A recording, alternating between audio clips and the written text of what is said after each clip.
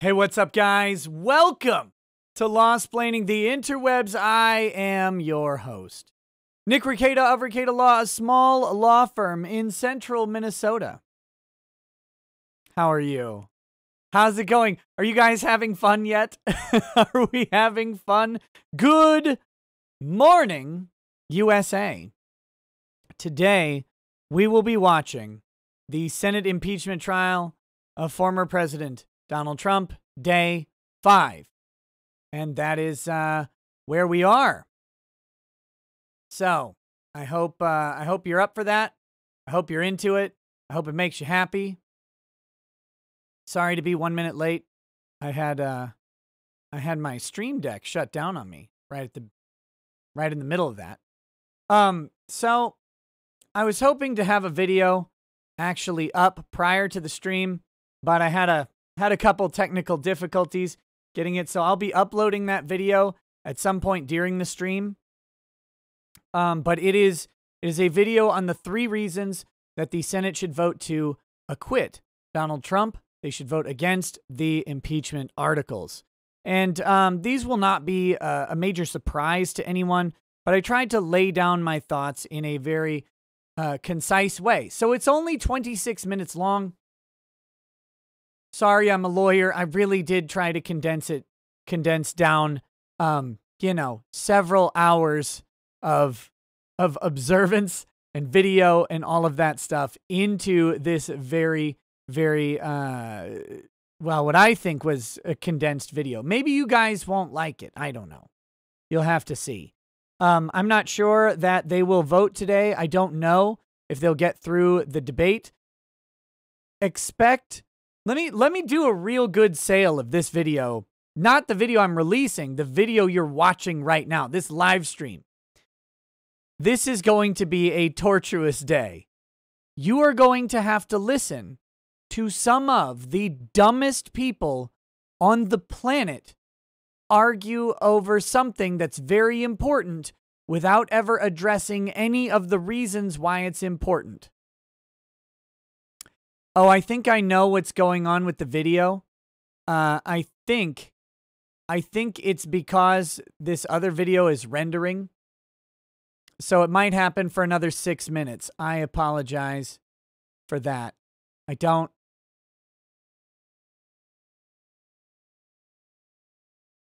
know why that would do that, but that's hopefully that'll stop. If not, I'll try and reset my webcam at some point. But you're going to have to watch U.S. senators, some of the objectively stupidest people alive, go ahead and discuss a matter of very big importance without ever addressing why. They're instead going to talk about their feelings, their personal political beliefs, which we all know because we already know the little letter next to their name, D or R, which tells us 90% of why they're thinking the way they think. But they're going to tell us anyway. Download more RAM. I have 64 gigabytes of RAM. Don't they vote first? No, they're going to debate first. This is going to the full Senate for debate. They will not. I do not believe we will be hearing from any of the council or the House managers. Now, if you've been following this, you know my thoughts on it. But you may not know that CNN is a little bit terrified after the performance from yesterday. The performance yesterday was very, very good for Donald Trump's defense team. They did a great job deconstructing the House managers' arguments. Now, with that performance, CNN went into full-on damage control with Chris Cillizza playing down just how bad things like the fabrication of evidence are, playing down the notion of due process and constitutionality. Like, all those things don't matter to CNN. And then CNN went on overdrive trying to get people to not, how do I word this? They're calling Michael Vanderveen a liar, saying that he lied to Congress. They're accusing a lawyer of lying to Congress while being televised on one of the most watched legal proceedings that he will ever participate in. They're saying that he lied to Congress because he said that Donald Trump was unaware that Mike Pence was in danger. The problem with this, of course, is that they don't have any evidence to suggest otherwise. So what they did was, when they realized how badly the House managers got spanked, they went into damage control mode and they started doing reporting about why Donald Trump should be murdered. Metaphorically, of course. But that's what's been going on. And I'm sure other places did it too. I don't know. I wasn't watching a bunch of, I wasn't watching any news. I wasn't reading a bunch of news. I was reading about black holes and then fell asleep.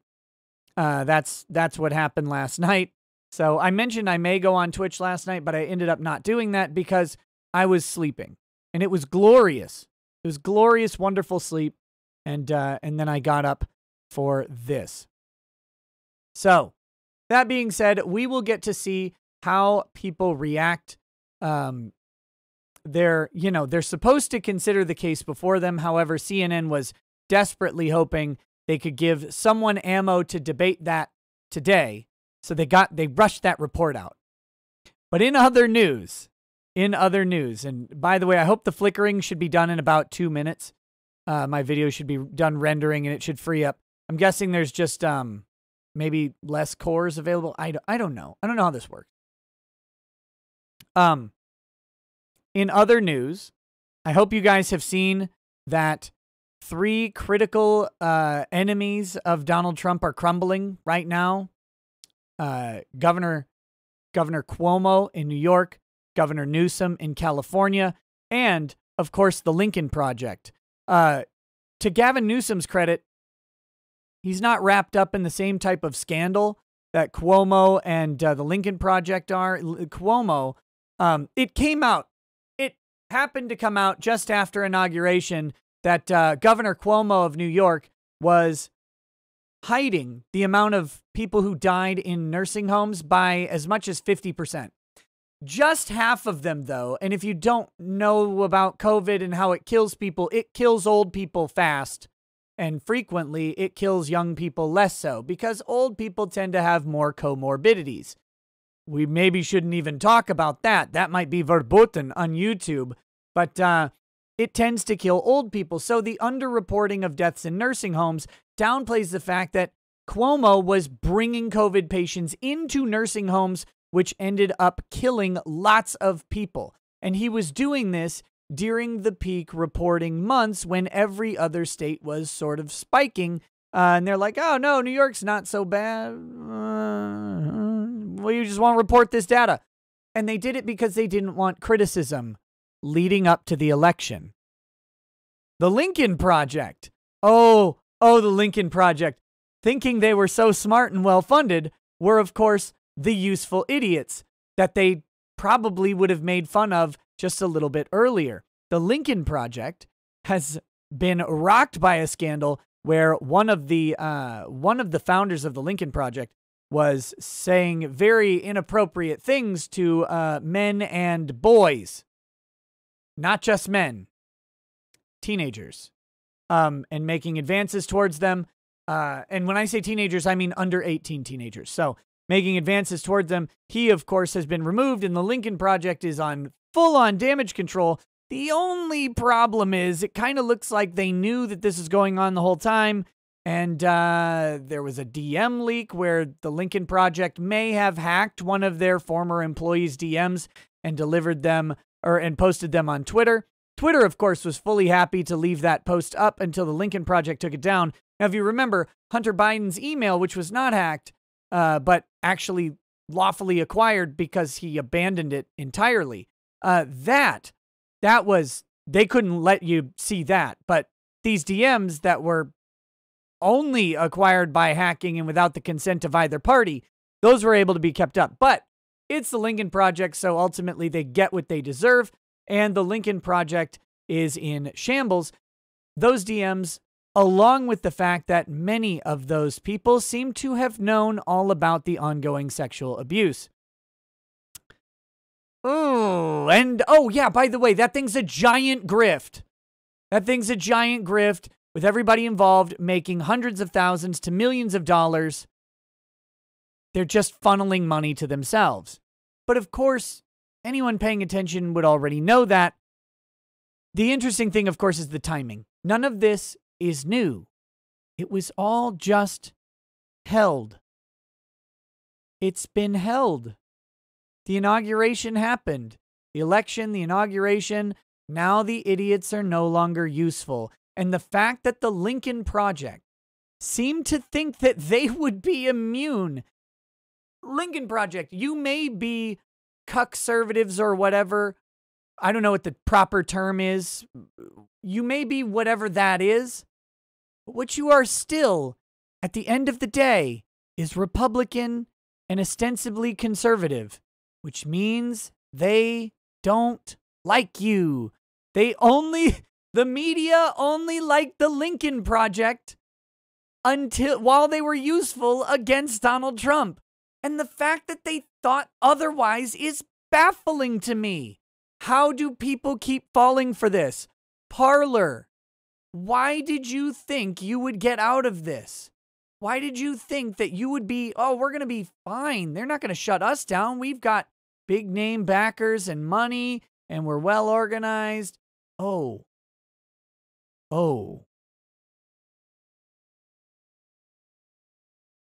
You can't do it. Guys, you have to know your enemy. And the other thing, there's actually a biblical lesson that the Lincoln Project could have followed if they were actual conservatives. Now, I'm not one to sit and pound the pulpit on the Bible stuff. I don't do that normally.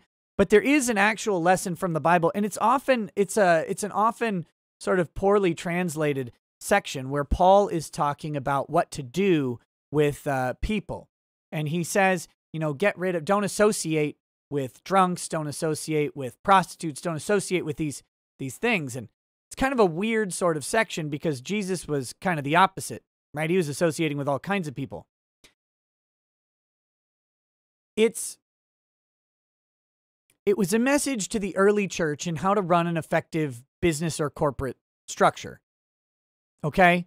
As weird as that sounds, that's what it was.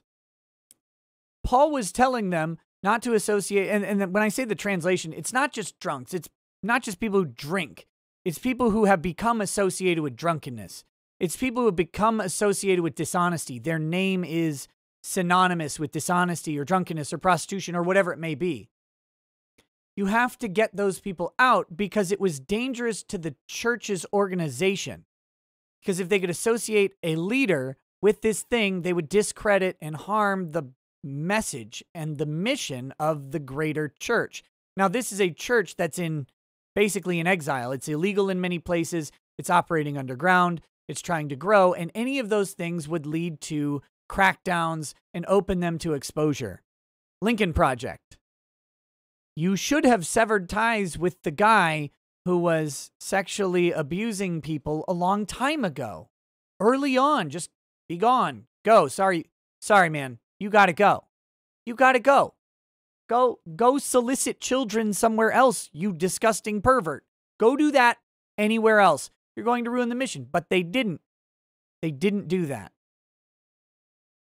There are lessons in the Bible that even secular people can learn. Lincoln Project. Claim to be conservative. Don't know your text. But anyway. It's interesting. And again, that message from Paul is all about protecting the institution that they were building.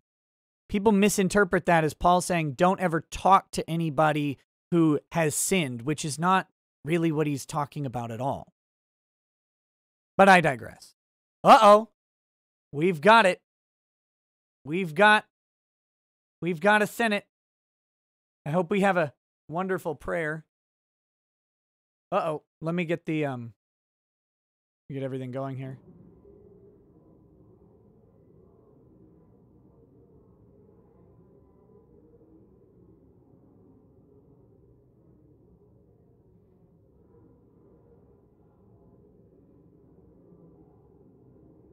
right. While we wait, let me read a couple of these super chats. Michael says, late and ... Long Branch Penny Whistle says, thank you for starting my curiosity in Warhammer. Even though my group insists on only playing Age of Sigmar, I will always be a son of Sanguinius in my heart. Senate will convene. Just wanted to let you know that it all started here. Thanks. Dr. Barry Black welcome. will lead us in prayer. Shall I have order?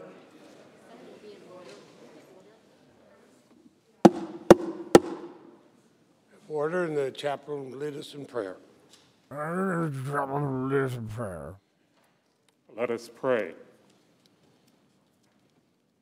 O Lord our God, yesterday this chamber reverberated to a standing ovation for the courage of Officer Eugene Goodman in defending this building and human life. May our legislative jurors strive to emulate his courage in their defense of the United States Constitution. Oh, Lord, got the coof. Touch and move them to believe that the end does not justify the means. Help them to remember that the end is inherent and built in to the means. Fill our senators with a spirit that combines common sense with commitment, conscience, and courage. We pray in your merciful name. Amen. These prayers are weird, man. Of the United States of America, and to the republic for which it stands, one nation, under God, indivisible, with liberty and justice for all.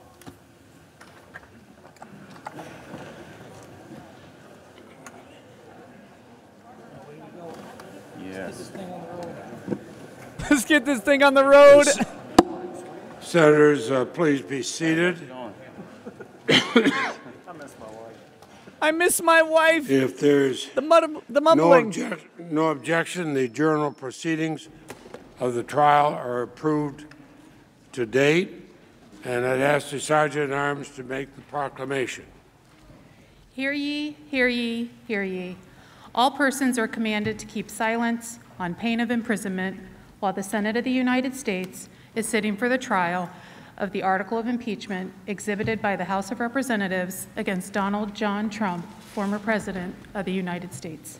And pursuant to the provisions of Senate Resolution 47, the Senate has provided up to 2 hours of argument by the parties, equally divided, on the question of whether or not it shall be in order to consider and debate under the impeachment rules any motion to subpoena witnesses or documents.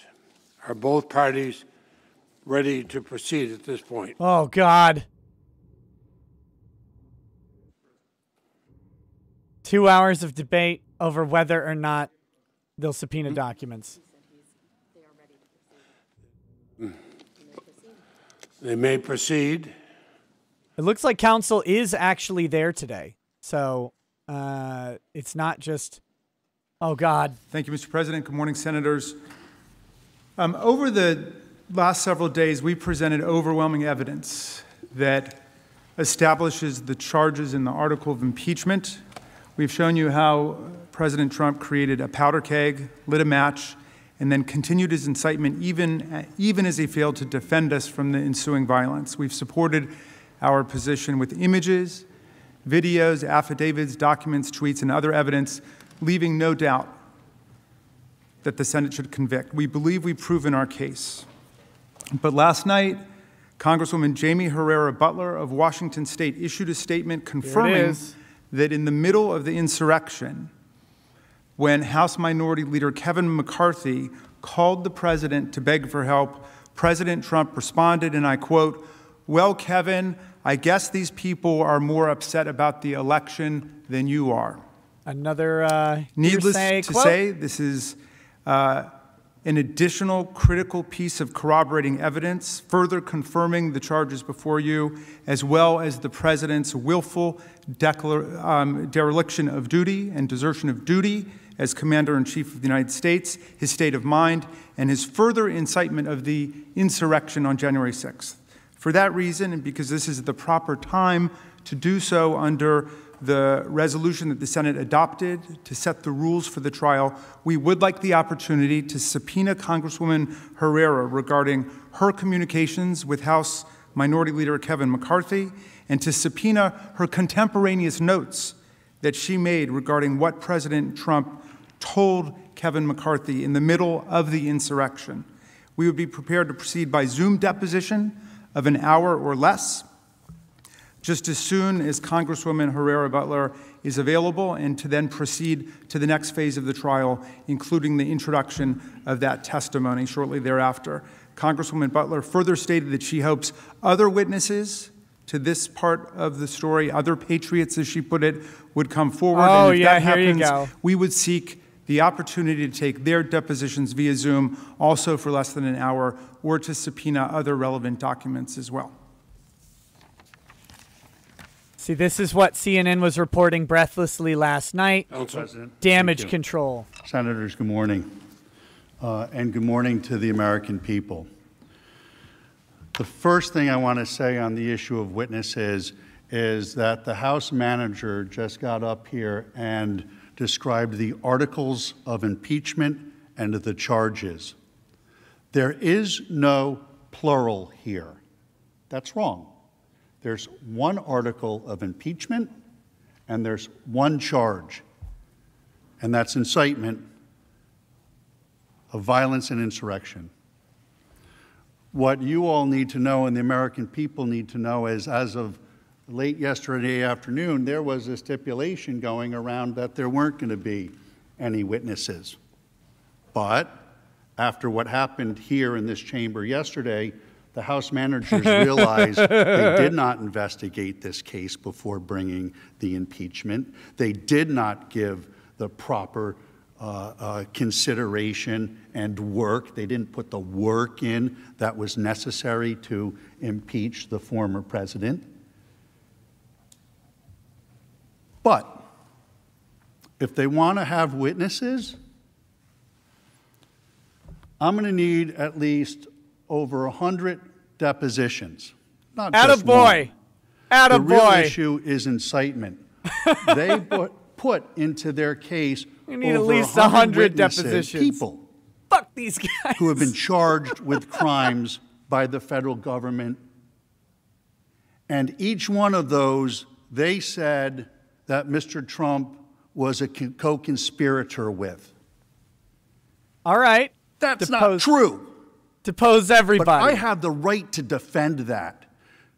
The only thing that I ask, if you vote for witnesses, do not handcuff me by limiting the number of witnesses that I can have. I need to do a thorough investigation that they did not do. I need to do the 911 style investigation that Nancy Pelosi called for. It should have been done already. It's a dereliction of the House manager's duty that they didn't. And now at the last minute, after a stipulation had apparently been worked out, they want to go back on that. Yep. Of course they do. I think that's inappropriate and improper. They got ruined We should close this case out today. We have each prepared our closing arguments. We each, I had 8 days to get ready for this thing, but we each had those 8 days equally together to prepare ourselves. And the House managers need to live with the case that they brought. But if they don't, please, in all fairness and in all due process, do not limit my ability to discover the truth. That would be another sham. And that's the president's position, my position. Attaboy. Brutal. I should just have it standing by. Mr. Askin. Oh, he's gonna. Mr. President. He gets to go back. Apparently. First of all, this is the proper time that we were assigned to talk about witnesses. This is completely within the course of the rules set forth by the Senate. There's nothing remotely unusual about this. I think we've done an exceedingly thorough and comprehensive job with all the evidence that was available. Last night, this was breaking news, and it responded directly to a question that was being raised based on by the President's news. defense counsel, saying that we had not sufficiently proven to their satisfaction, although I think we've proven to the satisfaction of the American people, certainly, that the Then President, have the vote. after the breach and the invasion took If you place, proved it, have the vote. was not working on the side of defending the Capitol, but rather was continuing to pursue his political goals. And the information that came out last night by Congresswoman Butler, apparently backed up by contemporaneous notes that she had taken, I think will put to rest any lingering doubts raised by the President's counsel, who now says he wants to interview hundreds of people. There's only one person the President's counsel really needs to interview, and that's their own client. No, they don't. And bring It's not him how forward, defense as we works. suggested last week, because a lot of this is matters that are in his head. Well, why did he not act to defend the country after he learned of the attack? Why was he continuing to press the political case? But this piece of evidence is relevant to that. If I may? And finally, but I was a little bit mystified by the point about the article of impeachment, which I referred to. The dereliction of duty, the desertion of duty, is built into the incitement charge, obviously. Not if the obviously. President of the United States is out inciting a violent insurrection, he's obviously not doing his job at the same time. Just like if a police officer Those are is two mugging different you, things. yeah, he's guilty of theft and armed robbery, whatever it might be, but he's also not doing his job as a police officer, so it's further evidence of his intent and what his conduct is. That wouldn't actually happen. By the way, that's not dereliction of duty by a police officer. Counsel?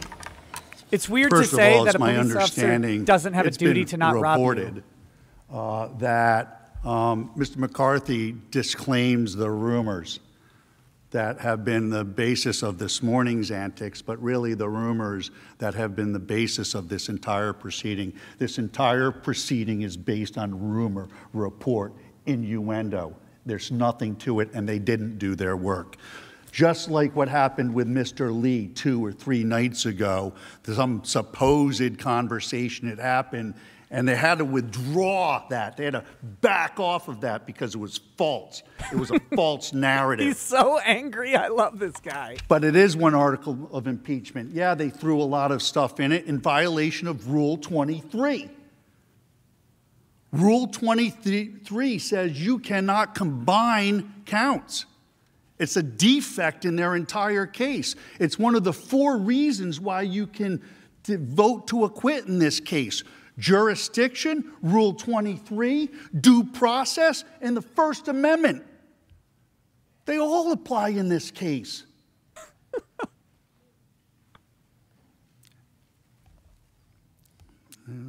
Let me take my own advice and cool the temperature. Yeah.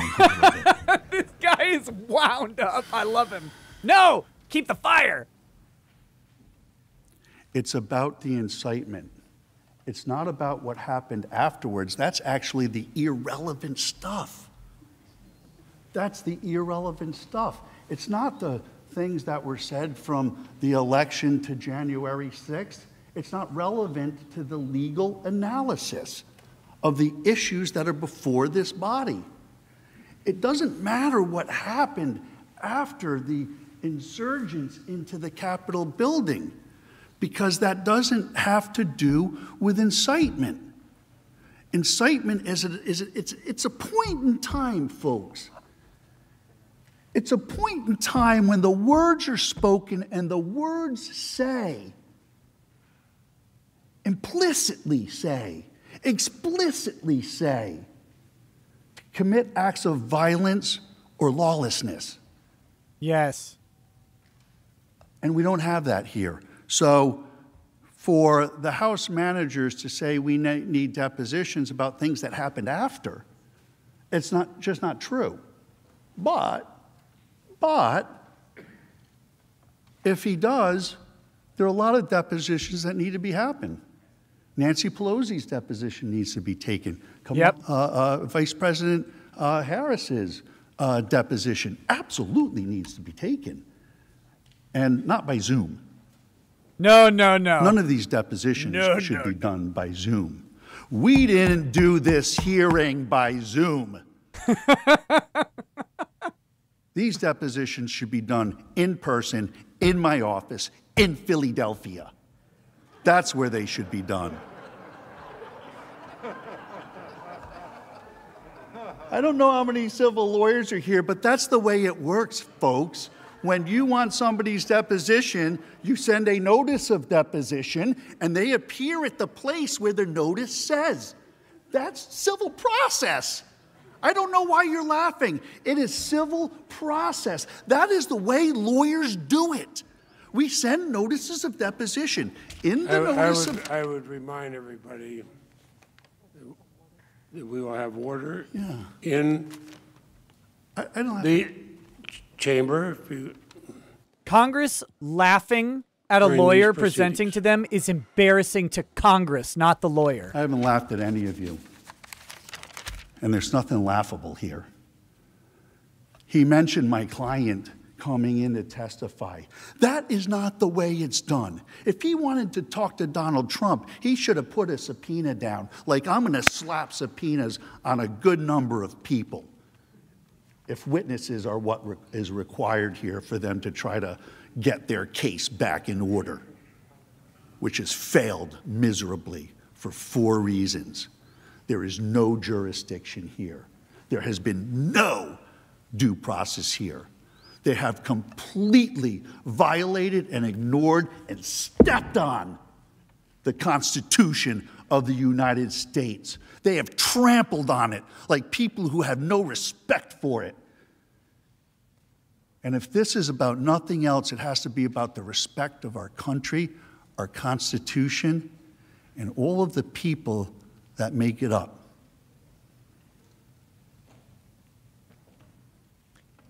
And so that I ask, when considering or voting on this witness matter, and to be clear, this may be the time to do it, but again, and everybody needs to know, the backroom politics, I'm not so much into it all, and I'm not too adept at it neither. But there was a stipulation. They felt pretty comfortable after day 2, until their case was tested on day 3.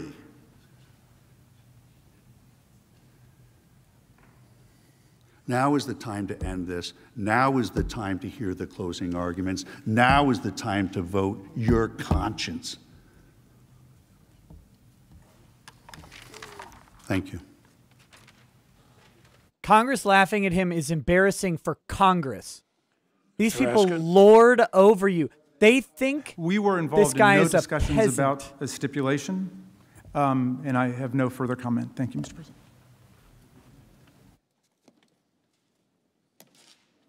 They think that this guy, this lawyer, is a peasant. Position on that. I'm going to require a deposition on that. That's what he said. You couldn't hear it. I would remind everybody, as Chief Justice Roberts noted on January 21st, 2020, citing the trial of Charles Swain, 1905, all parties in this chamber must refrain from using language that is not conducive to civil discourse. I listened to Chief Justice Roberts say that. I agreed with him, and I thought for What's up, Ty? Our colleagues, I would repeat it as I did last night.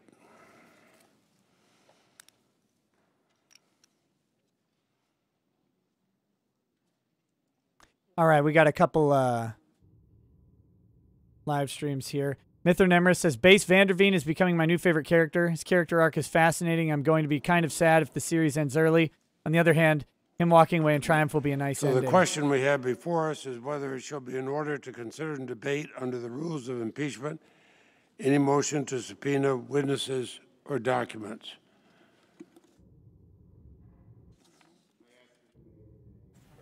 The request for the yeas and nays has been made. Is there a sufficient second? There appears to be. There is. The clerk will call the roll. They're definitely going to allow this. The Democrats Baldwin. need something. Mr. Barrasso. Mr. Bennett. Going to be approved largely on party lines. Mrs. most Blackburn. likely. Mr. Blumenthal.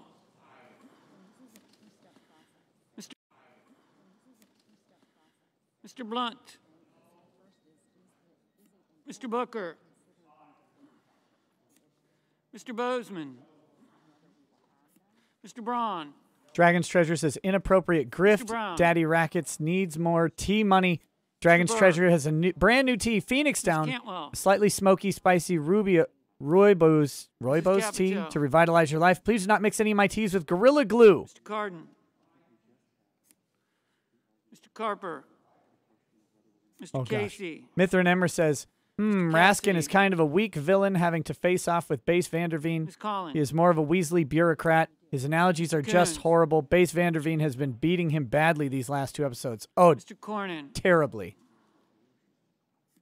Ms. Cortez Masto. Do a roll call for the Mr. chat. Cotton. Mr. Kramer. Mr. Crapo. Mr. Cruz. Mr. Daines. Ms. Duckworth. Quack, quack, quack, Mr. Ducksworth. Durbin. Mr. Ernst. Ms. Ernst. Mrs. Feinstein. Mrs. Fisher. Mrs. Gillibrand. Mr. Graham. Mr. Grassley. Mr. Haggerty. Oh, boy. These votes. Hassan. Just Mr. Hawley. install buttons and let them Mr. vote. Heinrich. Mr. Hickenlooper. Ms. Hirono. Mr. Hoven.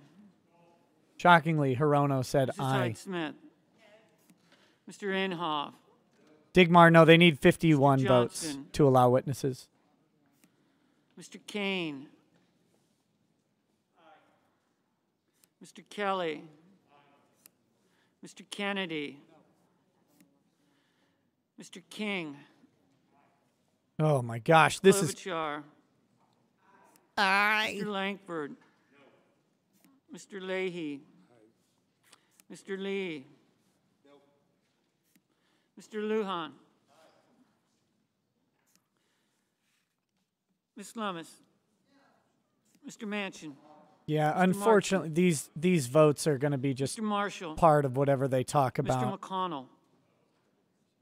Mr. Menendez.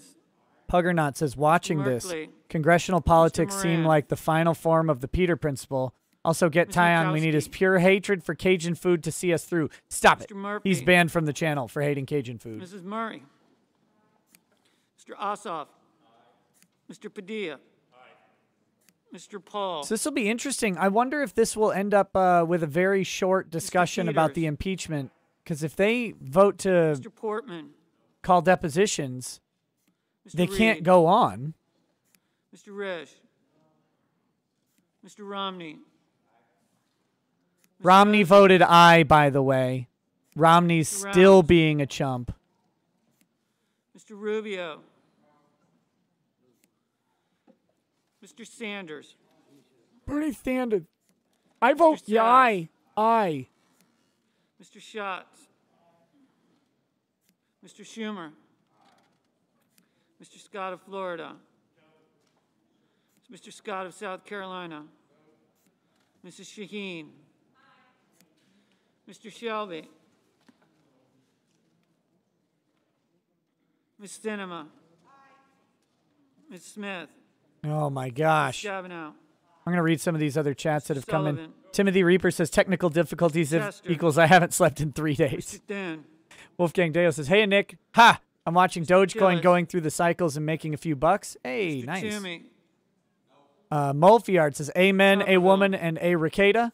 Mike Lombardo Van says, that Hollen. really means justice for half. Mr. Emperor's Warnock. Rest says, Raskin the Rat. Mr. Warnock. Spook Horse says, good, he's letting his rage flow through him. I think, yeah, Vanderveen Warren. needs to channel it even more. Mr. Whitehouse. Liberty or Death says, Vanderveen just gave me the biggest chub. Love this Mr. guy. Wicker. Paper law versus trial law. Mr. Wyden. Oh, Vanderveen has been putting on a clinic for Mr. Jamie Young. Raskin. Dragon's Treasure says, I don't get it. Why did Congress even laugh? I guess because he said Philadelphia.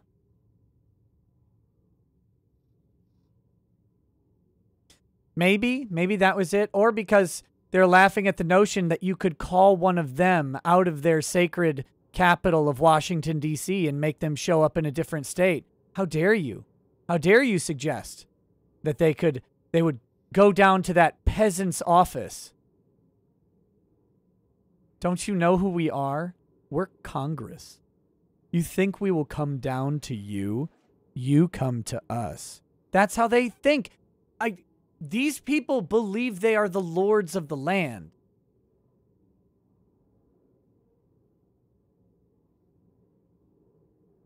Polio says, I think they thought he was joking about the Zoom call stuff. Oh, I think so too. Because they couldn't fathom the idea that someone would go somewhere. Would be forced to inconvenience, well, that they would be forced to inconvenience themselves.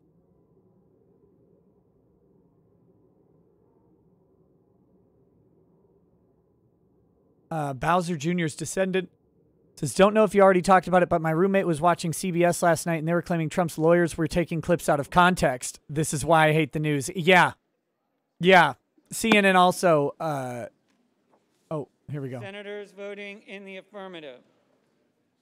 Baldwin, Bennett, Blumenthal, Oh my God. Booker, Brown, Cantwell, Cardin, Carper, Casey, Collins, Coons, Cortez Masto, Duckworth, Durbin, Feinstein, Gillibrand, Hassan, Heinrich, Hickenlooper, Hirono, Kane, Kelly, King, Klobuchar, Leahy, Lujan, Manchin, Markey, Menendez, Merkley, Murkowski, Murphy, Murray, Ossoff, Padilla, Peters, Reed, Romney, Rosen, Sanders, Sass, Schatz, Schumer, Shaheen, Sinema, Smith, Stabenow, Tester, Van Hollen, Warner, Warnock, Warren, Whitehouse, Wyden.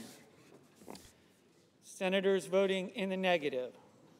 Barrasso, Blackburn, Blunt, Bozeman, Braun, Burr, Capito, Cassidy, Cornyn, Cotton, Kramer, Crapo, Cruz. Cassidy, Daines, by the way, has Ernst, changed his Fisher, position Graham, again, back Grassley, towards Trump's side. Haggerty, Hawley, Hoven, Hydesmith, Inhofe, Johnson, Kennedy, Langford, Lee, Lummis, Marshall, McConnell, Moran, Paul, Portman, Risch, Rounds, Rubio, Scott of Florida, Scott of South Carolina, Shelby, Sullivan, Thune, Tillis, Toomey, Tuberville, Wicker, Young.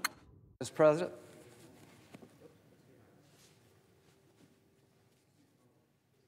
I'd like to change my vote to aye. Mr. Graham. Lindsey Graham, what are you doing? Graham, aye.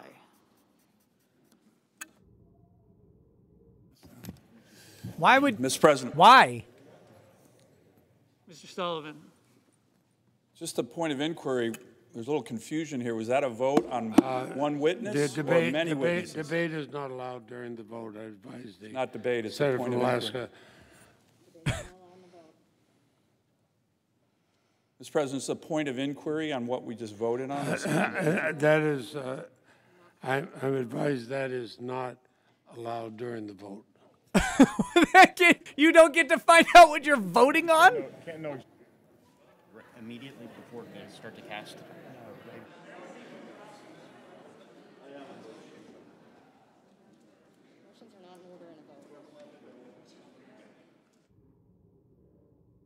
These people are the dumbest people on the planet. I can't restate that. They're the dumbest people you'll ever meet. And they run the country. The points of order and debate are not allowed during the vote. That is established Senate procedure that we always follow.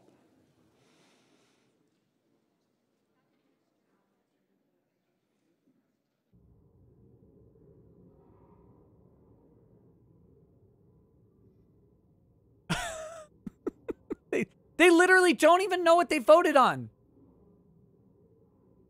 They don't know what they actually voted on. Because it wasn't clear. No one actually said, this is the motion.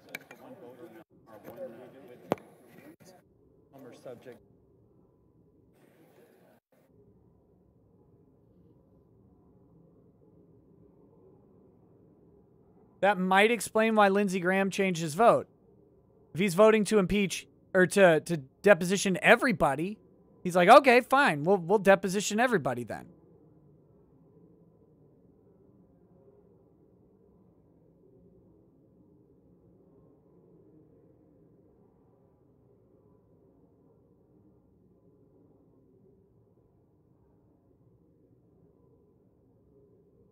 Maybe he thought they were voting for just deposing the one person, whereas he then realized it was for everybody and he wants to depose everybody.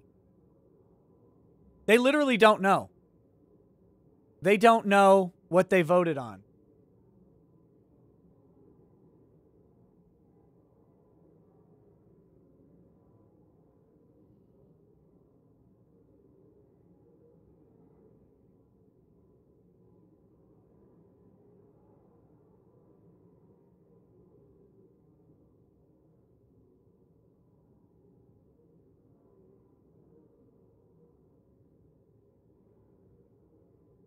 I don't know what to say. Like, do you know how much you make as a junior senator? I know. Let's see.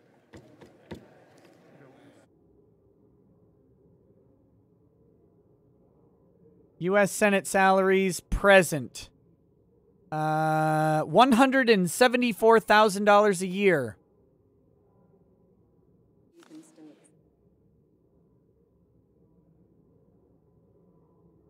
That's the start, by the way. It goes up. It goes up from there. That's where you start. On the question of whether it shall be in order to consider and debate under the rules of impeachment any motion to subpoena witnesses or documents, the motion is agreed to by a vote of 55 to 45. Majority Leader. Mr. President, Majority I Leader. suggest the absence of a quorum. Clerk will call the roll. Ms. Baldwin. What?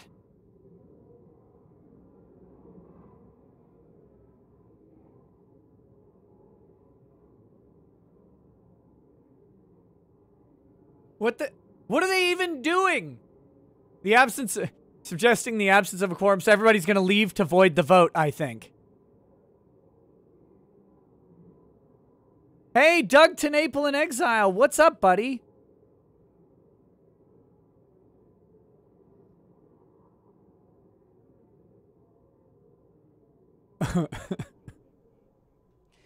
The Senate now in a quorum call. You heard the majority leader just a moment ago say that after a vote of 55 to 45 to call witnesses in the Senate impeachment trial.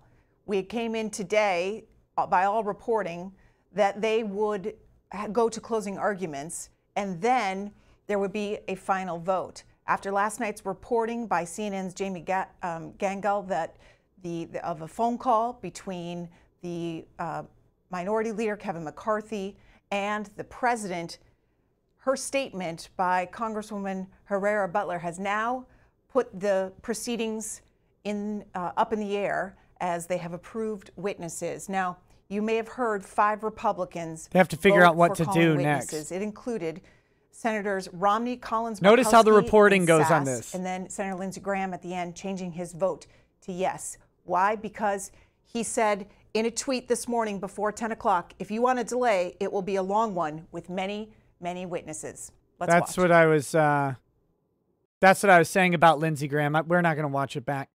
The quorum call is basically a brief delay. They got to figure out what to do. Yeah, Lindsey Graham's changing it because he wants to go ahead and depose everybody.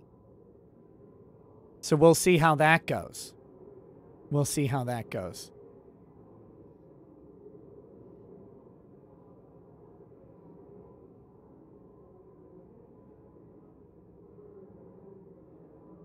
Whew. I have to breathe. There are few creatures on earth I despise more than Congress people.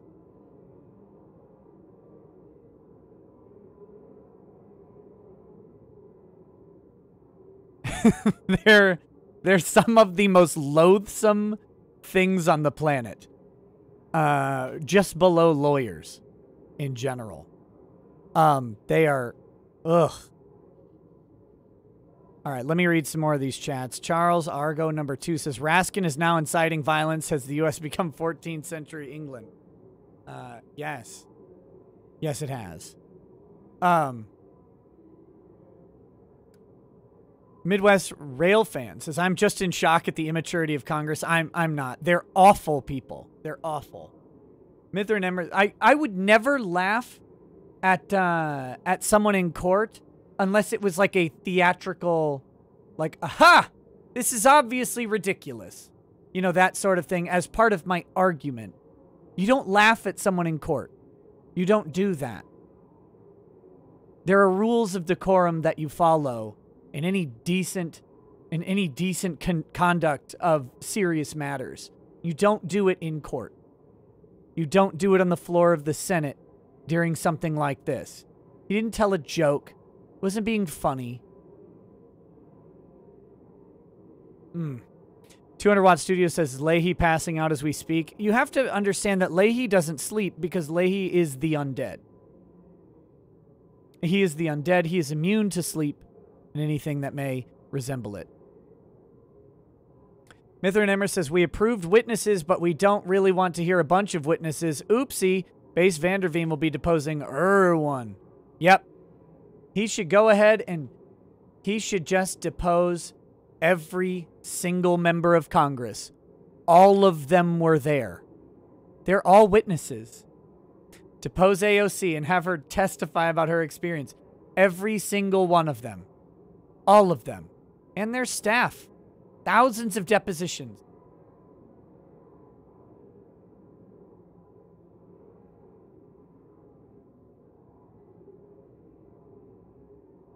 They got to depose everybody who said Donald Trump told us to be here. Remember, Jamie Raskin used that. That's absolutely relevant. He brought in statements from people who have been indicted, and he said they said they were there on the orders of President Donald Trump. When did Donald Trump order you to do it? What did he say? How did he say it? Where did he say it? Tell me more about it. Isn't it true you could have misunderstood? Isn't it true you were already planning on going to the Capitol? Get every one of their statements on the record. This is what you do.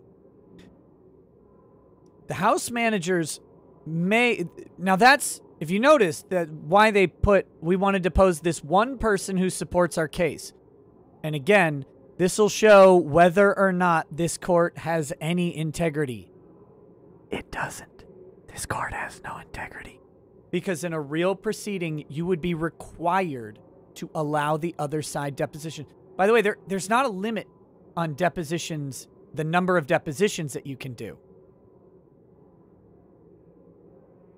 I don't think. Unless there's a local rule about it.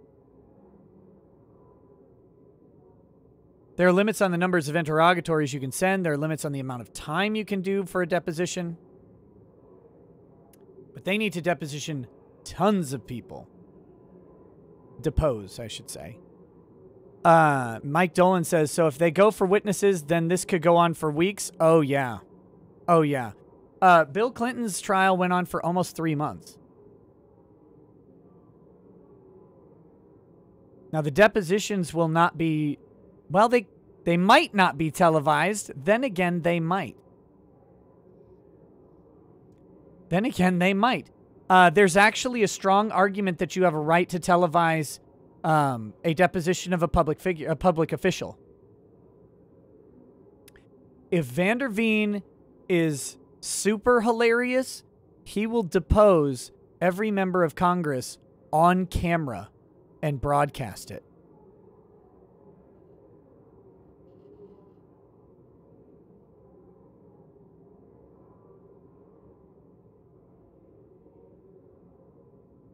They'll definitely want to depose the woman on Twitter whose tweets were doctored, and they can just ask simple questions. Were your tweets altered?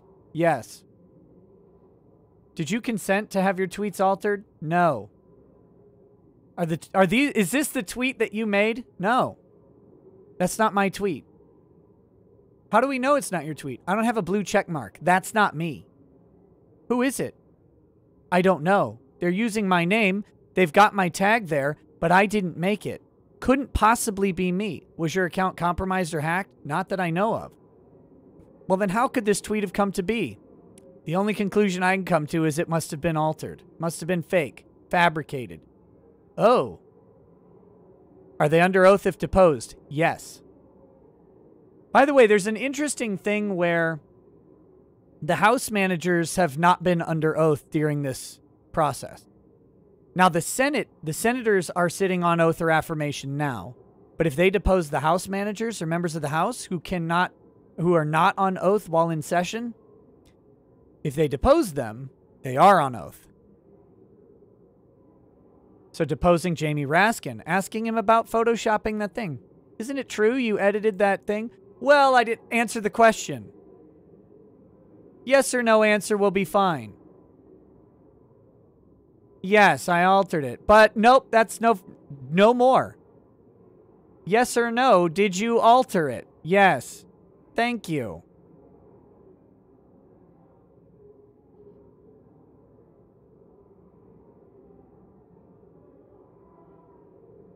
What communications did you have, if any, what communications did you have with the House managers during the trial? Isn't it true that you prepared questions and sent them to the House managers in advance of asking them on the Senate floor? Why don't you discuss the conversations the you Senate had? In a quorum call right now after... I don't want to hear this lady talk. This is the problem with opening the door to depositions for the Democrats is they have one person that they're planning to depose, and now and you have to get them to volunteer. Now, of course, this lady volunteered. Yeah, I'm going to do it. By the way, she's trying to win her woke points.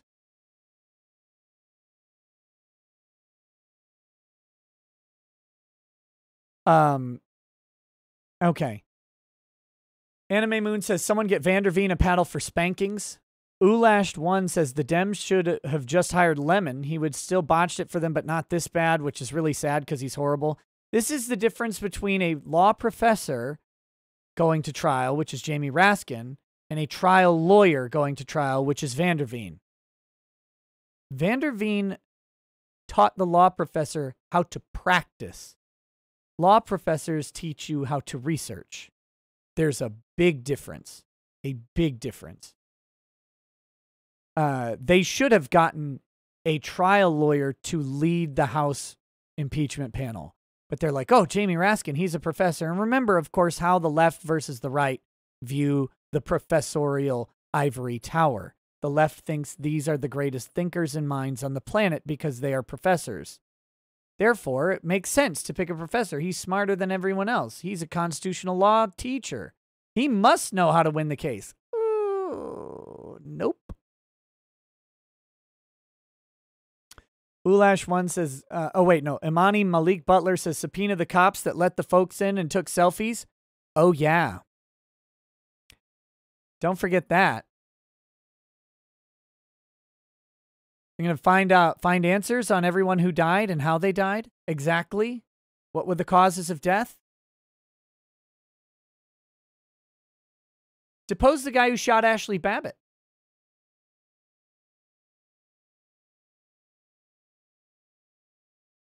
I don't think they'll depose the guy who shot up Ashley Babbitt. But they could. And again, all of them now know that every single one of them can be deposed too. Herbie, I hate doing this.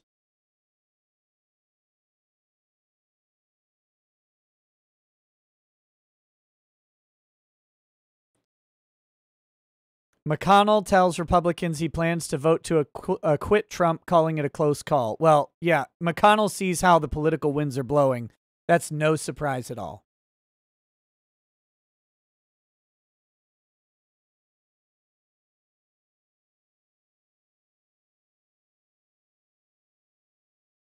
All right, so next we've got just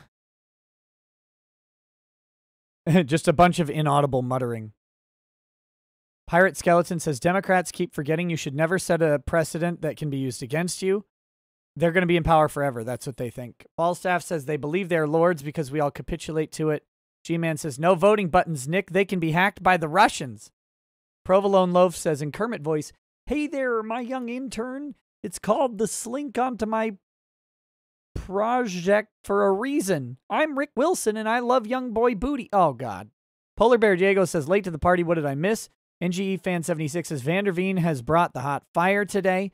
Scorpigeist says, I would call this a circus, but I don't want to insult the clowns. At least they try to be funny and serve a purpose. Wolfgang Deo says, nice move, Graham. Chaos ensued. Well, the congressman from Alaska who's like, hey, what do we just vote on? They still don't know. I still don't think they actually know what they voted on. Gambler of Fate says, maybe we should have a system like the Masked Lords and Open Lord of Waterdeep put into place. Oh, I'm not familiar. Grandpa's Place says, well, if you're not allowed to read a bill before you vote, then it makes sense that you can ask, you can ask what you're voting on. Yeah, you'd think they'd be able to just ask. I'll leave this on in case they start. If the lady from C-SPAN comes on again, I'm shutting her down. I am opposed to her free speech. Space Force Commander said stupid should hurt more. Trip and the left-handed Polak says, sounds like Lindsey Graham was just securing a weekend talk show spot. No, Lindsey Graham he says, well, if we're going to do it, then I'm voting yes because I want everybody deposed. 200 Watt Studio says, Graham just made the Dems nervous by voting aye. They're like, wait, why is he voting with us? I do want to point out, I think Lindsey Graham was the 45th vote, which means someone had changed back. Someone had changed back, which is weird. Scherzo says, I call Chief Justice John Roberts to the witness stand. Justice Roberts, in your professional opinion, is the impeachment constitutional? Yeah, depose Roberts. Depose Roberts over any discussions he may have had with the House impeachment managers, with the President of the Senate, over the constitutionality. That would be great. Depose Chief Justice Roberts about his invitation to sit over the trial, if he was even asked. Doug Tenaple in Exile, Daryl 90210, and CNG. Thank you so much for the donations, guys. Not one of us says, who are less human, lawyers or journalists?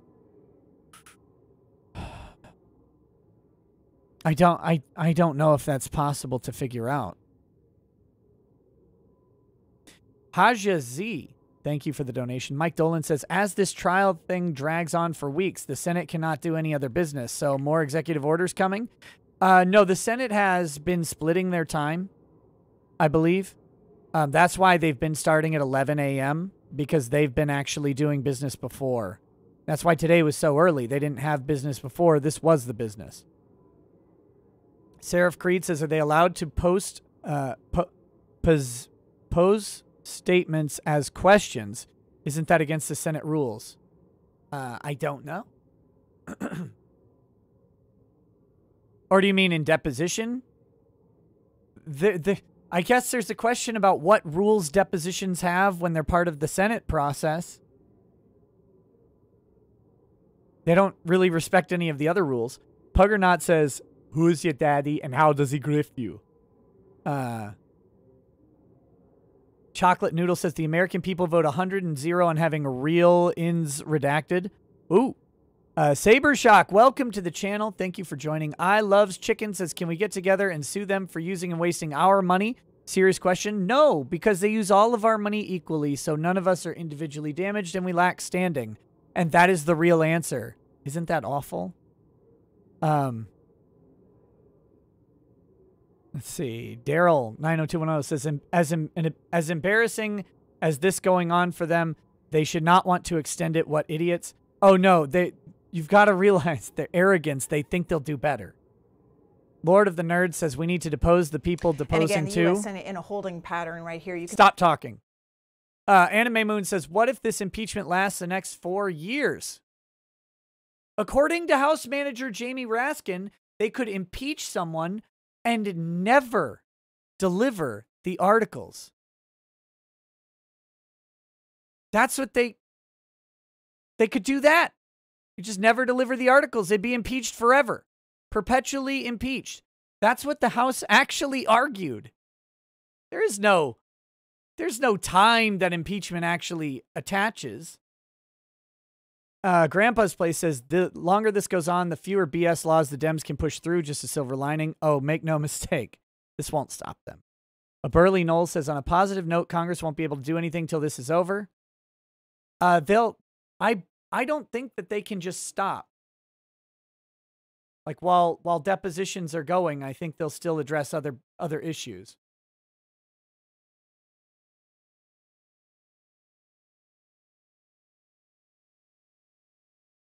A Burley Knoll.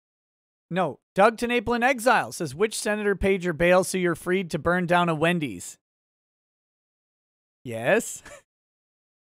Ms. Harris, please describe all donations and fundraising activities related to raising bail for rioters in the course of 2020. Please disclose the distribution of all funds that were attached to your fundraising activities. Lord of the Nerds says, depose everyone in the fight video. Yep. Emily Z says, impeachment isn't to stop Trump in 2024. Impeachment is because they know 2020 election will be overturned eventually. Robert Romano says, the Senate will still have to vote on every single witness, is my understanding. There may not be witnesses for the defense if the majority says no. We'll see. I think they're about to have an argument over that. But that'll be a nice little level of exposure, won't it? Solid Broly says, voted for witnesses because Dem's case was shredded. Yes, and that can't be overstated. They got destroyed yesterday, and they all know it. The news knows it. The Democrats know it. They got murdered on the floor. Tom531 Cat says, reality versus theory is an ugly one-sided battle. Theory always need a handicap to win, but once the gloves are off on reality, no safe space can save anyone in theory land. Seriously, how did we get here again? Because they're the dumbest people on the planet. Is McConnell voting to acquit? He has said, McConnell, I plan to vote to acquit at this moment. But there's plenty of time for anyone to change their minds now. Crackpot says, those that can do, those that can't teach.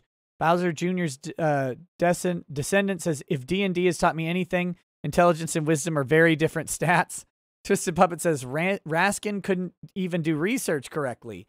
He said yelling fire in a crowded theater was not protected speech after citing Brandenburg versus Ohio. Yeah, because he's an idiot. Wolfgang Deo says the issue, or dishonest, or both.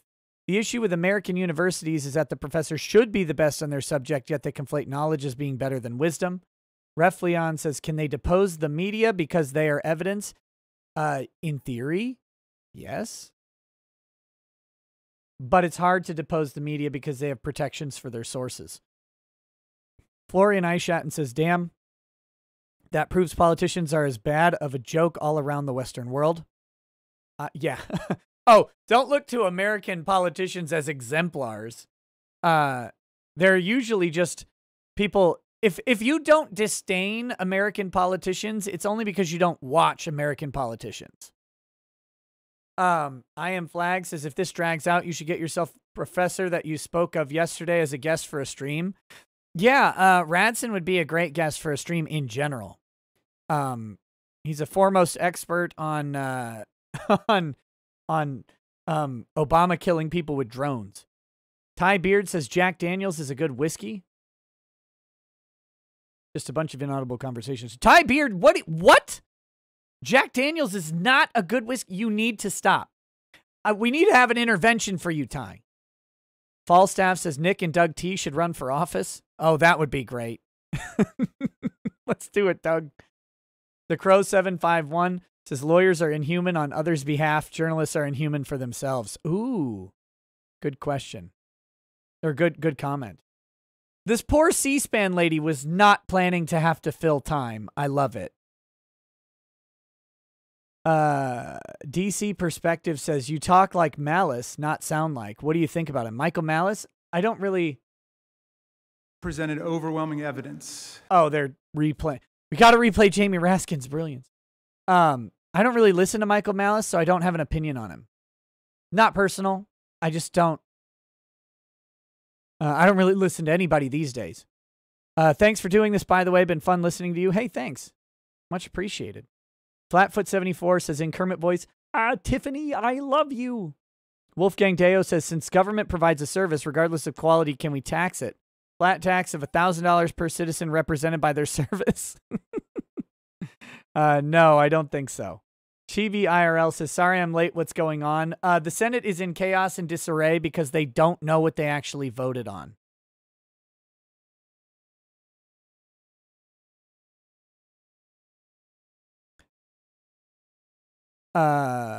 Let's see. Sanico says, can members be sued for incitement during the riots and promoting the continuation of the riots and involuntary manslaughter? Theoretically, yes, but you'd lose because in a court, there may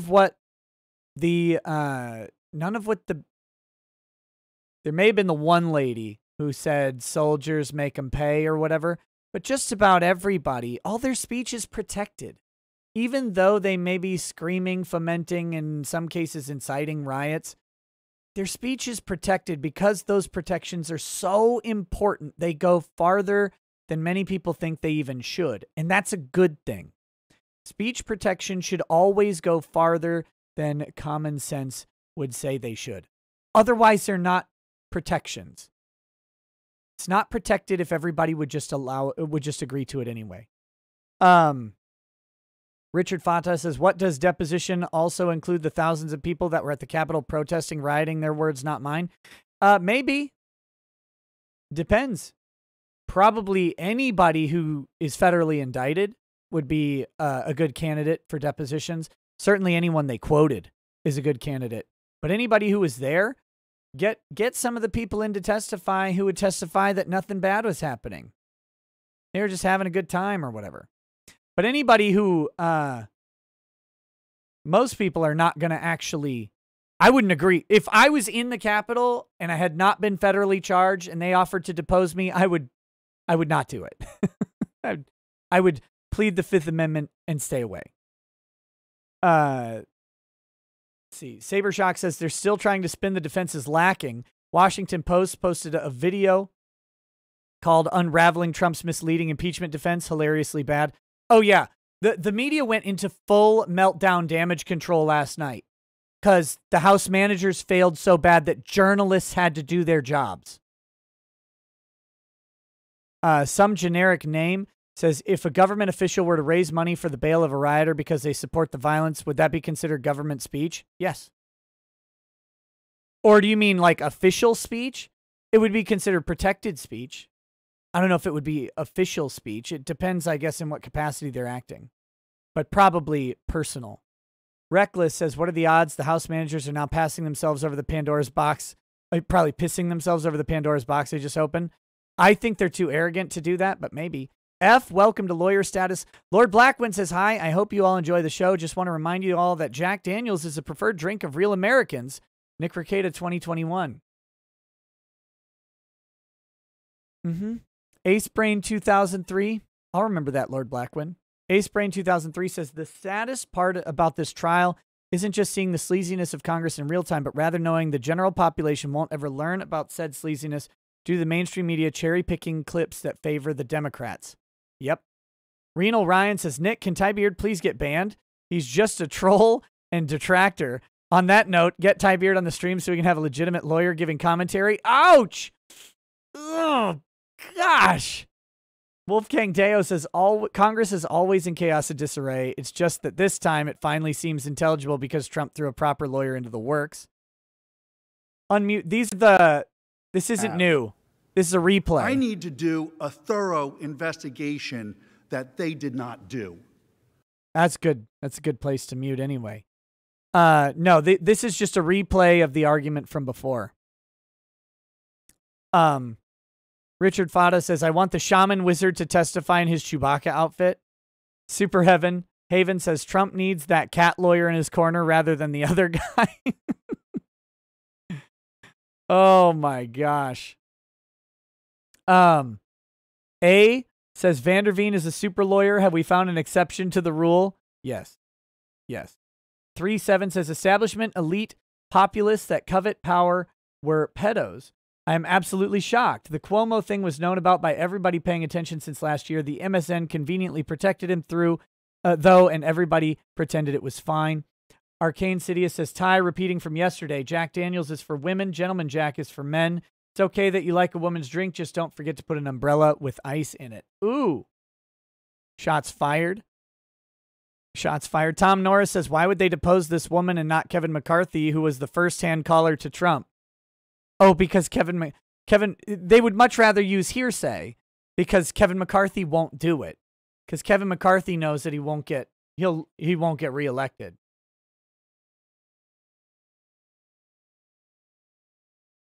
Solid Broly says, defense better or worse if Cruz presented the case?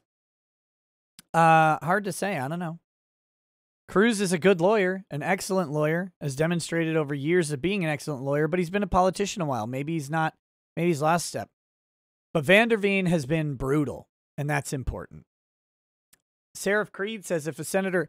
Oh, by the way, let me just detail one extra slimy measure of this. They came prepared to present closing arguments today, and the Republicans, knowing that they were going to present closing arguments today, actually changed their request. Trump's lawyers had initially requested not to have any court today because it is the Jewish Sabbath, and one of the 3 lawyers for Trump is an observant Jew. So he's not there showing.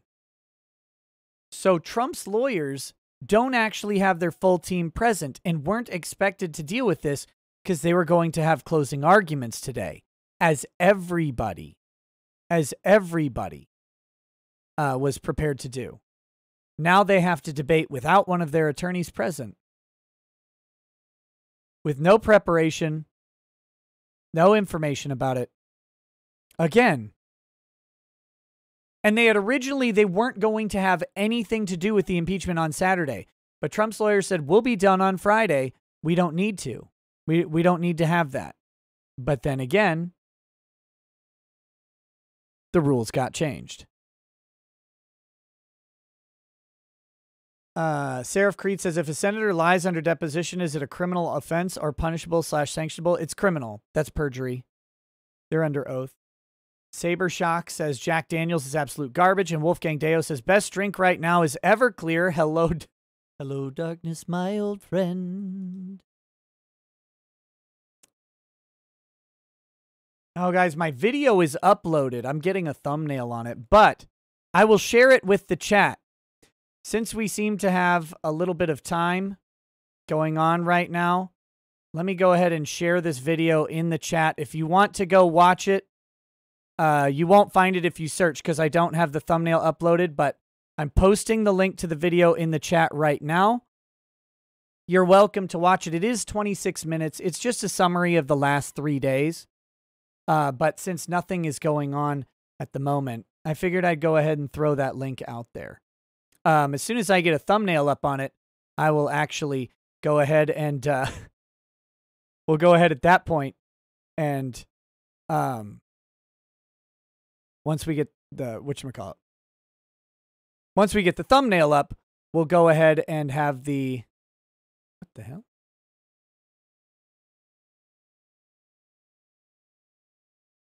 I'll go ahead and distribute it.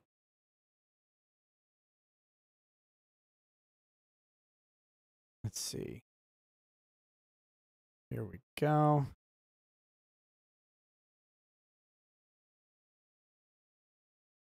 There. But that'll take me a minute. I don't know if I want to do it on the fly right now. Because I'm kind of in the middle of a kind of in the middle of a thing here. Oh, did Ted Cruz tweet something? Let's see what Ted Cruz is saying.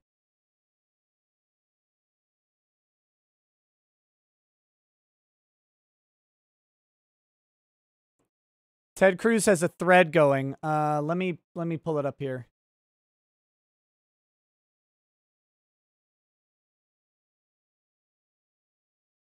Chaos at the impeachment trial. Democrats had agreed to no witnesses, then House managers changed their minds this morning. Schumer blindsided, pandemonium. They're negotiating now to figure out the next steps. While we're waiting to figure out what's next, I thought I'd share some of the questions in the pile that didn't make the cut to be asked yesterday. These are real from various senators who will remain anonymous. Question 1. Where's the short, fat guy? No. Oh, no.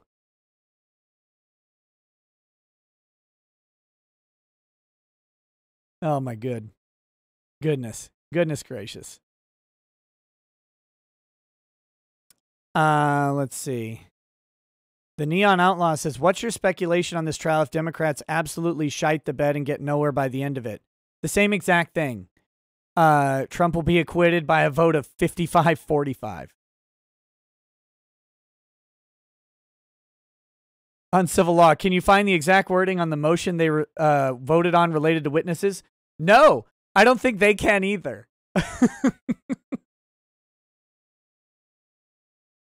I don't know if they actually know where it is or what it is.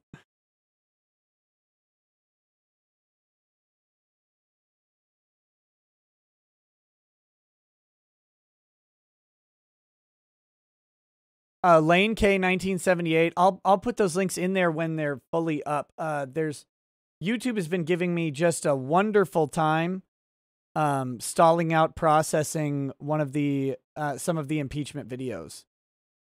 Namely yesterday's.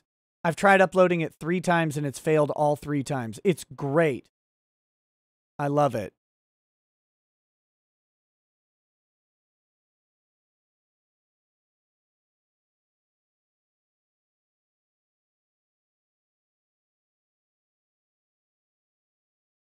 Gigoku, if Bowmore 12 was interesting for you, you should sometime try the Bowmore 15 Darkest. It's much better than the 12. Von Cobra says Jack Daniels is a good whiskey for cocktails. Emily C says Leahy old man slurs and awesomely sounds like he is drunk. Yes. Wolfgang Deo says don't be a Dem, release the video. You tease. I did. I put it in the chat, but I have to create a thumbnail for it. If you release a video without an actual thumbnail, like it won't go. It won't end up working.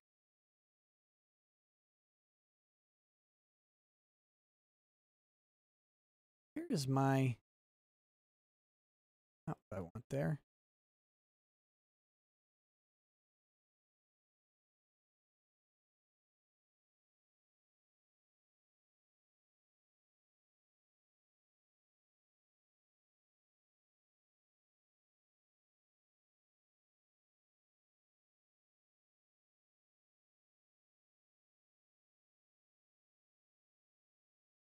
Okay. So I'll keep working on it while we wait. I guess I could turn this on again. I don't know. Constitution and all of the people that make Cruz it has up. question 2 up. And so that I ask when considering or voting on this. Can we build the Keystone matter, and to Pipeline if be we add Hunter clear, Biden to the this board? may be the time to do it, but again, and everybody needs to know that the backroom politics. Okay. Yeah, so question 2, can we build the Keystone Pipeline if we add Hunter Biden to the board? Question 3, to Manager Swalwell, tell us about Fang Fang. Oh, no! Oh, man. Here, I'll just go ahead and retweet his thread so people can follow along. This guy's posting this on every single one. Gosh, he's so... Some of these people are so salty. They hate Ted Cruz. I love that, like, C-SPAN has no idea what to do. I have no idea what to do. This is great. This is phenomenal. Most importantly, the Senate doesn't even know what they're doing.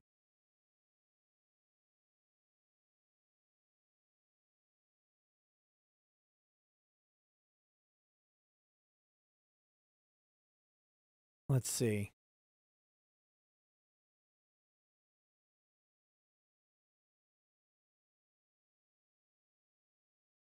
Voted on January 21st, 2020. This is the old Leahy or the new Leahy talking? Oh, wait. Setting the trial of... Asking for the rules of decorum. Thanks. Thanks, Leahy. Good job. Oh, gosh. Is Ted still going? No, I've just got the 5. So, oh, nope, here's 6. Have any of the House managers had sexual relations with a Chinese communist spy? Please explain. Why didn't they ask that? Oh, gosh.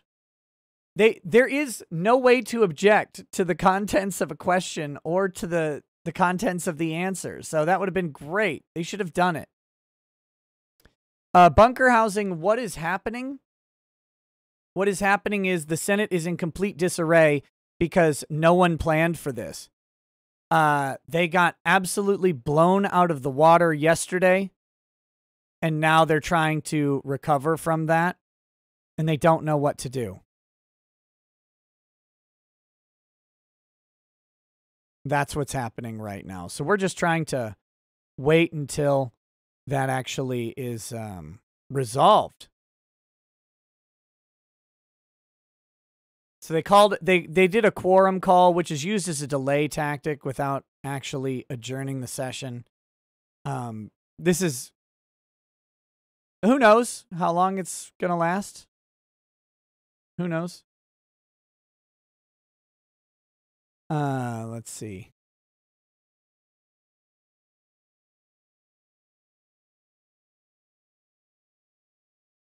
Lord of the Nerds says, drink gin. Gin makes a man mean. Yes, I happen to enjoy gin very much. Obi Wanton says, Ty is wrong. Jack Daniels is terrible, as is all whiskey. A real man drinks a nice glass of Gorilla Glue. Good. Talix001 says, Twitter, sleeping with the enemy, dude.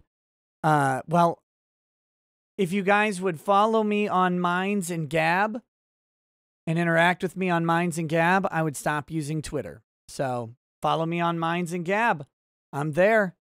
I'm there. You can stop this. Wolfgang Deo says YouTube makes a temporary thumbnail for you. No, stop it. You can't release a video with a temporary thumbnail. You get 5 views. It's terrible. Don't ever do it. And you can't undo that. Odyssey.com. I'm working on something for the alternative. Karen Ranahan says, I vote that Nick finishes the live feed in the Kermit voice. Oh, gosh. Oh, no. That sounds horrid. Ulash1 says, can we point out that because Ted Cruz lost to Trump, he learned how to be infinitely more likable? Yes. Yes, he did. Ted Cruz, he calmed down, and he got much funnier. Much funnier. He grew a beard, too. What? That page doesn't exist. Where's, hold on.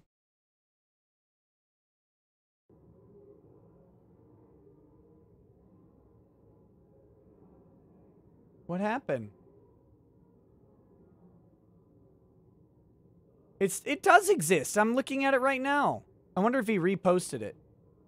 Question 6 from Ted is, have any of the House managers had sexual relations with Chinese communist spy? Please explain. Oh, he switched the order of 5 and 6.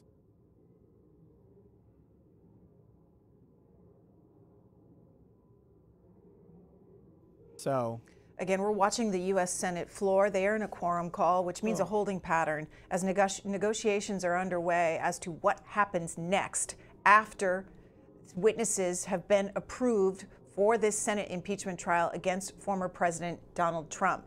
Now, when this vote took place, Jason Donner with Fox News was inside the chamber, and he notes that Ron Johnson, a Republican of Wisconsin, turned to Mitt Romney and was upset with him, even pointing at him once. Johnson was visibly upset. Mitt Romney, one of the 5 Republican senators who voted to approve witnesses. Visibly happening upset. Now on the Senate floor. You can see the minority leader at the bottom of your screen. There he is, talking to Republican senators. Look at all those minorities. What happens next? That's minorities right there. Oh gosh. Laka says, hey Nick, yesterday Pornhub's parent company was sued for hosting videos of teenagers getting nasty treatment. Doe versus MindGeek. Could you look it over and cover it in a live stream and video? New York Post made an article about it. Yeah, I'll look for it. Polio64 sent a bunch of binary, and I'm not going to figure out what those are. I could probably just Google it. Anonymous says, can you do a shout out to me and my mom? We're watching you on the touch. Maybe you mean couch? You got better vibes than the mainstream news. Hey, thank you. Yeah, shout out to Anonymous and your mom. Watching from the couch. Or the touch, whatever it means. G-Man says, this week's redo of Healer seemed a bit tame. Hope it's not on the downswing. I need an outlet for my righteous fury. Yeah, it was a little bit tame, but I actually liked the sword fight in it. I thought that was pretty fun. Wolfgang Deo says, Disney, we have a new job opening. We need a woman who is strong, fierce woman who can also be obedient, submissive, and docile when we want. Yes. Scotta Big Johnson says, how is it legal for Dems to offer money for votes in Georgia? I don't think it is. David Bowser says, at Ricada Law, content overload today. I'm watching 3 videos on different devices simultaneously. I got problems, lol. There is help for you. There is help for you, sir. Justin Tappy says, you're Nicholas Ricada on Gabs, right? I hope it's you because I just followed. On Gab, yes, I'm at Lawsplaining on Gab. At Lawsplaining. So, that is me. It's a verified check on Gab. I got verified on Gab shortly after posting. Twitter would never verify someone like me. So, as much as I think the guy who runs Gab is a doofus, at least the site seems to be working more functionally lately.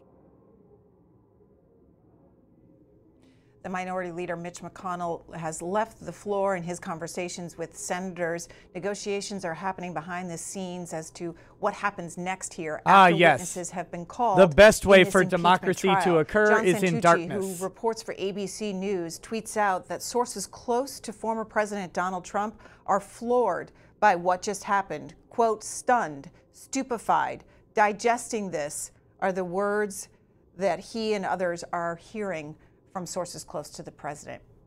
We want to bring you back to the moment this morning when the Senate resumed this impeachment trial. Why are they stunned? The House impeachment manager, led by Jamie Raskin, called for witnesses. Okay, I gotta talk about something here. Republicans, why are you surprised by anything that's happened in this impeachment?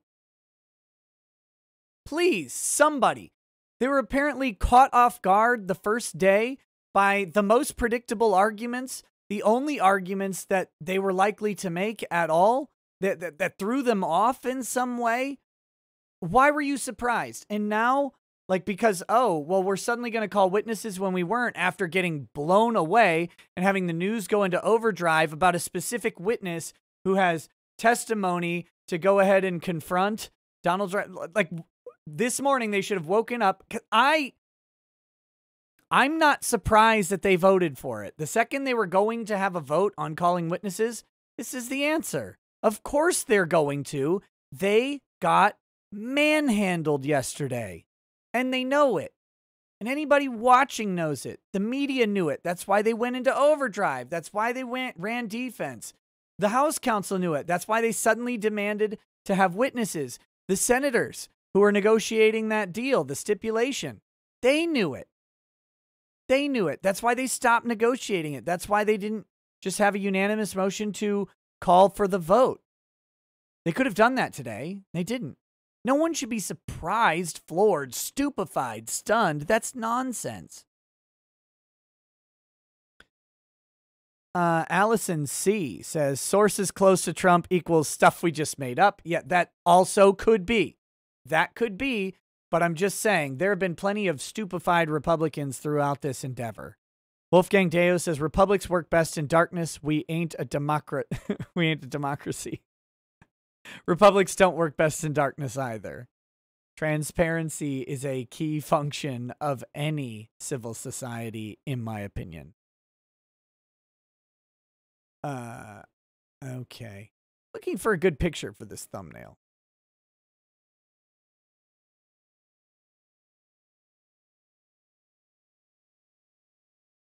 Here we go.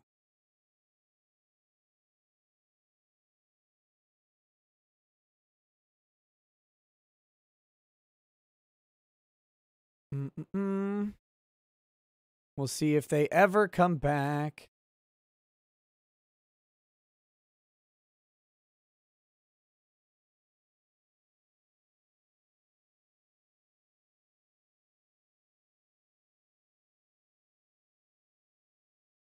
Oh my gosh, my monitor's doing a dumb thing.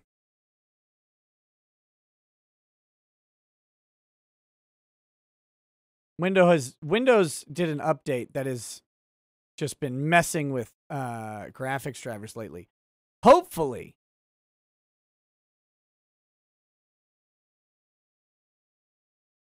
this stream won't have an issue because of that. It's possible. If something happens to the stream and it goes down briefly, I will be right back. Just want to warn you that that's a possibility.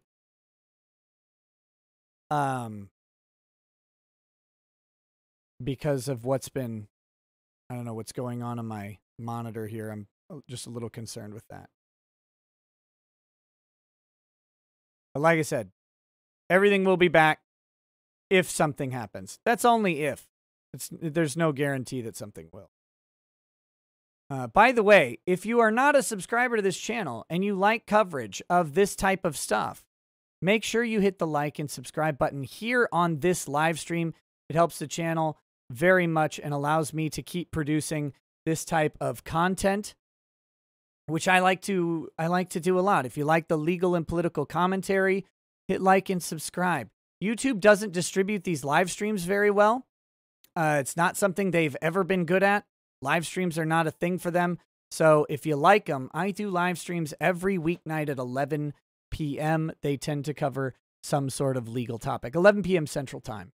So there's lots of that long form live content, but I also do a bunch of short content normally. I haven't been ain't this week because of how much live coverage I've been doing of the Senate impeachment proceedings. So, Trop Loppin says, I'm so close to 150K. I'm actually over it. YouTube just hasn't updated it for you guys yet. But I am actually over 150,000 subscribers. Thank you all for that, by the way. Very, very awesome to see. And again, 3 years ago when I started, a little over 3 years ago when I started this channel, never would have ever thought that I'd have 150,000 people subscribed. So, Charles Argo number 2 says, the Democrats have gone back to lynching, but they have changed their target. Rob Van Pelt says, so we'll get to watch Vanderveen tear the witnesses apart in cross-exam, sort of shenanigans, right? Maybe.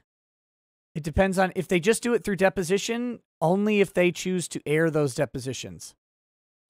Derek Alexander says, if transparency is key for any civil society, why have we not seen AOC's feet yet? You are not right. How's it going, Derek, man? Long time no see. Wolfgang Deo says, can we just designate federal government as out of commission for 4 years? Maybe. This quorum call right now may last for 4 years. May last for 4 years. At this point, I'm not convinced that this quorum call will ever end. Blaine20 says, Facebook banned Kevin Sorbo. It's coming. Everyone is a target. Get on alternative medias where you can. And yes, I know I will be spammed with upload to BitChute and Odyssey and wherever. I'm working on it. Long Branch Penny Whistle says, Vanderveen, did you have sexual relations with a CCP spy? Swalwell in soy voice. I don't recall, but it appears so. I think he might actually be more inclined to say, well, I didn't with her, but she did with me.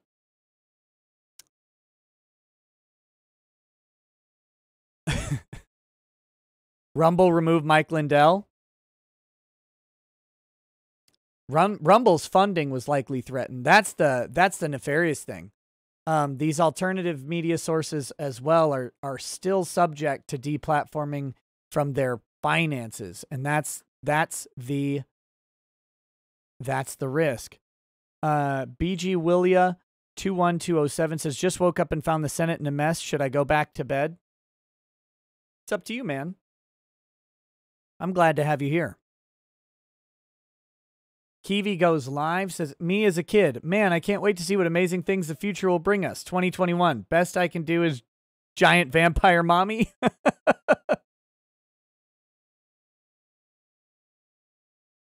Batman's pet goldfish. No, trust me, when I wasn't regularly uploading other videos, the live streams were not going out. Believe me, I've done extensive research on this. I've been doing this show a long time. Superstitious Oblivious B says, stop dicking us around and do a Chad Dad stream and a Big Brain panel stream. Thanks for all the content. I will work on it. I will work on it. Jeff Patriot says, AOC was spotted eating apples through White House fence. Aw, come on. Ty Beard says, it was your admission that Jack Daniels is good whiskey that got you over 150,000 subs. Seriously, well done, my friend. Hey, thanks, Ty. Much appreciated. But it happened before I said it. So there.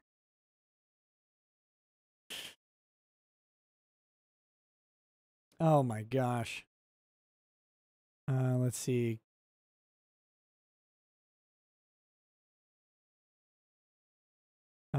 Is anything else? I'm just adding tags and thumbnail right now to that other video. So it'll go live in just a second.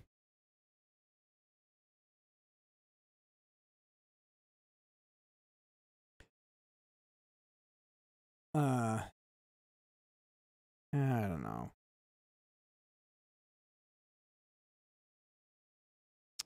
Let's see.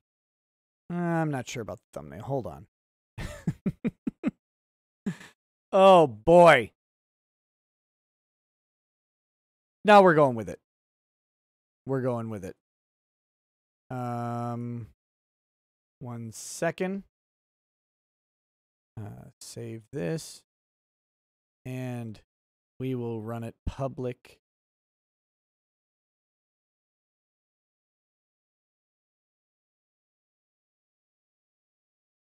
Done.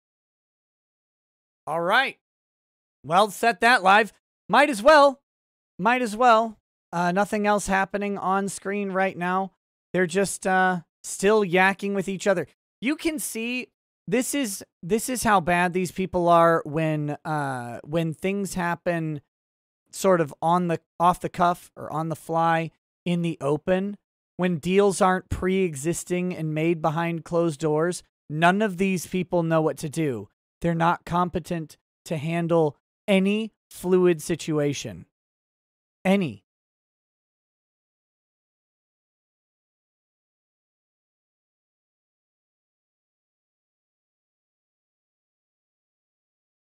Where is Doug? Doug, where are you? I gotta make sure and add you as a moderator so I can see your stuff.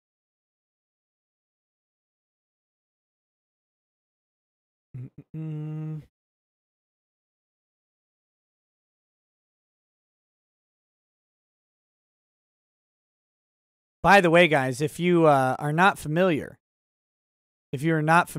you should check out Doug TeNapel in Exile, a genuine and good man, and also a phenomenal artist.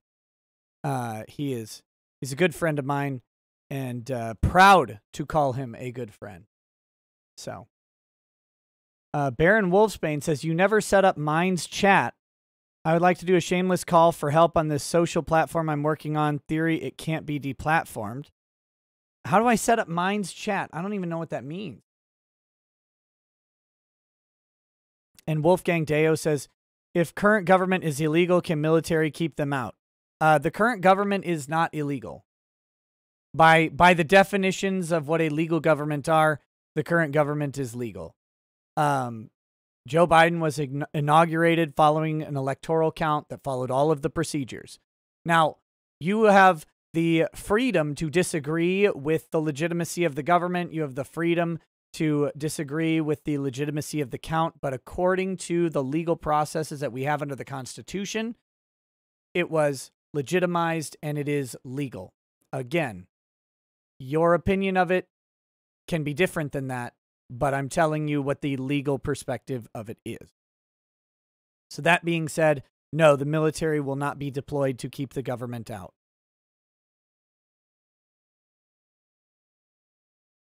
Brittany Venti, I don't know how long this will be. By the way, hi, how you doing? I don't know how long this will be because the Senate doesn't even know what they're doing right now. They literally have no idea what they're doing. Doug TeNapel in Exile says, this is me. I'm paying $5 for my wrench. I'd already found you and moderated you, Doug, but thank you. Much appreciated. Doug, do you have any videos coming out today? I saw you dropping some yesterday. I assume you got videos dropping today.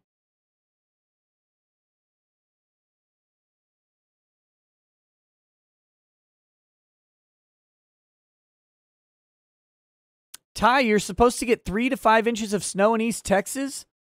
Oh my gosh. Have you bought enough? Did you sign up for like that food that lasts 30 years? Have you taken out new life insurance policies? Are you going to make it?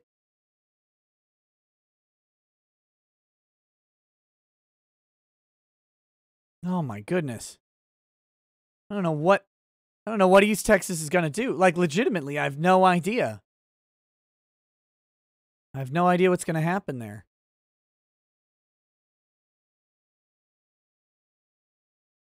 Oh. 200-watt studio says, you and Ty are both wrong. Fireball is where it's at. You shut your mouth. Fireball whiskey is disgusting and is not even whiskey. Funny Valentine 2020 says, still waiting on that asteroid to come and take us out of our misery, especially after last night's convenient McCarthy call report and Twitter twats being Twitter twats as usual. Blaine 20 says, they're effing verifying signatures to recall Newsom, but refuse to verify signatures on ballots. Oh, yeah. Of course.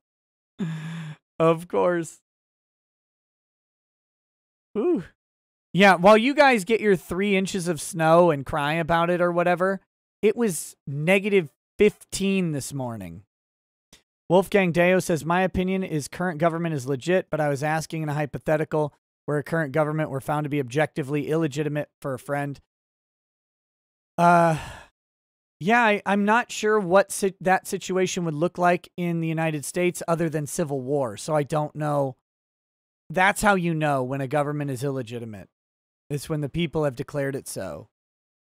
And I'm not calling for that, YouTube. I'm not in any way calling for that, just to be very clear. I am not a fan of political violence in any way, ever, in any circumstance. However, that's when you objectively know that it happened, is when the people rise up against it. Funny Valentine. No, wait. Caleb Black says, I'm Caleb. Black, nobody knows me, but I'm paying $5 for validation anyway. Oh, thank you. Much appreciated. You are validated, good sir. Jossum, 1978 says, I heard that Biden hasn't truly moved into the White House yet and that something big will be happening next month. The comment on the legality of our government comment reminded me. I'm pretty sure Biden has moved into the White House, truly. But maybe not. I don't know. I don't follow the wiles of Joe Biden. I do know that he put up paper hearts in a park. And I know that he hasn't passed the $2,000 stimulus checks that he promised to buy the votes in Georgia. I know that that hasn't happened yet. But, you know, and I know that he issued more executive orders in his first 2 weeks than any president in history. Baron Wolfsbane says, on Minds, in bottom right corner of the screen, you need to click on Messenger. I need to find nerds who know how I2P works for this open source project.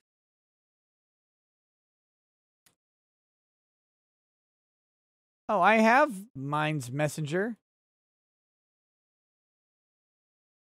Oh, here it is.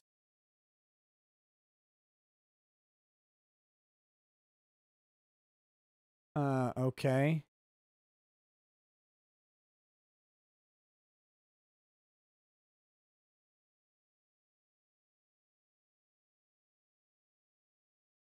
Go ahead and do that.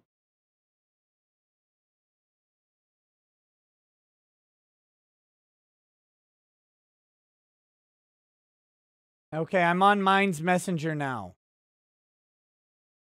So there you go. Daryl 90210 says, what do you know about the story / witness from last night that led to this confusion I woke up to? So what I know is this. What I know for sure is this. If you tried to present this person as a witness for what they are claiming to witness in federal court or in state court, it would be objected to and you would be overruled because it's inadmissible hearsay. The person is claiming to witness a phone call between President Trump and Kevin McCarthy, the House Minority Leader. They're claiming to know the contents of that call. They cannot, even if they have heard the contents of that call, even if they have heard the contents of that call from Kevin McCarthy, they cannot know the contents of that call. It would be inadmissible hearsay. They would need to depose Kevin McCarthy or Donald Trump to find the contents of that call in regular, non-kangaroo court.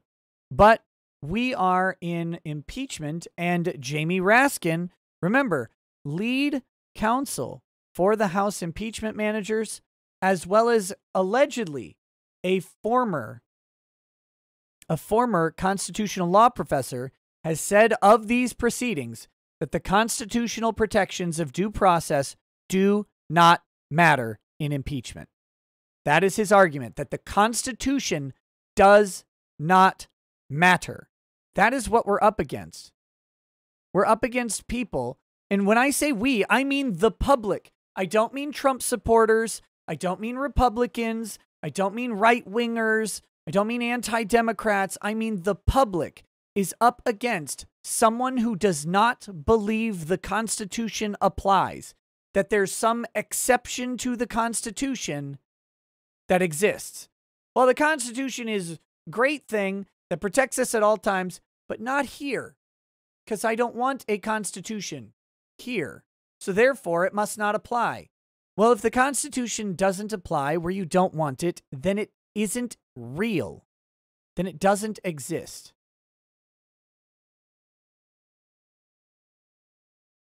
Ted Cruz has question 5 up. Here we go. Question 5. Quote, if we put him in a burlap sack and throw him in the river and he does not float, must we convict? Yes, good. A nice witch hunt.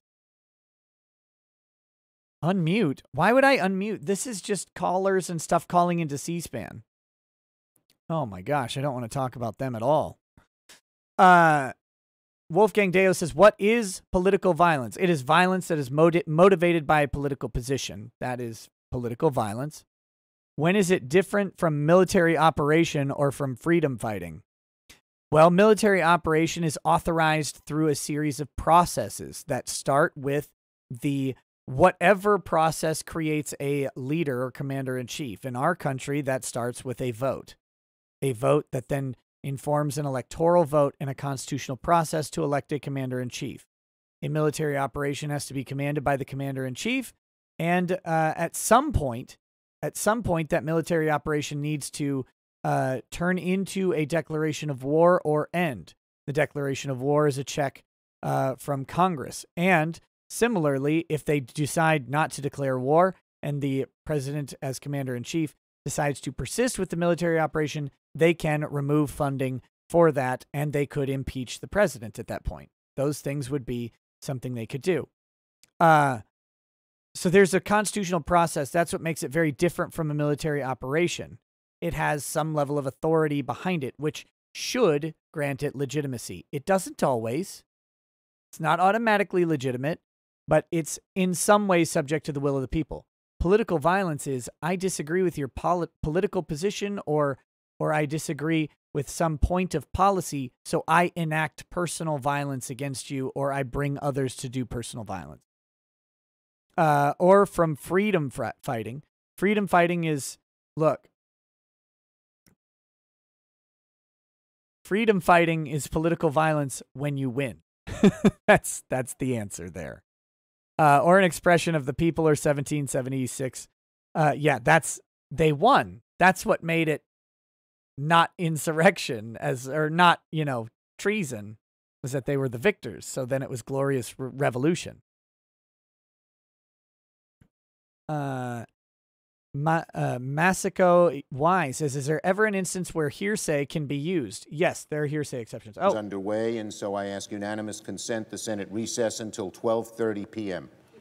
Is there objection? Hearing none, we stand in recess till 12:30. Oh my goodness. Okay, so they came back from their quorum call to now recess for the next 50 minutes. They still don't know what they're doing.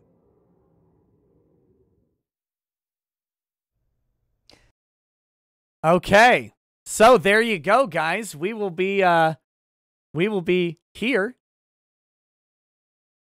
Excuse me. We will be here until 12:30 Eastern Time, where we will resume. This is going to be great. So I will sit here and talk with the chat. We'll keep discussing these things, and just kind of see how that goes. But if you need to step away and grab lunch, that would be a good time to do it. Oh my goodness. Okay. Next, we've got Versi saying, good morning, Nick. Thanks for having these on. Appreciate you, bud. Hey, my pleasure. My pleasure. Yes, but back to Masako Y. There are instances where hearsay can be used. There are recognized exceptions to the rule against hearsay. And those are, there are different ones. But I'm not going to get into them. There are rules about it. There are rules of civil procedure which would govern all of this. I can't see how the White House or this new person would overcome those rules, especially because the person who actually said it is available, Kevin McCarthy. Fill the time by having Ty call in.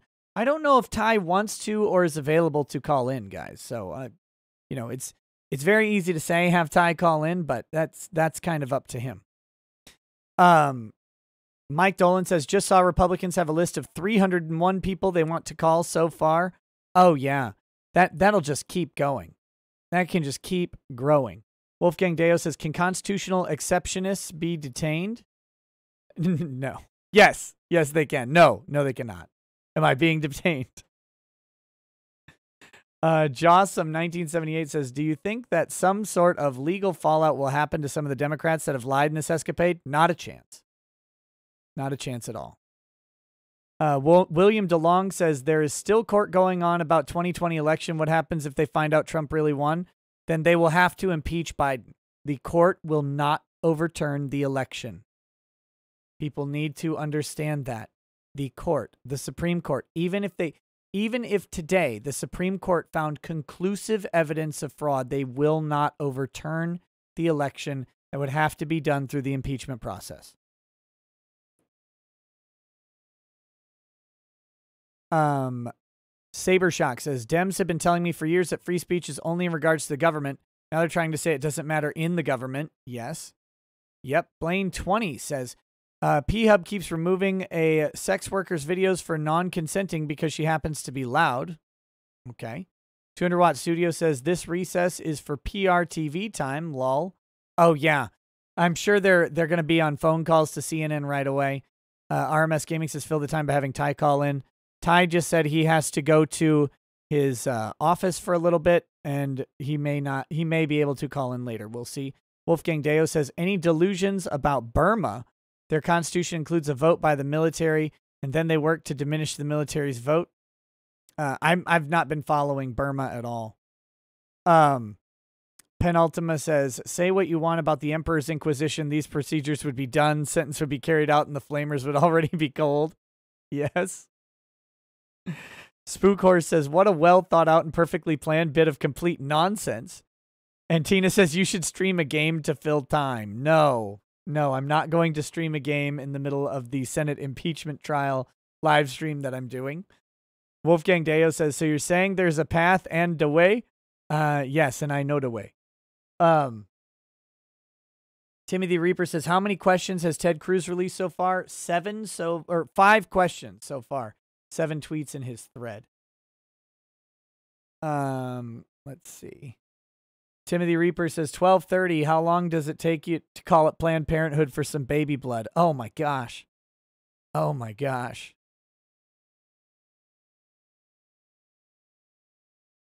Stream Ace Attorney. No. So, this is, well, whew. Can let the ears cool down a bit.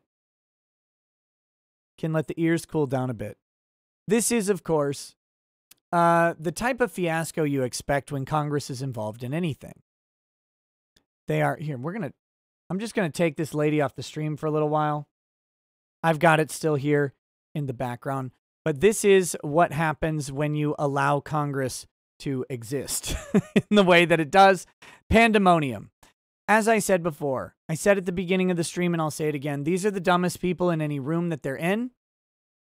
They're not competent in what they do. And when they are together, they're collectively dumber than any of their individual parts, which is terrifying. This all started because Congress was set to vote on the impeachment today. It was going to be basically done. Closing arguments, closing debate, and vote. Everybody was planning on that. Then, yesterday happened, and they got demolished. The House impeachment managers got demolished, and so the news media went to work. Doing damage control for the House impeachment managers, and in doing that damage control, they released a statement by Representative Jamie Herrera Butler, Beutler. She's pretty. She's right here, by the way. She's on screen. Her picture is. She's elected in 2010. She is a Republican from Washington State. She is Washington State Republican, and she is testifying, although not under oath, because that would be silly. She has stated to the news that she is privy to the information that the information and conversation that occurred between House Minority Leader Kevin McCarthy and Donald Trump during the raid on the Capitol. And she is saying that Donald Trump knew that Mike Pence was in danger when Donald Trump sent out a tweet about Mike Pence failing to do his job. Now, ultimately, again, if this were a court, a tweet after the incitement about a separate issue, which would be the protection of Mike Pence, would not be admissible. It's not relevant to the incitement in any way. It's also, even if it were allowed in, not incitement, because though Donald Trump says that Mike Pence let people down and didn't follow the Constitution, he does not ask anyone to do an unlawful act against Mike Pence. No violence is requested, no unlawful behavior, nothing is requested. Actually, he doesn't ask people to do anything about Mike Pence. So they're now moving to depose a person who has only hearsay testimonial about something that someone else knows, who is available and alive and freely able to be deposed themselves, over an issue that is not relevant to the case. And if you need any more clear statement about what is going on with this impeachment, I don't know how to make it. That has been the entirety of the House impeachment manager's case, is stuff that is, they want to be relevant, because if they could make it relevant, that would somehow help them out, but it's just not, though. Michael Janoski says, thanks, Nick, for keeping me entertained these last 4 days and most overnights. Love and light to you and yours. Hey, love and light back to you and yours, Michael Janoski, and I'm happy to do so, though it has been very, very tiring. This is a lot of streaming. Keeping up with Congress. The dad, Thad Daddy-O Dead, okay, says, happy to help fund a lawyer that doesn't sound like an idiot. Keep up the great work. Oh, thank you. That warms my heart. Arc Heretic 1 says, do you have the first 40K book, Space Marine, by Ian Watson? Came out in 1990 and has a collector's edition. Ooh.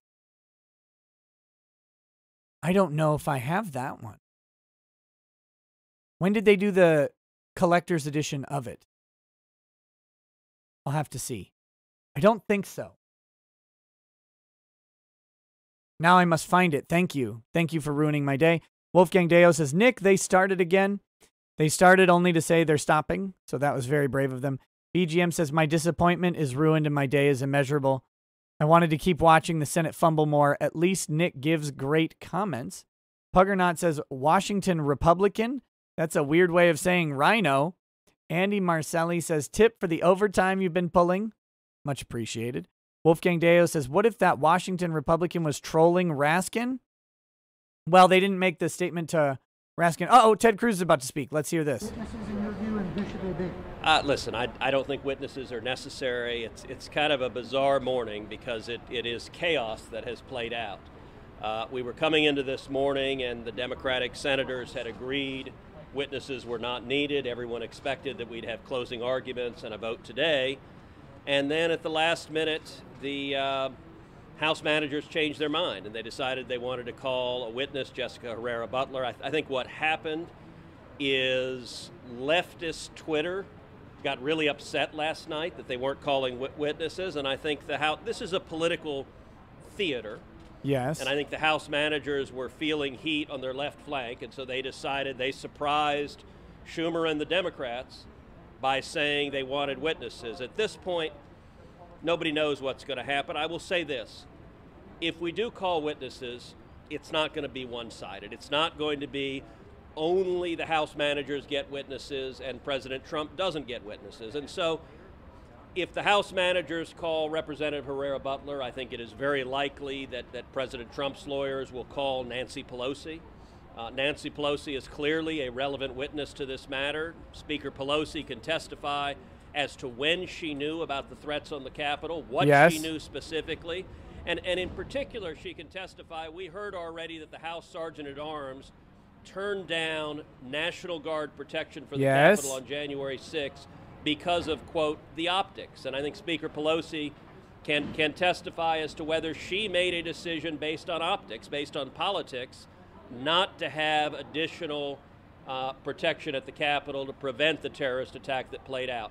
My view remains we don't need witnesses, but I think if the Democrats want to open this Pandora's box, I don't think it's going to work out well for them. President Trump himself be one of the Good witnesses? If there are comments. witnesses, then why not? You know, there is a long tradition in our trials that is reflected in the Bill of Rights that any individual is not required to testify against themselves, to testify at their own trial. I don't think we should attempt to force the president to testify at his own impeachment trial. This is the House managers or the prosecutors.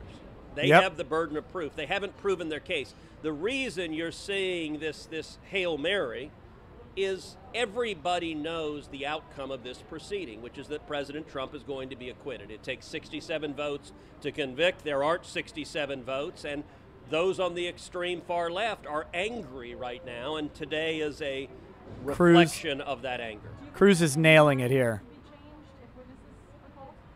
Sure, I think where we are right now, I think we likely are about 55 votes to convict. I think all of the Democrats are likely to vote to convict. By the way, I think all the Democrats were going to vote to convict on day one. All of the Democrats were going to vote to convict in 2017. Many of these Democrats went on record as Trump was being sworn into as president, saying they wanted to impeach him. So I think on the Democratic side, it's purely political. I think on the Republican side, we've seen 5 Republicans who voted with the Democrats on a couple of procedural motions. I think there's a reasonable possibility those 5 vote to convict. I'd say there are 55 votes to convict plus or minus 2. I think we could probably see a low of 53 and a high of 57. Neither of those are remotely close to the 67 it takes to convict. Yeah. Well, under the rules, as I understand it, it's a vote on each witness. And so I think Schumer right now is dealing with chaos, doesn't know what to do because they hadn't planned on this. This was supposed to be, last night everyone went to bed being told If it's a vote on each witness, this is going to be just an absolute sham. Witnesses. And then it was this morning, it erupted into chaos. I'm hearing from multiple senators that the Democratic senators don't want witnesses. And by the way, if we go down the road of witnesses, this impeachment trial could last all of February, all of March, all of April. I got to tell you, I just came from the Republican cloakroom. There are a lot of Republican senators that are saying, all right, fine, if you want to drag this out, every day we're in this trial is a day that the Democratic majorities are not destroying the country, are not passing policies that are killing jobs, and putting people out of work and keeping kids out of school. I think Schumer is trying desperately to get out of this this dead end into which they've driven themselves.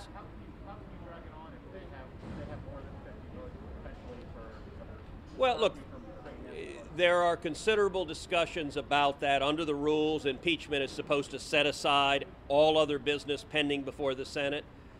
Look, my view from the beginning, I don't think Joe Biden wanted to go down the road of impeachment. I don't think Schumer and most of the Democratic senators wanted to go down the road of impeachment. The reason we're here is the hard left hates Donald Trump, and the House Democrats, they really reflect that hard partisan left. They drove the impeachment. I think Schumer felt he couldn't tell his base no, especially when he's afraid of being primaried from the left. Being nice to the Senate. But I think Senate Democrats, they just got committee gavels. They just became chairman. They want to be taking up legislation, moving nominees. I think Senate Democrats are really frustrated right now. We may see a resolution. There are negotiations going on right now that we could see this thing resolved and ended today. I got to say, on the Republican side, I think we're fine however it plays out. I will say this, the outcome that would not be acceptable is for Senate Democrats to say we're going to let the House managers call witnesses, but President Trump's lawyers can't call any witnesses. Oh, that's the outcome that's going to happen. I think it is unlikely. If that's possible, that's the outcome that'll happen. Republicans would vote for only Democratic witnesses and no witnesses for President Trump. I think the Republicans who supported the Democrats on other procedural matters would not support them on a one-sided biased trial, which means but you only have 50 votes. If it's a pure party line vote, 50-50, and they have to bring Kamala Harris in to break the tie, I think the whole country would look at a wildly unfair and biased trial.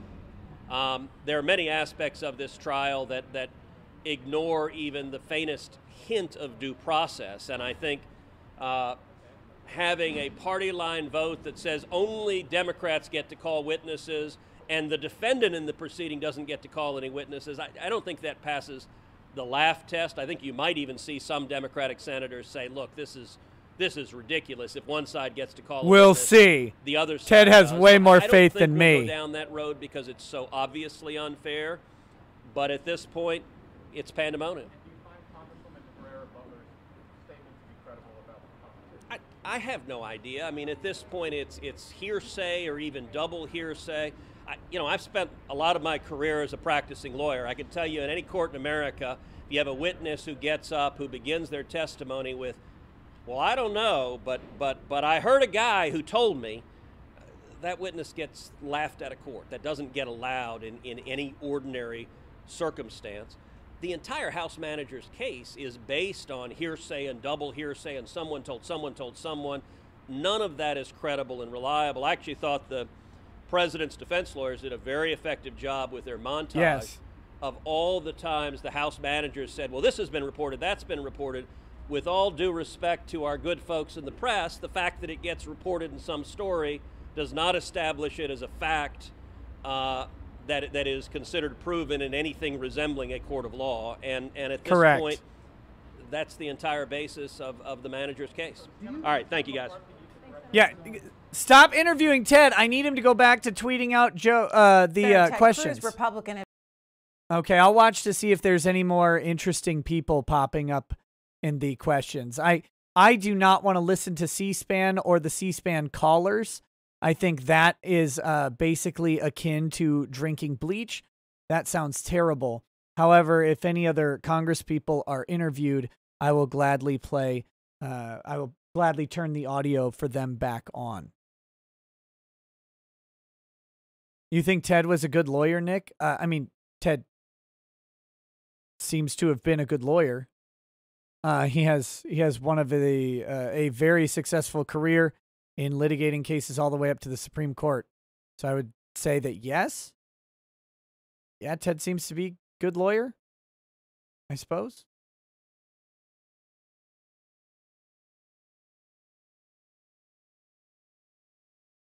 By the way, if any of you are finding yourself with a few seconds of extra time and you would go ahead and share that video that I posted earlier, and I can go ahead and put the link back in the chat just so everybody can find it. If you think it's good, go ahead and share it for people who may not be here watching. So I'm posting that video in the chat right now. It is a recap of the past the past 4 days of argument, and it is my reasons why I believe the Senate should vote to acquit Donald Trump. I think, and it's not based on my feelings, right? This is based on what I think the law and the arguments have led to as the answer. So if you guys share that, just so you know, you guys sharing stuff like that really helps out content creators that you like. Just dropping a tweet, a Facebook post or whatever, it does really help us out. So we're in this weird place. I don't know if you know this. Actually, I know many of you do. That's a joke. But I don't know if you guys know this, but there's a certain political perspective that gets a lot more leeway than a different political perspective. And so when you find content creators who you like, sometimes they might make really good stuff, and that stuff might not get spread around as much as someone who makes not as good stuff, but might have a little bit more right think attached to it. So if you tend to be partial to content creators who engage in a little bit of wrong think here and there, make sure as much as you can, share their stuff, give them that little bit of exposure can actually be what changes a video doing really well or a content creator doing really well on something that they worked hard on. And if you already like and agree with the message, make sure you let other people know that there's good messaging out there.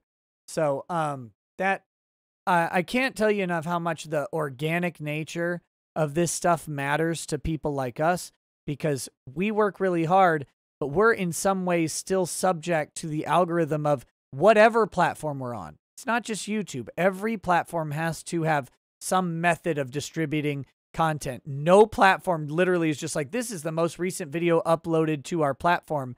That doesn't work. They all use various technologies to filter and funnel information to people. So if you like something, sharing it is a huge boost for any of us. So that's my mild pitch. I'm not going to sit here and sell my channel to you or anything like that. And I'm not even selling my channel. I'm telling you to do that for any content creator on any platform that you like. One of the hardest things we can do is get people to click a button.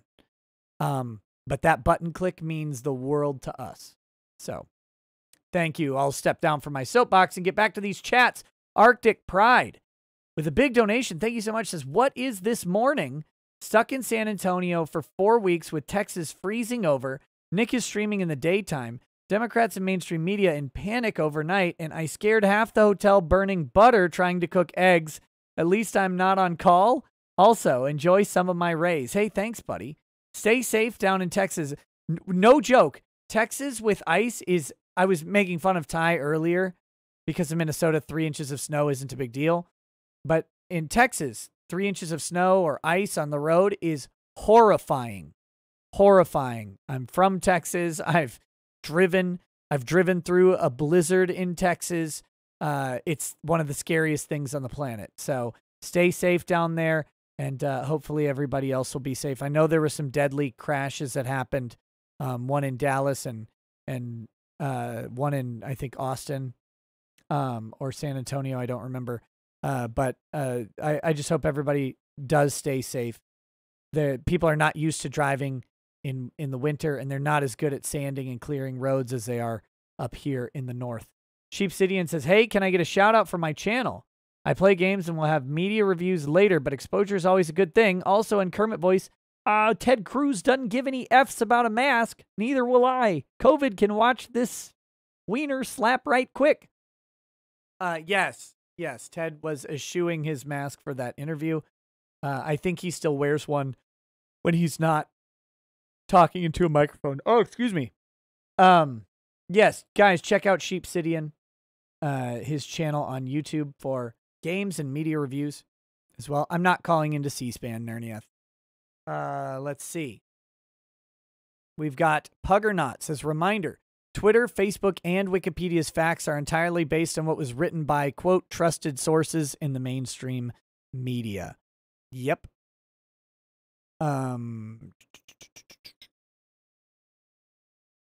Blaine20 says, I only heard the Raiders talk about Pence regarding the Q info against him, not regarding Trump's lamenting tweet. Scott Big Johnson says, here in Texas, 12 people died in a 150-car pileup from ice. Goodness gracious. 150 cars. It's crazy. Wolfgang Deo says, from Ted's point of view, could the House be in contempt of the Senate? No, I don't think so. Stephen Cooper says, if they call Pelosi, she best be under oath. Oh, anybody that they call as witnesses are sworn in under oath. That's why they didn't bring witnesses in their case in chief. It's because why they just quoted them. They weren't going to bring witnesses. They weren't going to do this. Like Ted said, like it seemed to be pretty obvious, none of them planned for this to happen. None of them thought that this was going to be a thing. So they were fine. Go ahead. Use their testimony that they used with no oath attached, no penalty of perjury attached to it, and then they just get to say whatever they want. Because the person could always just deny it later after everything's done, and no one would ultimately care. But now they want to have witnesses. Well, right. Blaine20 says Cruz would be a great attorney general, VP, president, secretary of state. I guess. Oh, excuse me. That pretty much, an appellate court judge as well. He'd be great. Just a district court judge. I don't know that he wants to do any of those things. He may be content in the Senate. Mike Lombardo says, if we must never have political violence, then was the Revolutionary War unjustified. I absolutely believe there are very narrow circumstances for such a thing. Well, remember, when I speak generally, there's always an exception to a general statement. I do not like political violence. I don't want it. I think it's dangerous. There's certainly places where it needs to occur. If you have tyranny, at some point, tyranny needs to give way to revolution. It has to happen because people do not deserve to live under tyranny. We have essential rights that are not given by the Constitution. They're acknowledged by the Constitution, but they pre-exist any document or government fiat.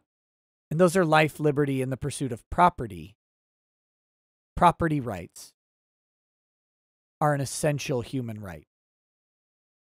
The right to own your things and to be secure in those things is an essential human right. So those three things are essential. They exist outside of the Constitution. And when tyranny exists, humans should not be subject to it. So at some point, yes. The question is where that comes up. And usually, unfortunately, you only know when it's truly there, when the revolution succeeds. But I think most fights, I think that should always be, violence should always be the ultimate last resort. And I don't think that we're there. But that was part 1 of 2. Part 2 is that does not mean I believe it should happen. No, and I didn't think so. I didn't think so either. Emily C. says, what if election fraud is proven and Biden and Harris resign? Nancy Pelosi becomes president. So that'll be exciting. Wolfgang Deo says, who says I like the content creators I share? No one.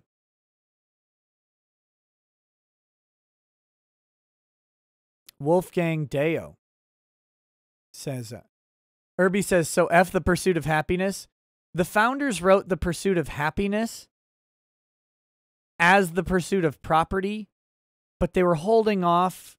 It was sort of a compromise because property meant people, and they didn't want to enshrine the idea of slavery as an inalienable right in the Declaration of Independence. They wrote the pursuit of happiness, but the pursuit of happiness is largely understood to encompass that property rights. Property rights are happiness. That's not materialism, by the way. Your property right, your right to be secure in your person, like the sanctity of your body to be kept away from government just coming by and invading your orifices at will, that's a property right. That's a property right in having a sanctity of your person that the government's not allowed to invade.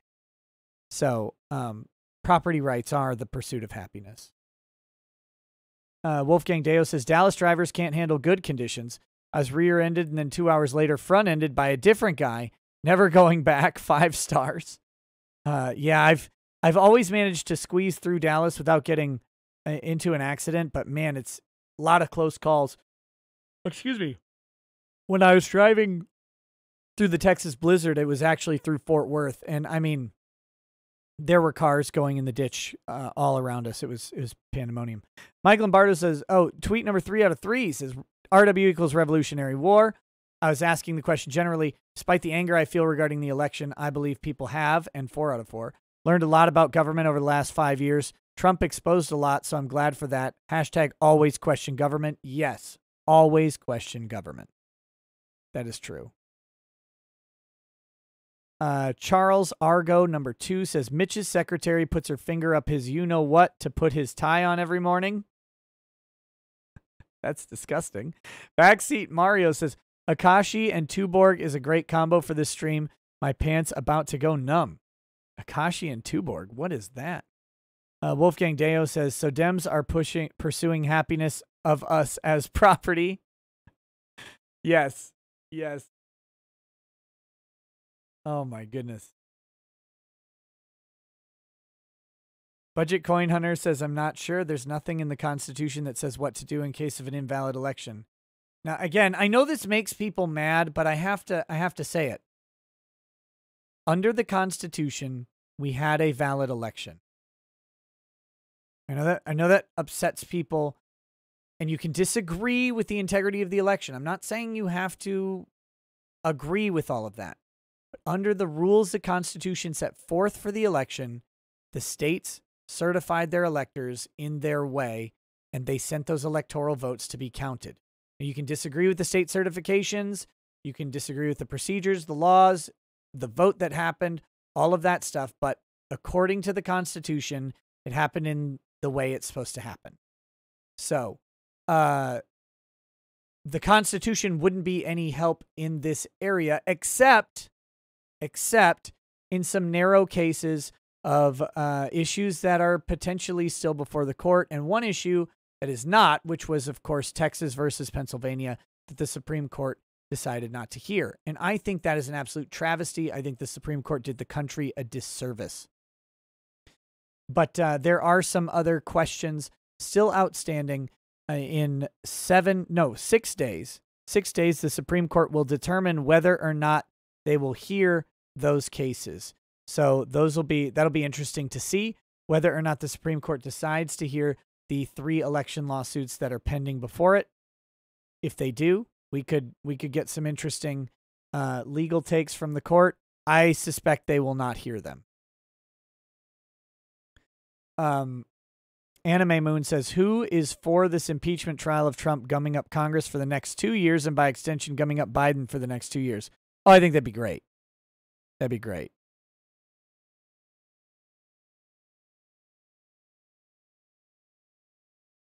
Let's see. F Integrity K says, so little trashy cities can just not follow their own state laws and everything is cool. Unfortunately, if the state Congress or lays out a process for vote certification or electoral certification, and that process is followed, and it's not dealt with prior to that, then yes, it's not actually okay. But in the eyes of the law, the process was followed. Remember that this is a weird thing. You don't have a constitutionally guaranteed right to choose the president as an individual voter. I don't either. Our state congresses set up the process for choosing electors who then go and choose the president.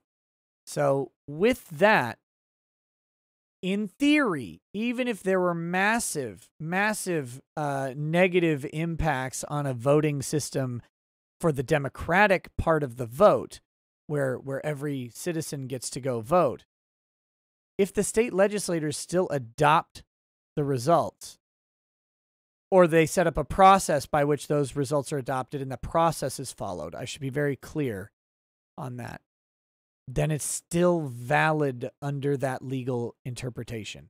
The challenges have to happen. Now, I know challenges happened, and I know courts refuse to hear them. I believe me, not many people more pissed off than me that none of these issues were actually covered by the courts. I think that's a shame. I think that's a stain on the nation. But it is what it is at this point, and there's no really undoing it.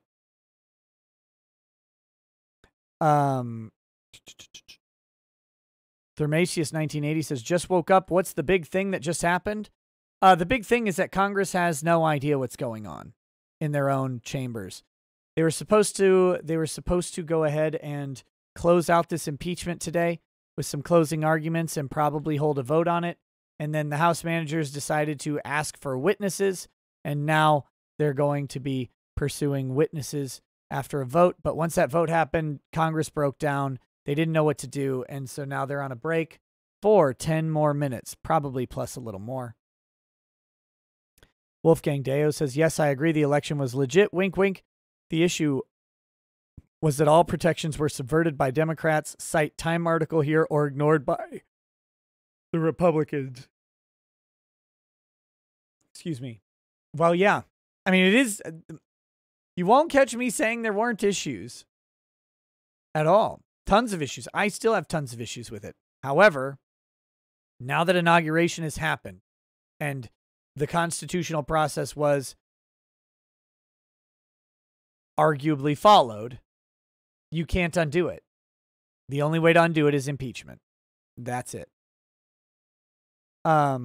Joseph Cheney says the ICE and the South have always been at war. Slippery sub. 200 Watt Studio says, do you think the Democrat lawyer got help from the Democrat senators after his blindside? Oh, I hope so. Puggernaut says, this is why the electoral pacts between states is going to be interesting in the future. Oh, California voted this way. Well, our electors will vote that way. I mean, think of this, guys. It's very possible that a state could actually set up their vote to only, like California, for example, to only allow illegal immigrants to vote. Or non-citizen, for example. It's possible a state can make that the rules, that's how they'll choose their electors. We will have non-citizens come and choose our electors. Like that might actually be constitutionally permissible. As weird and stupid and backwards as that sounds, that's how much authority is granted to the states to decide the nature of their choosing of electors. So, and that's something that we've not really focused on so much over the past, over my lifetime, not really focused on how much, sort of leeway states have. But I think this year was kind of instructive in that despite all of this, states, the swing states that were in question, the legislatures chose not to, and trust me, I know, chose not to actually intervene when there were legitimate questions from people. So because they chose not to, they chose to disregard those questions. And I know it's more complicated than that, but they chose to disregard those questions. So then, therefore, they endorse the certification. Backseat Mario says, Japanese whiskey and Danish beer, thumbs up. Oh, hey, yum. Oh, I see. That's what you were saying before. Wolfgang Deo says, my standing is not on my vote. Rather that they are trying to make me believe votes matter when they should not. We are a republic with a constitution. 667MD says, good morning, sir. Great coverage. Hey, thank you. But how in the hell can they decide now to call witnesses? Apparently that's in the Senate rules for impeachment, was that they would call witnesses on this at this time. Shouldn't this have been done in their 16 hours they had to make their case? Yes. That's when it should have happened. But now they just want to extend it because they were getting blown out of the water. And they're harmed. They're harmed. Their egos are harmed by how bad they got beaten yesterday. And now they want to undo it. Wolfgang Deo says, I prefer that system. Have illegals elect electors. That'd be fun. And by fun, I mean horrifying. So let's see here.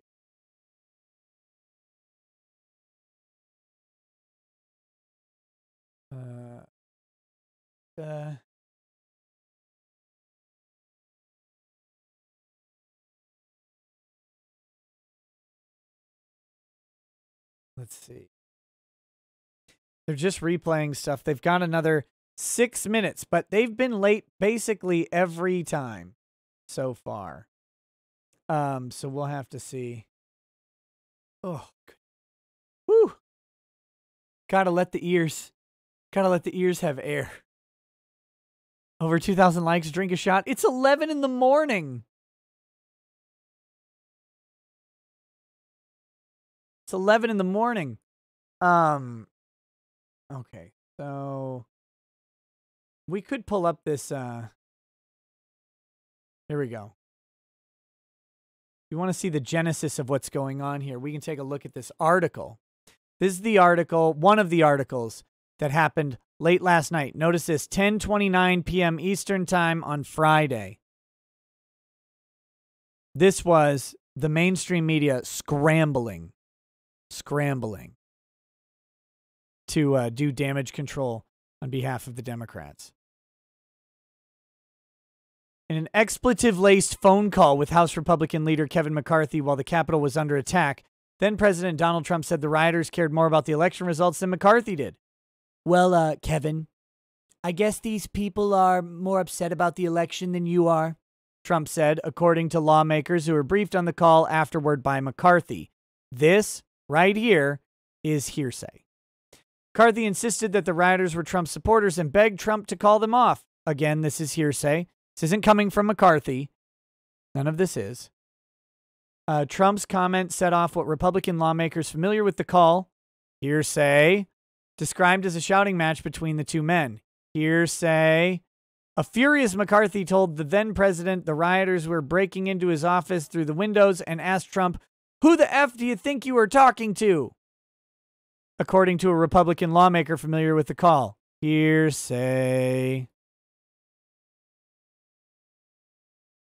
This is all hearsay, and it's reported in the news.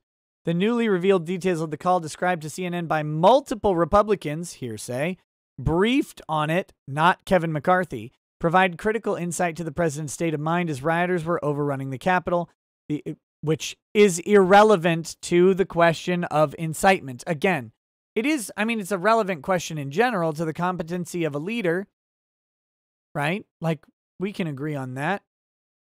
However, it's irrelevant to the issue at hand, and they didn't charge dereliction of duty of the President of the United States. They didn't charge him with that. If they wanted that, they should have charged him with that. The existence of the call and some of its details were first reported by Punchbowl News and discussed publicly by McCarthy. The Republican members, some of its details were discussed publicly by McCarthy. Republican members of Congress said the exchange showed Trump had no intention of calling off the rioters, even as lawmakers were pleading with him to intervene. This is what some people believe about Trump. Several said it amounted to a dereliction of his presidential duty. Again, that's what other people have decided about Trump. They are allowed to have opinions, but those opinions do not get to be probative of what actually occurred. Speaking to the president from inside the besieged Capitol, McCarthy... Oh, wait, no. Sorry. He is not a blameless observer. He was rooting for them, a Republican member of Congress said. Hearsay.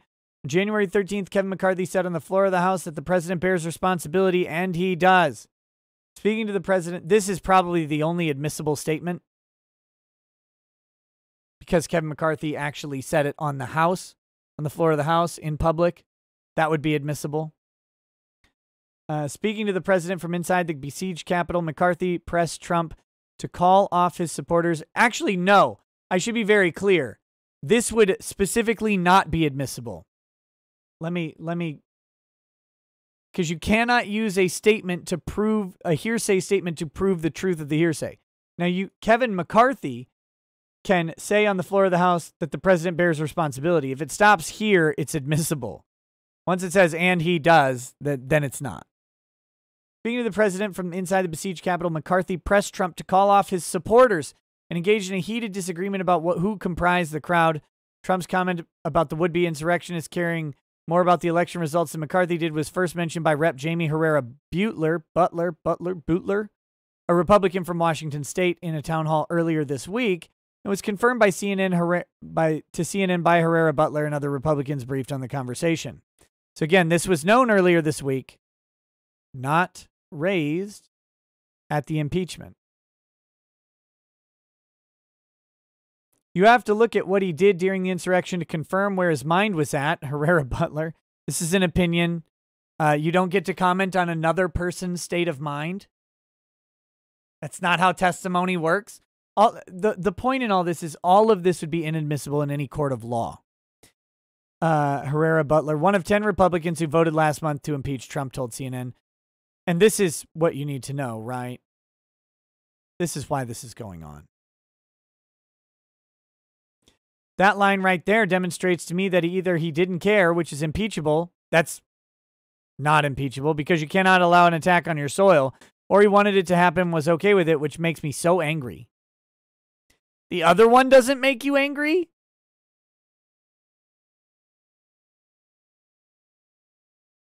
Quote, "We should never stand for that for any reason under any party flag," she added, voicing her extreme frustration. Quote, "I'm trying really hard not to say the F word. Trying so hard not to say the F word." These people. Herrera Butler went a step further on Friday night, calling on others to speak up about any details they might know regarding conversations Trump and Pence had on January 6th. quote, to the patriots who were standing next to the former president as these conversations were happening, or even to the former vice president. If you have something to add here, now would be the time. Why don't you talk to the vice president? Why don't you talk to the president? Ask him. You'd send an interrogatory. Let's see. Liberty or Death says, I'm one of a handful of law students invited to lunch with Judge Kernoodle next weekend, thinking I might ask him about his Texas versus Pennsylvania reasoning. Yeah, that'd be great. Judge Kernoodle. I don't know who Kernoodle is, but... Oh, do you mean Kavanaugh? Yeah, it'd be really interesting to see. Wolfgang Deo says, as a pig, that illegal system is great. Outsource my voting to China too, but as long as they choose electors and not electees, that is fine. Oh, really? TK Not at Post says, this is by far the best coverage and commentary on the impeachment trial. Thanks for the insight. Hey, thank you. Thank you for being here, and thank you for the compliment. Sean McDonald says, it's still past 5 o'clock if you never go to bed, and drink on me, good sir. But I did go to bed. I did. I slept. It was great. It was wonderful. Wolfgang Deo says, bears responsibility, and he does. CNN wants remorse. Kevin clearly stated he did.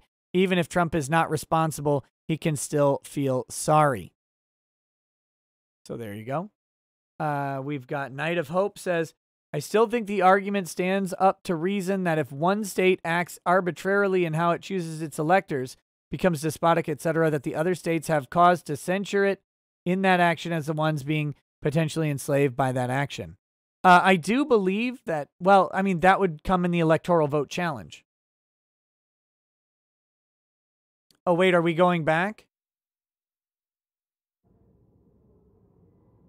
Okay, we're back to the floor here. We might be back in coverage. Timothy Reaper says, I heard it from a friend who... heard it from a friend who...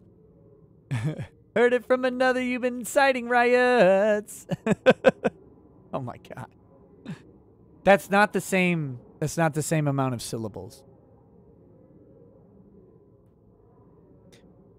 Woo! We are all caught up on chats. Justice chats and super chats. Thank you so much for supporting the show. It means a ton to me. And I'm glad, though, that you get to come and hang out with me and don't have to pay anything for it. But I very much appreciate when people do decide to send in a chat. It is wonderfully encouraging and, of course, allows me to do this as much as I do. So we're still, I mean, we're back, but we aren't back, though. I mean, some people have showed back up, but nothing's actually happening.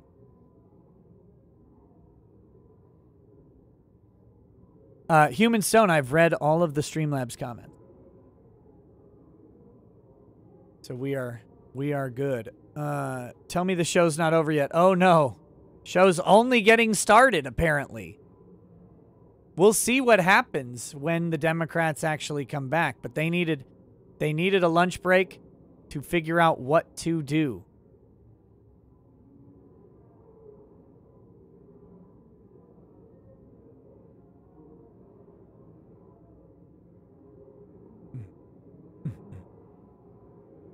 Wolfgang Deo says, you had one job, Nick. One job. What's my one job? How did I miss it? I thought I did it. As you can see, the Senate has resumed their proceedings. We're waiting for the majority leader to come to the floor and announce what could happen next. Schumer. From CNN's Hello. Dana Bash, she reports Chuck Schumer. that a short while ago, one of the bipartisan discussions going on whether or not now our last is to vote put was valid. Herrera Butler's statement and Jamie Gangle of CNN, her reporting in the record, stipulating what she would say to avoid calling her or anyone as a witness. So that is something that we could hear from the majority leader when he comes to the floor. Let's watch. Did you catch that? We want to add it to the record. Not under oath. We really don't want these depositions. Filing a motion of unanimous consent to bring it into the record without having any safeguards for the record. It's a sham. The whole thing's a sham. I think the only people who don't think it's a sham are maybe the House impeachment managers. The Senate Democrats, I think Cruz might be right. They don't want to deal with this anymore. They want to be done with it. The interesting thing about this is Senate Democrats can't control whether or not a president's impeached. You can only control what to do after it happens. They've been reading the tea leaves here, okay? All of these politicians have. This is originally supposed to start 100 days into Joe Biden's presidency. What they found, in my opinion, was that support for Donald Trump was growing, not shrinking. So they moved it up very quickly. And they said, oh, God, we got to capitalize on the negative emotion around the Capitol riot because that's the only way we have a chance of getting this impeachment through. If we drag this thing out 100 days, no one's going to care. They didn't think it was going to be that way. They thought they could. Again, we're waiting for the majority leader, Chuck Schumer, to come to the floor and announce. They thought they could just pound on Trump for 100 days and that would be their effective sort of measure. It didn't work out right, though. It didn't work out right. Republicans quickly and largely have been closing up ranks. And the reason Republicans have been closing up ranks is because the base of the Republican Party never really saw, I mean, they're hurting still from the election. So there might have been some initial backlash, but when they see what their voters don't agree. And these are shrewd political animals. They're dumb, but they have an instinctual ability to slink around like disgusting lizards or whatever. And so they have been watching this, just as we all have. And when they see support for Trump going back up instead of down, they go, oh, God, we've got to have this happen right away. Because if this doesn't happen right away, we lose all of our momentum and it's over. But that doesn't mean the Democrat senators want this. And since they've been watching and seeing support go up, they know we got to just get this out of here. This isn't going to get better if this drags out for 90 days of depositions. That won't help the Democrats in any way. Might actually hurt them. Might galvanize more Republicans as they see more and more of the lunacy of what's going on. So that's why they're likely trying to get this thing undone.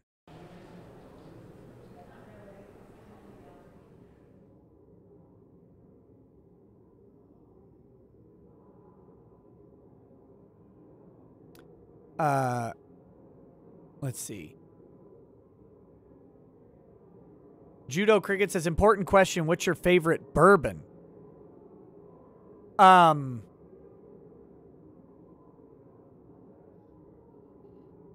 on.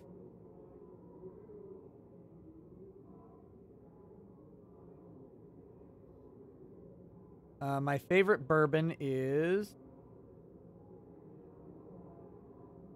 I gotta find it real quick.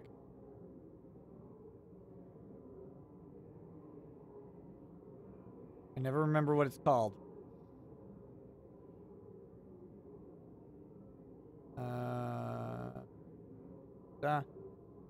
Wheeler's Raid French Oak Finish. Wheeler's Raid Straight Bourbon Whiskey French Oak Finish. I don't know where to get it. Can't get it here in Minnesota, as far as I can tell.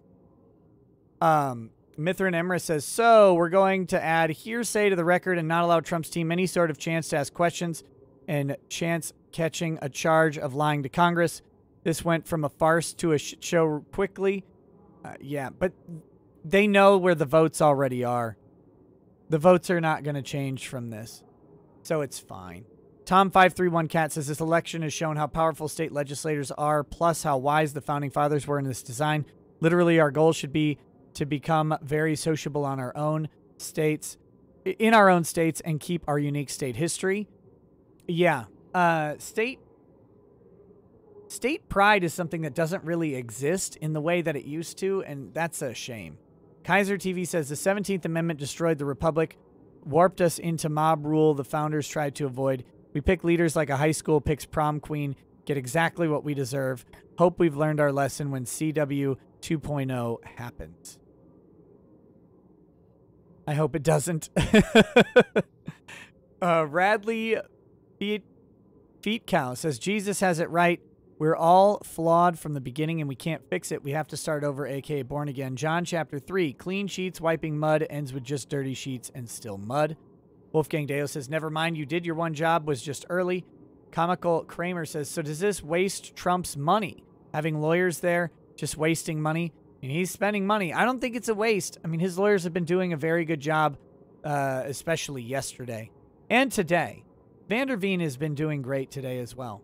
Wolfgang Deo says... You saw the majority leader, Chuck Schumer, stand up. He was sitting in his chair. You're the minority leader also, Mitch McConnell, in the chamber. So we suspect that they will resume this. Stop talking. Wolfgang Deo says Democrats can kick down the road, convict, go to Supreme Court. Huncho Peppers, thank you for the donation. Also says Redemption Rye is the best whiskey. Leahy voice. I love you, Mama. P.O.P. holding it down. Wait, I love you, Mama. P.O.P. holding it down. Decided right before 10 a.m. to call that.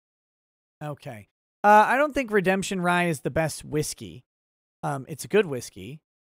But they asked specifically what my favorite bourbon was. My favorite whiskey right now is this. This Kentucky Owl 10-year rye whiskey is. Woo! Speaking of which, I will take a little nip of it for the for having 2,000 likes on the stream. Thank you guys so much for that.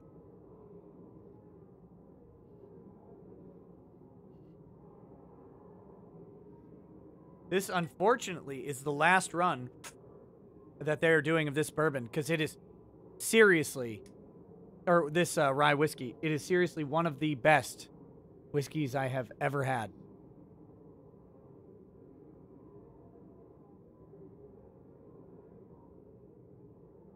Michael Kennedy says, shut up, man. Are you talking to me? That's harmful. That's hurtful. How dare you? Unless you're talking to someone else, then I agree with you.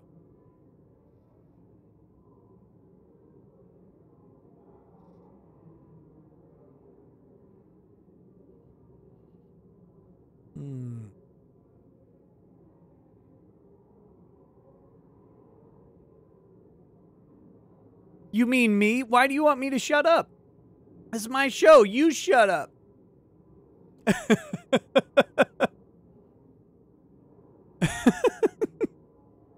How weird.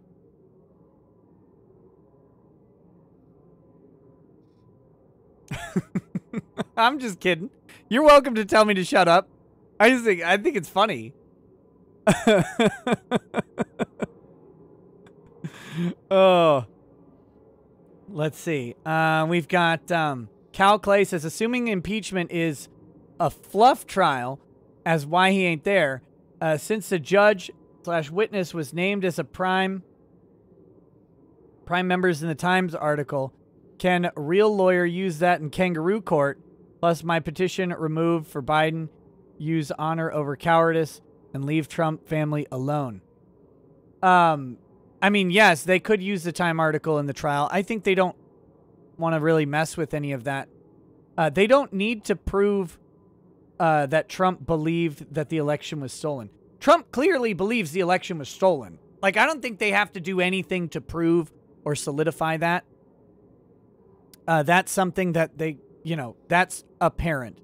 Like, unless everybody believes that Trump is lying about believing the election was stolen, which doesn't jive with his behavior. He seems to genuinely believe it.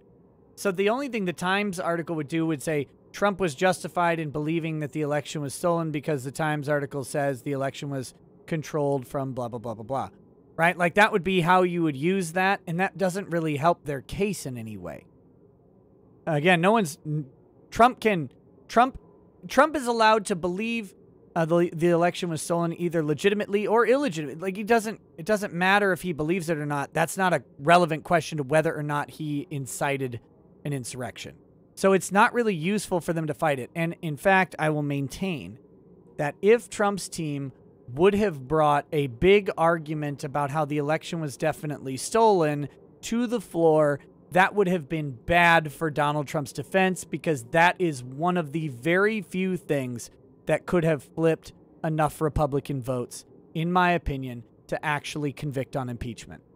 I think if they had come and started laying out this stuff, like if they had done a Rudy Giuliani presentation, that would have gotten Republicans to vote against it, because they are the Republicans, for better or worse, are trying to distance themselves from those issues. You're saying the judge should recuse himself? Pat Leahy? Well, I mean, Pat Leahy shouldn't be presiding over this at all. Technically, Kamala Harris should. I don't know why she's not. But says, did you say that you'll be live in the video you just posted? If not, please do say you will be live at the end of the video, because, of course, most views come in the first hours. I know you're always looking to improve. Ricada to 200,000. I think I talked about live streaming at some point. Judo Cricket says, give me a Michter's small batch bourbon any day. Michter's is good. Michter's is real good. The Michter's 10-year. Ooh. Ooh.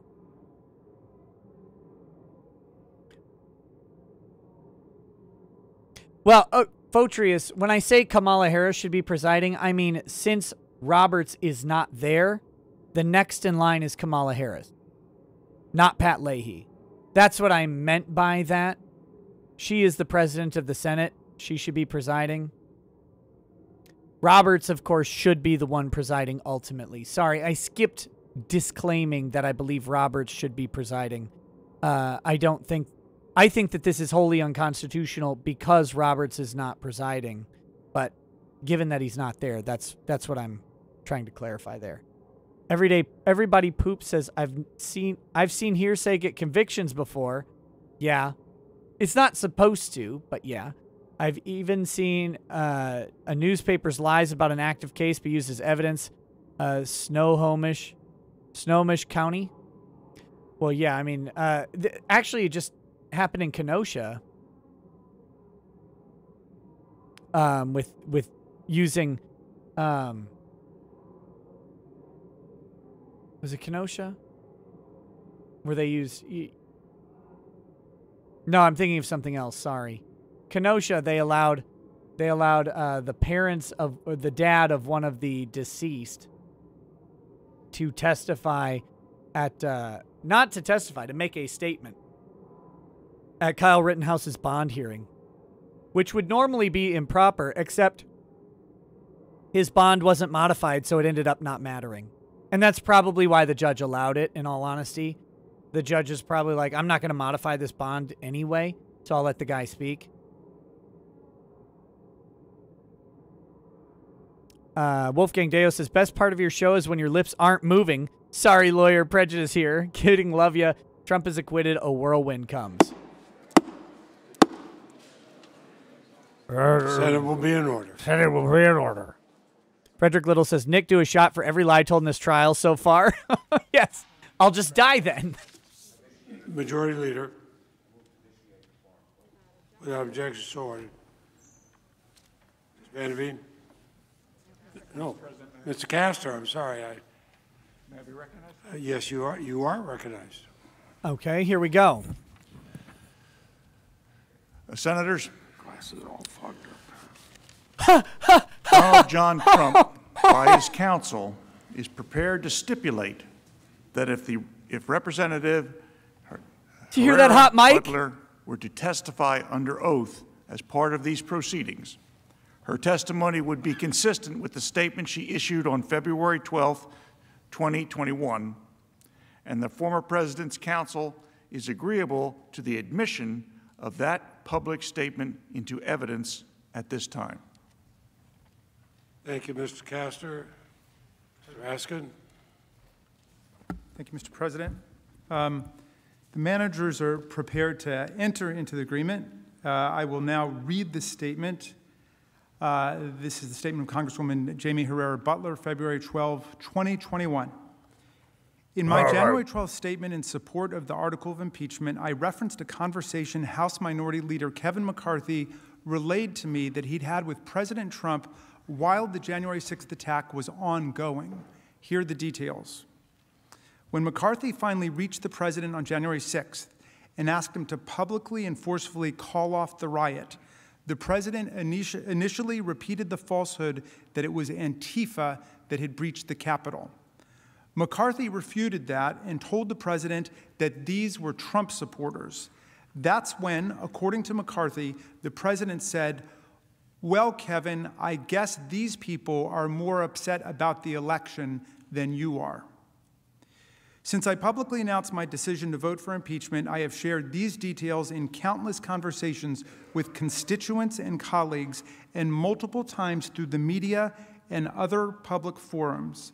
I told it to the Daily News of Longview on January 17th. I've shared it with local county Republican executive board members, as well as other constituents who asked me to explain my vote. I shared it with thousands of residents on my telephone town hall on February 8th. Mr. President, I now move that the Senate admit the statement into evidence. Objection, and without objection, the statement will be admitted into evidence. And does either party wish to make any further motions related to witnesses or documents at this time? Mr. President, the President's counsel have no further motions. Discuss. And Mr. President, we have no further motions either. Okay, wrap it up, boys. Excuse me. Then the chair would note that neither party wishes to make further motions under Section 6 of Senate Resolution 47. Therefore, the next question is on admission of the evidence submitted by both parties pursuant to Section 8 of the resolution.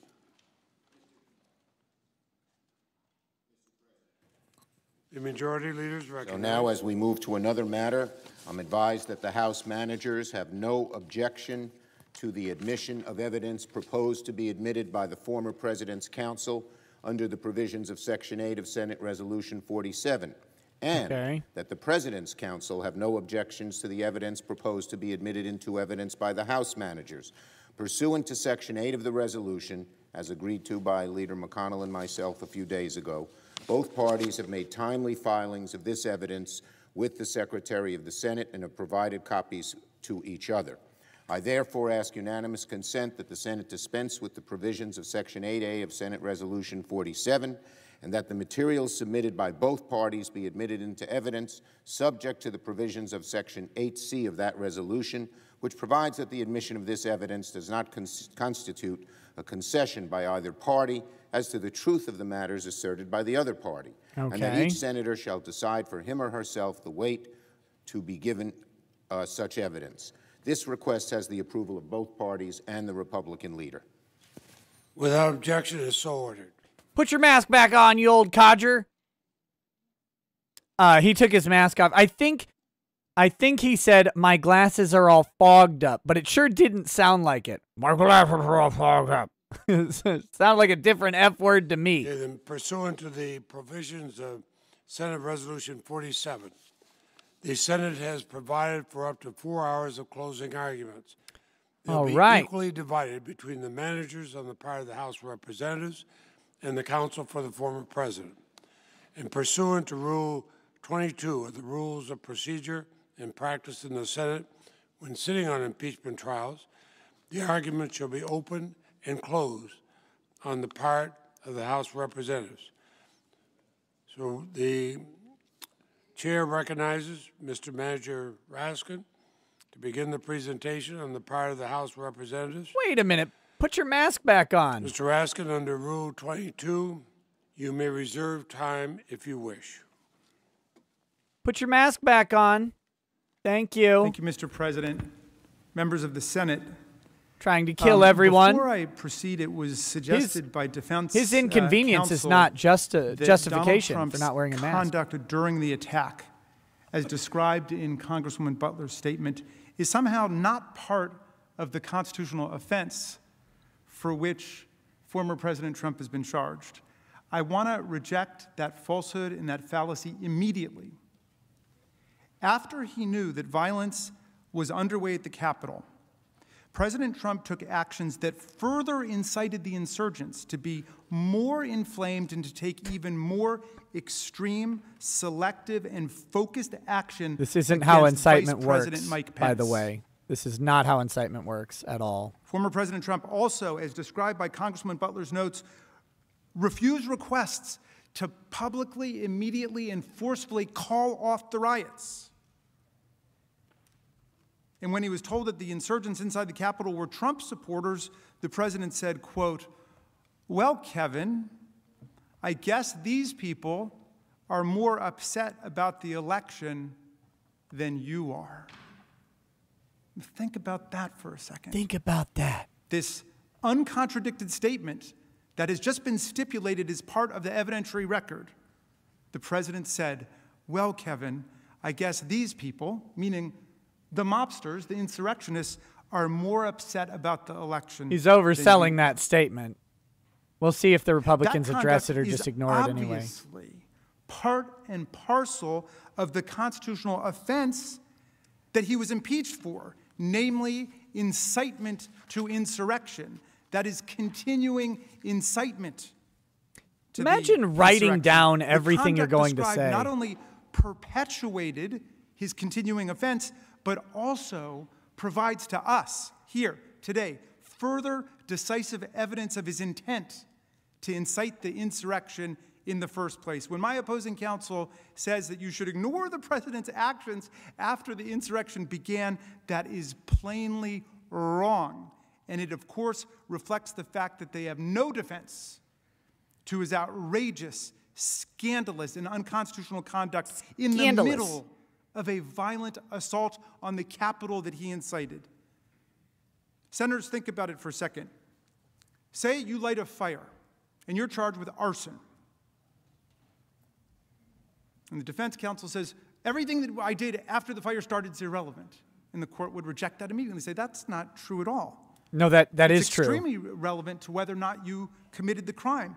If you run over and try to put out the flames, if you get lots of water and say, help, help, there's a fire, if you call for help, a court will could infer that you didn't intend for the fire to be lit in the first place. Not arson. They would accept your defense, perhaps, that it was all an accident. That's not arson. And that's why arson and incitement are different. This is dumb. When the fire erupts, you go and you pour more fuel on it. You stand by and you watch it gleefully. Any reasonable person will infer that you not only intended the fire to start, but that once it got started and began to spread, you intended to continue to keep the fire going. And that's exactly where we are, my friends. Of course your conduct while a crime is ongoing is relevant to your culpability, both to the continuation of the offense, but also directly relevant, directly illuminating to what your purpose was originally. This is a garbage argument. And any court in the land would laugh out of court any criminal defendant who said, what I did after I allegedly killed that person is irrelevant to whether or not I intended to kill them. What? I mean, come on. What are you talking about? Donald Trump's refusal not only How does what you do later prove intent? To further incite the insurgents against his own vice president. His own vice president provides further decisive evidence of both his intent to start this violent insurrection and his continued incitement once the attack had begun to override the Capitol. All right. Senators, that was in response to this new evidentiary particle that came I'm in. now going to start my closing argument. I want to thank you for your remarkable attention and your seriousness of purpose befitting your office. We have offered you overwhelming and irrefutable and certainly unrefuted evidence that former President Trump incited this insurrection against us. To quote the statement Representative Liz Cheney made in January, quote, on January 6, 2021, a violent mob attacked the United States Capitol to obstruct the process of our democracy and stop the counting of presidential electoral votes. This insurrection caused injury, death and destruction in the most sacred space in our republic. She continued, Representative Cheney continued, much more will become clear in coming days and weeks, but what we know now Cheney is QAnon. enough. The President of the United States summoned this Trust mob, the Cheney plan. assembled this mob, and lit the flame of this attack. Everything that followed was his doing. None of this would have happened without the President. The President could have immediately and forcefully intervened to stop the violence. He did not. There has never been a greater betrayal by the President of the United States of his office and his oath to the Constitution. I will vote to impeach the President. Representative Cheney was right. She based her vote on the facts, on the evidence, and on the Constitution. Not really. The evidence, the video, documentary, eyewitness has only grown stronger and stronger and more detailed right up till today, right up to 10 minutes ago, over the course of this Senate trial. And I have no doubt that you all noticed that despite the various propaganda reels and so on, President Trump's lawyers You literally have ran said propaganda almost reels nothing to contest or overcome the actual evidence of former President Trump's conduct that we presented. Much less have they brought their client forward to tell us his side of the story. We sent him in criminal case, his case is thrown out right then. Out of hand. The former President of the United States refused to come and tell us, and I ask any of you, if you were charged with inciting violent insurrection against our country, and you were falsely accused, would you come and testify? Oh, you falsely accused him? I'd be there at 7 o'clock in the morning waiting for the doors to open.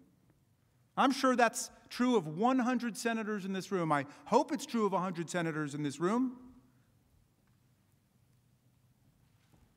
Senate was lectured several times yesterday about cancel culture. Well, not even 2 weeks ago, the President's most reliable supporters in the House, I'm sorry, not the President, the former President's most reliable supporters in the House tried to cancel out Representative Cheney because of her courageous and patriotic defense of the Republic and the truth and the Constitution. They tried to strip her of her leading role as chair of the House Republican Conference. But you know what? I hope everybody takes a second to reflect on this. The conference rejected this plainly retaliatory and cowardly attempt to punish her for telling the truth to her constituents and her country and voting for impeachment. Oh, yeah, that's Who says why. You can't stand up against bullies? Who says? In my mind, Liz Cheney is a hero for standing up for the truth. Jamie Raskin always and hopes his sister would stand up against his bullies. Cancel culture that she was subjected to. But she beat them on a vote of 145 to 61, more than 2-to-1 vote. You know, Ben Franklin, a great champion of Enlightenment, an enemy of political fanaticism and cowardice, and of course another great Philadelphian, once wrote this: I have observed that wrong is always growing more wrong until there is no bearing it anymore, and that right, however opposed, comes right at last. Comes right at last. Think about that. So when he's ultimately acquitted, it's right. Home of the brave, land of the free. The America of Ben Franklin, who said, if you make yourself a sheep, the wolves will eat you. Don't make yourself a sheep. The wolves will eat you. The America of Thomas Jefferson, who said at another difficult moment, a little patience and we shall see the reign of witches pass over, their spirits dissolve, and the people, recovering their true sight, restore their government to its true principles. The America of Tom Paine, who said, the mind, once enlightened, cannot again become dark. Now, we showed you our Oh, that's not true at all. demonstrating every step of Donald Trump's constitutional crime. We showed you how he indoctrinated the mob with his Orwellian propaganda about how the election he lost by more than 7 million votes. He doesn't even believe that's true. 306 to 232 in the electoral college, which he had described as a landslide when he won by the exact same margin in 2016, was actually a landslide victory for him being stolen away by a bipartisan conspiracy and fraud and corruption. We showed you how 61 courts and 88 judges, federal, state, local, trial, none of this is appellate, relevant to incitement. From the lowest courts in the land to the United States Supreme Court across the street, and 8 federal judges he himself named to the bench, all found no basis in fact or law for his outlandish, is this a guy from Ratatouille? deranged inventions and concoctions about the election. The little mouse guy In the from meantime, Ratatouille? President Trump tried to bully state-level officials to commit a fraud on the public by literally finding votes. We examined the case study of Georgia, where he called to threaten Republican Brad Raffensperger to find him 11,780 votes. That's all he wanted, he said. 11,780 votes. Don't we all? 11,780 votes. No, I want That's more all he votes wanted than that. to nullify Biden's victory and to win the election.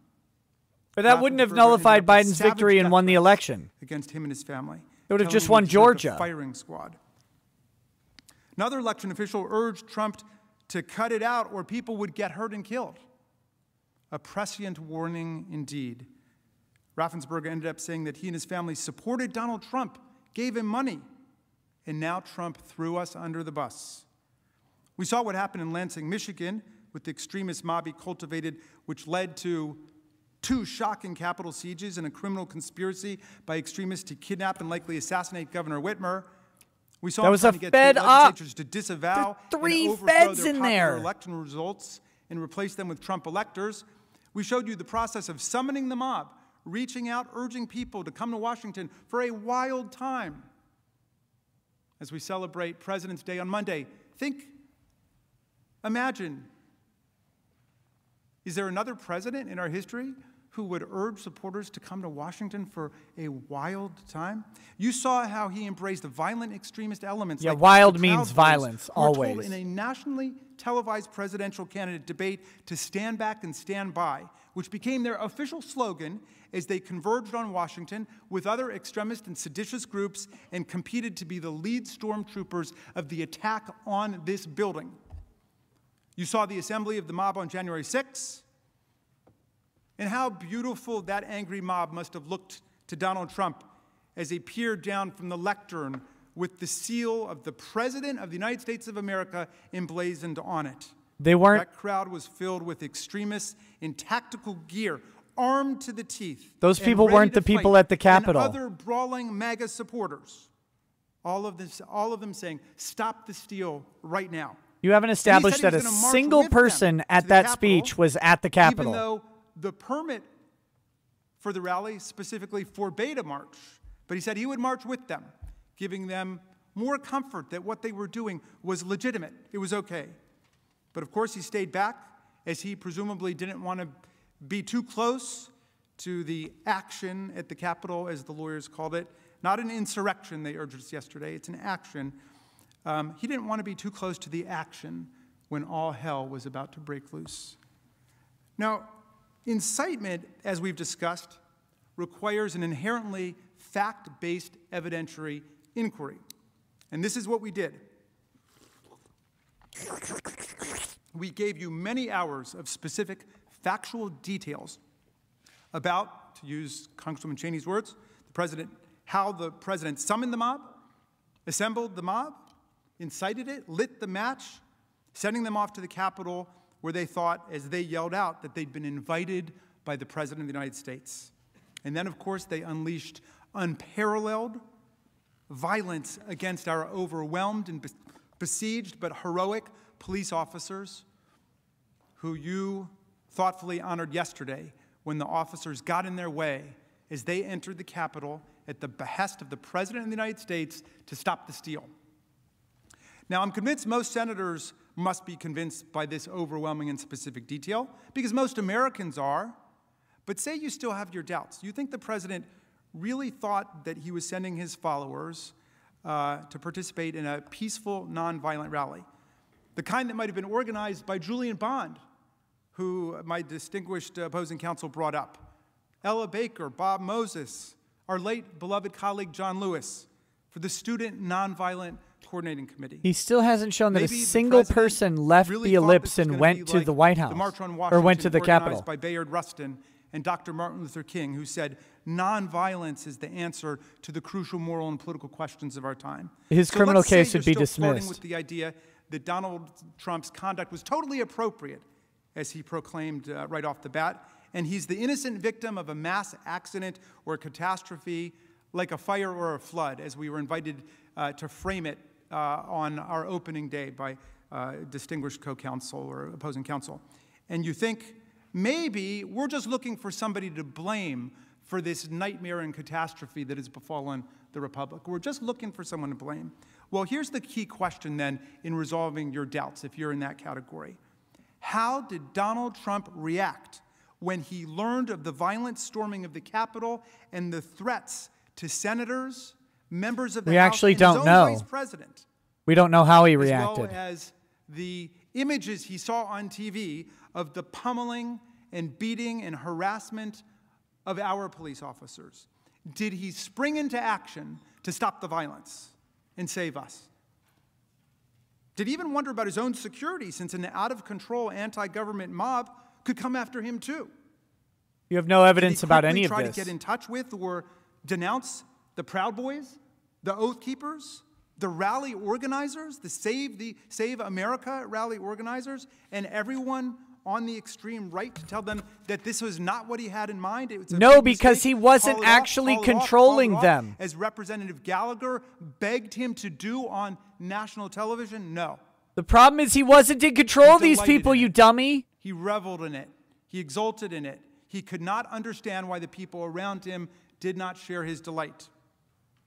And then a long period of silence ensued while the mob beat the daylights out of police officers and invaded this building, as you saw on security footage, and proceeded to hunt down Vice President Mike Pence as a traitor and denounced and cursed Speaker Pelosi, both of whom you heard. To be fair, mob Pelosi members needs say to be they wanted denounced kill. and cursed. They were both in real danger. She's a And our horrific government monster. could have been thrown into absolute turmoil without the heroism of our officers and the bravery and courage of a lot of people in this room. Here's what Republican Representative Anthony Gonzalez of Ohio said. He's a former pro football player.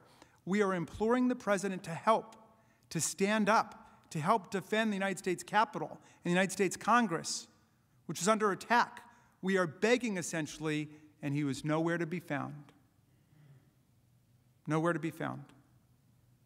And as I've emphasized this morning, that dereliction of duty, that desertion of duty was central to his incitement of insurrection and inextricable from it. It can't be related. Bound together. It happened It reveals subsequent. his state of mind that day, what he was thinking as he provoked the mob to violence. It literally doesn't. And further violence. It shows how he perpetuated his continuing offense on January 6th. His course of conduct charged in the article of impeachment. By the way, you don't prove impeachment, state of mind as he that further day. You incited prove the state of mob mind during at the the time of attack, incitement. aiming it at Vice President Mike Pence himself, while failing to quell it in either of his roles as Commander-in-Chief or his real role that day, Inciter-in-Chief. Whoa, And it powerfully zing! demonstrates that the ex-president knew, of course, that violence was foreseeable, that it was predictable and predicted. That day, since he was not surprised and not horrified, no, You know, he was wrote delighted. Insider-in-Chief and was through like, his acts I'm of so omission clever. and commission that day, he abused his office by siding with the insurrectionists at almost every point, rather than with the Congress of the United States, rather than with the Constitution. In just a moment, my colleague, Mr. Cicilline, will address President Trump's conduct, his actions and inactions, his God. culpable state of mind during the attack, as he will establish yesterday's explosive revelations about House Minority Leader Kevin McCarthy's desperate call to Trump and Trump's truly astounding reaction confirm that Trump was doing nothing to help the people in this room or this building, it's now clear beyond doubt that Trump supported the actions of the mob, and so he must be convicted. It's that simple. When he took the stage on January 6th, he knew exactly how combustible the situation was. He knew there were many people in the crowd who were ready to jump into action, to engage in violence at any signal that he needed them to fight like hell to stop the steal. And that's exactly what he told them to do. Then he aimed them straight here, right down Pennsylvania at the Capitol, where he told them that the steal was occurring, that is, the counting of the Electoral College votes. And we all know what happened next. They attacked this building, they disrupted the peaceful transfer of power, they injured and killed people, convinced that they were acting on his instructions and with his approval and protection. And while that happened, he further incited them while failing to defend us. If that's not ground for conviction, if that's not a high crime and misdemeanor against the Republic in the United States of America, then nothing is. President Trump must be convicted for the safety and security of our democracy and our people. Mr. Cicilline. Matt Moran says, "Hey Nick, did you get a new camera?" Nope. Looks good. Now you just got to add Sargon's Lady Clariol filters and you'll be good to go. Great job on the trial this week. No, I haven't ordered a new camera yet.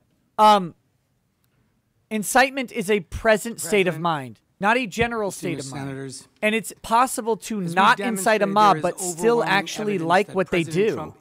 Not that that happened here. New violence was foreseeable, but that's actually possible and still not incitement. He knew that many in the crowd were posed for violence at his urging. And in fact, many in the sea of thousands in the crowd were wearing body armor and helmets and holding sticks and flagpoles. And then he not only provoked that very same crowd, but aimed them at the Capitol. He literally pointed at this building, at us, during his speech. He pointed to the building where Congress was going to certify the election results and where he knew the vice president himself was presiding over the process.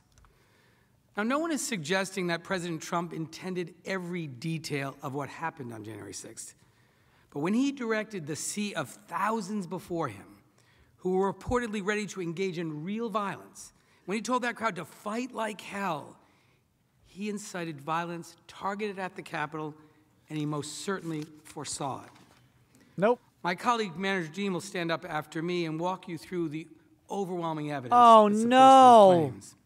That chick is start, though, dumb by as hell. talking about what happened after that. There was a lot of discussion yesterday about what the president knew and when he knew it. There are certain things that we do not know. Just no about evidence what the about president did that day. Because the president, that is former President Trump, has remained silent about what he was doing during one of the bloodiest attacks on our Capitol since 1812. Despite a full and fair opportunity to come forward, he's refused to come and tell his story. As Manager Raskin said, we would all do that. No, in fact, you wouldn't. I would insist on it. If I were accused of a grave and serious crime that I was innocent of, I would demand the right to tell my side of the story. You're a fucking Trump's liar crime. and you know it. Sorry, pardon my But English. There are certain These facts people that piss are me off. undisputed, that we know to be true despite the president's refusal to testify, which his counsel either ignored entirely or didn't and couldn't dispute.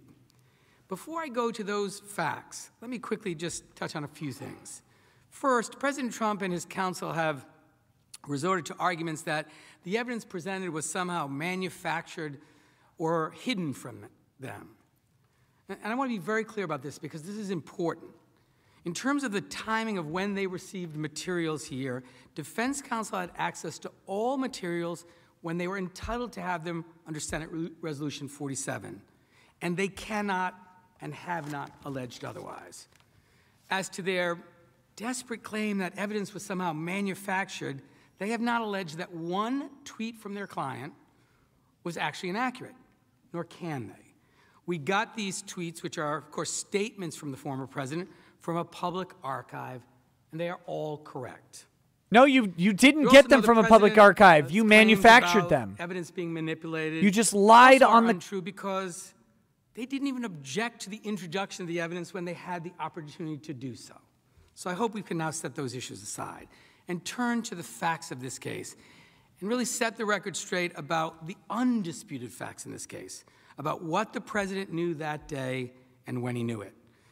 And at the outset, let me say this. As you may recall, in direct response to a question yesterday, President Trump's counsel stated, and I quote, "At no point was the president informed the vice president was in any danger," end quote.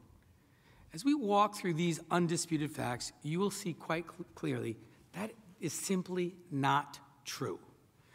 As you can see here, from just after 12 p.m. to just before 2 p.m., President Trump delivered his statements at the rally, which incited an initial wave of riot protesters coming down to the Capitol.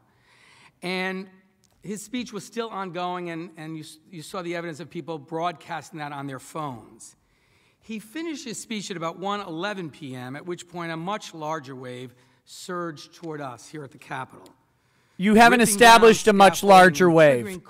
Never anywhere have you brought evidence of a much larger wave. As the violence intensified, it's also not President fucking Trump possible. tweeted a video of his remarks at the They rally can't teleport. with the caption, quote, "Our country has had enough. We will not take it anymore, and that's what this is all about," end quote. During the half hour following that tweet, the situation here drastically deteriorated. Insurrectionists breached the Capitol barriers, then its steps, then the complex itself. By 2:12, the insurrectionist mob had overwhelmed the police and started their violent attack on the Capitol. And as you all know, this attack occurred and played out on live television. Every major network was showing it.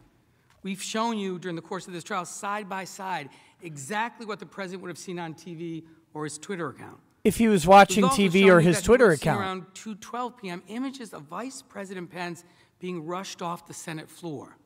Now, I won't replay all of that for you, but for timing purposes, here's the footage reacting to Vice President Pence leaving the floor. No audio. They just cut out. It looks like they and sometimes the Senate like they just ushered Mike Pence out really quickly. Yes, they did. That's exactly what just happened there. They ushered Mike Pence out. They moved him fast. I saw the motions too. Oh, thank you. Seems to suggest very helpful. The President of the United States was not aware of this. That the President had no idea that his Vice President had been evacuated from the Senate floor for his safety because violent rioters had broken into the Capitol with thousands more coming, and with the Capitol Police completely overwhelmed. This was on live television. So defense counsel suggests apparently everybody watches live television. I never watch live TV except for you. The American people. Except for you guys, because I love you. It's just not possible. It's literally possible to not watch live the news. Secret Service failed to mention that his vice president was being rushed from the Senate for his own protection. That nobody in the White House thought to alert him. Nobody in the White House thought to alert him. None of our law enforcement agencies raised a concern to the commander-in-chief that the vice president was being evacuated from the Senate floor as a violent mob assaulted the Capitol. That simply cannot be. And with each passing minute on the timeline, they haven't provided any evidence that it was, grows more and or more wasn't. Inconceivable. Let's continue forward in time.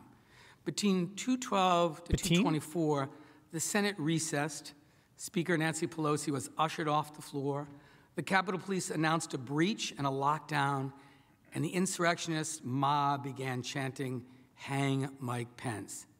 And it was unfolding on live TV in front of the entire world.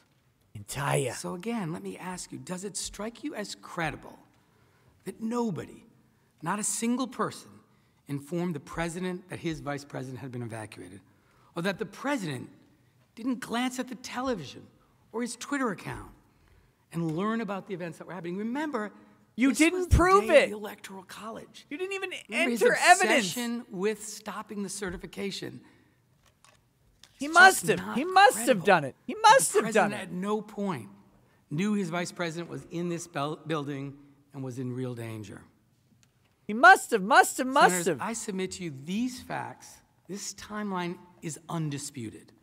At 2:24 p.m., after rioters breached the barriers, after calls for assistance, after rioters stormed the building, after Vice President Pence was rushed from the Senate floor, and just before Vice President Pence was further evacuated for his safety, President Trump decided to attack his own vice president on Twitter.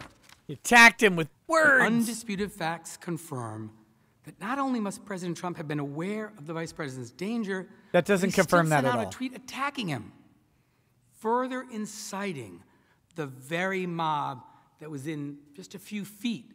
There isn't a crime of further incitement, by the way. The vice president was there with his family. You either incited or you He was didn't. in danger for his life. They were chanting, "Hang Mike Pence," and had erected a noose outside. Did they incite an erection As we've of the shown, noose? the mob responded to President Trump's attack instantly. The tweet was read aloud on a bullhorn, if you remember that video. Insurrectionists began chanting again about Mike Pence. And in those critical moments, we see President Trump engaging in a dereliction of his duty by further inciting the mob in real time to target the vice president with knowledge that the insurrection was ongoing, and that's, of course, included in the conduct charged in this article of impeachment. The former president's counsel's suggestion otherwise is completely wrong. His further incitement is impeachable conduct that continued during the course of this assault itself, and it's part of the constitutional crime and was entirely and completely a part of his indefensible failure to protect the Congress. Now, there's been some confusion as to the phone call I referenced with Senator Lee. So I want to be clear about certain facts that are not in dispute. First, Senator Lee has confirmed that the call occurred at 2:26 p.m., so I've added that to the timeline above. Remember, by this phone call, the vice president has just been evacuated on live television for his own safety. Television. And Donald Trump had, after that, tweeted an attack on him, which the insurgents read on a bullhorn. And a few minutes after Donald Trump's tweet, he didn't reach out to check on the vice president's safety. He called a senator How do you know? to ask about delaying the certification. The call was interrupted. They can't establish that he Senator didn't Tuberville reach out has to Mike Pence. Since explained, and I quote, They have no "I looked at the testimony from phone, Mike Pence and it or said Donald the Trump White House about on this. it. I said, hello. The president said a few words. I said, Mr. President, they're taking the vice president out, and they want me to get off the phone, and I've got to go," end quote. That was his second evacuation that day. A minute later, live feeds documented the insurgents chanting, "Mike Pence is a traitor."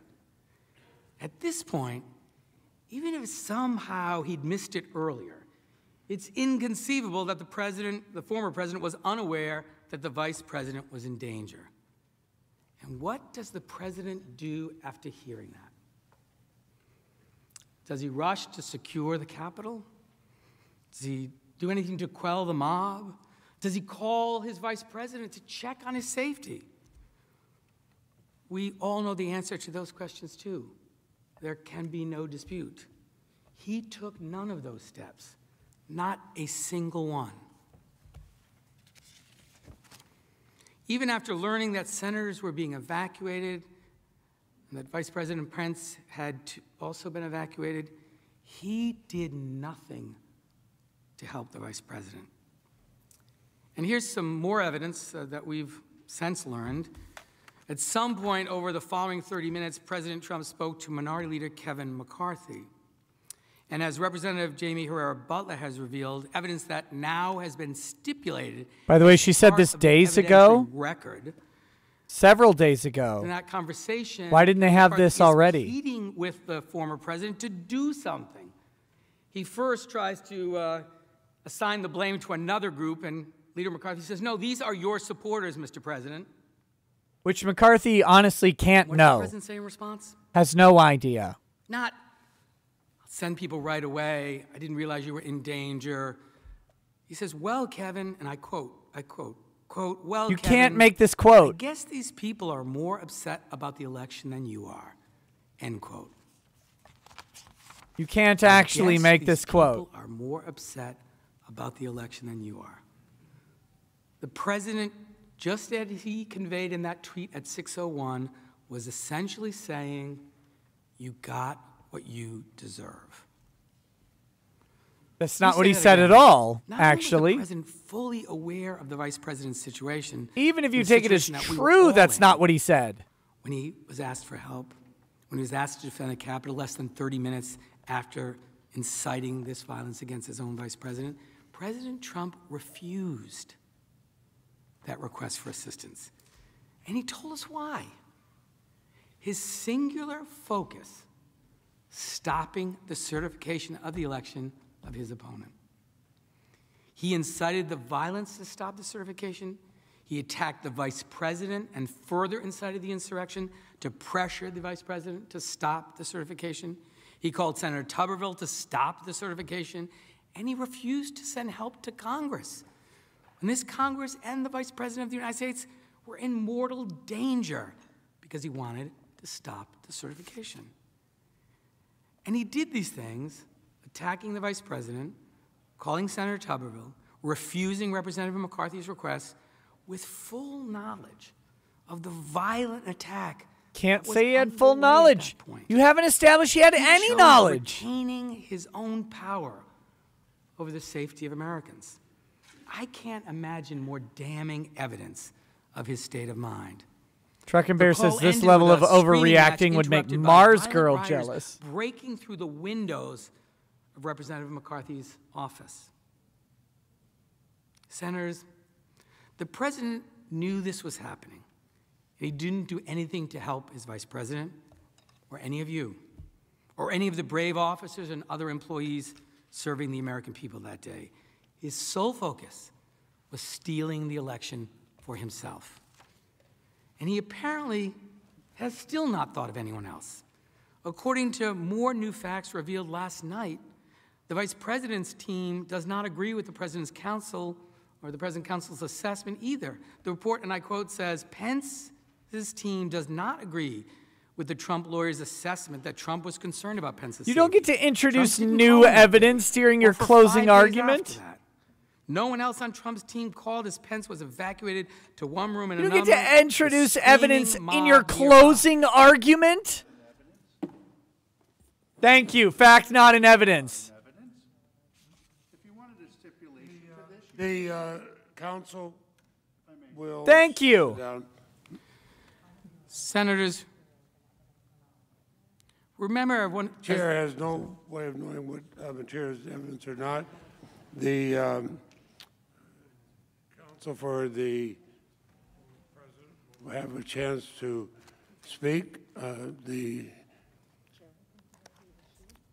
And the chair will consider the issue. Senators, remember, as one of you said during this attack, it's all pretend. Us all, our staff, the officers protecting all of us, everyone. And President Trump not only incited it, but continued inciting it as it occurred with attacks on his vice president, and then willfully refused to defend us, furthering his provocation and incitement by the mob, siding with the mob, siding with the violent insurrectionists, criminals who killed and injured police officers sworn to protect us because they were, case to be thrown out of court. Election than Leader McCarthy. Those facts are undisputed. President Trump has not offered any evidence or any argument to disprove them. His lawyers almost entirely ignored these facts. His lawyers can just make up all the evidence they want in closing argument. False claim yesterday that, might as well, quote, at no point was the president informed that the vice president was in any danger, end quote. A claim that is refuted not just by common sense, but by the timeline you have seen and also the vice president's legal team. So there can be no doubt that at the moment we most needed a president to preserve, protect, and defend us, President Trump instead willfully betrayed us. He violated his oath. He left all of us and officers like Eugene Goodman to our own devices against an attack he had incited and he alone could stop. That is why he must be convicted. And I'd like to conclude by making one final point that follows directly from hopefully it's the point that you're a piece of shit. Our case, pardon my the English. article of impeachment before you, absolutely includes President Trump's dereliction of duty on January 6th. His failure as insider-in-chief That's a to second immediately count. quell or call off the mob, his failure as commander-in-chief to immediately do everything in his power to secure the Capitol, that is a further basis on which to convict, and there can be no doubt of that. The ongoing constitutional misconduct is like any continuing offense, and the proof of that is overwhelming. Most directly, his dereliction of duty offers conclusive, irrefutable evidence that he acted willfully as we charge. He wasn't furious or sad or shocked like virtually everyone else in America. You can't testify to his state of mind. Rather than rush to our aid or demand his mob retreat, he watched the attack on TV and praised the mob to Leader McCarthy as more loyal to him, more upset about the election, and that was all that mattered. His reaction is also further evidence of his intent. He acted exactly the way a person would act if they had indeed incited the mob to violence to stop the steal. Moreover, as I've shown, President Trump's dereliction and desertion of duty includes his decision to further incite the mob, even as he failed to protect us. While the mob hunted Vice President Pence in these very halls, he attacked Vice President Pence. While he tried to stop the steal, he spread the big lie. We all saw how his mob responded in real time. This further incitement was part of his dereliction of duty, was also part of his course of conduct, encouraging and provoking the mob to violence. President Trump's dereliction of duty also highlights how foreseeable the attack was to him. In his tweet just after 6 p.m., he said, and I quote, "These are the things and events that happen when a sacred landslide election victory is so unceremoniously and viciously stripped away from great patriots who have been badly and unfairly treated for so long." This tweet continued his endorsement of the attack. No, it's not an endorsement of the attack. It's a fact. Duty. But it also reveals you should be terrified of the people. You are a scumbag. Congress refused his demand to reject the election that he continued to tell his supporters was stolen and he had actually won in a landslide. Again, he wasn't surprised.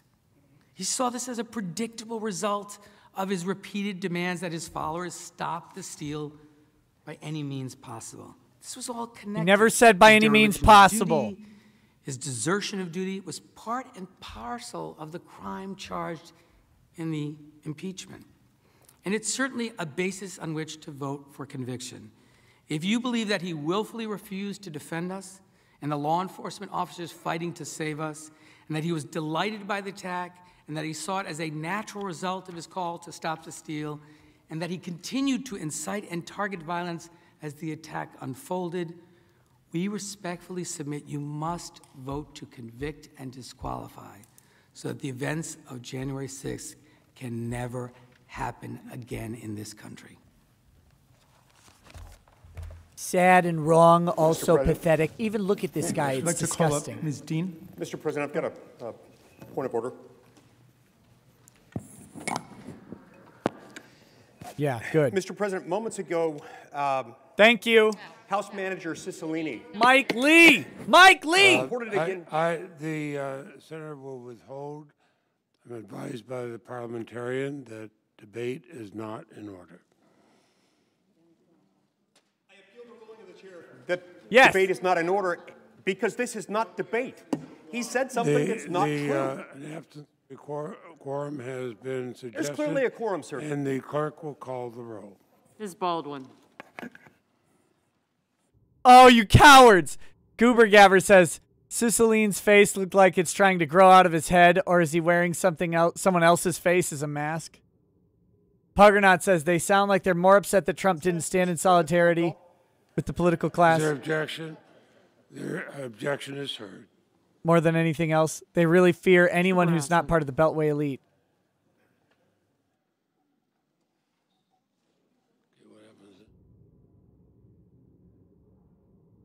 Mike Lee! Mike Lee is a hero here. You can't do this. You can't do this. Mr. Bennett.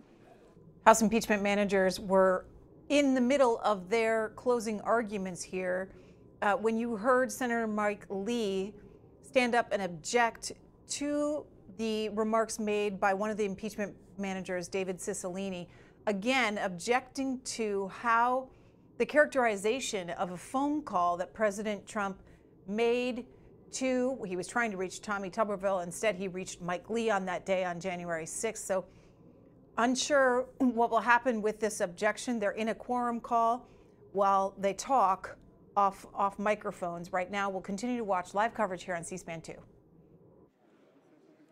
Mrs. Blackburn.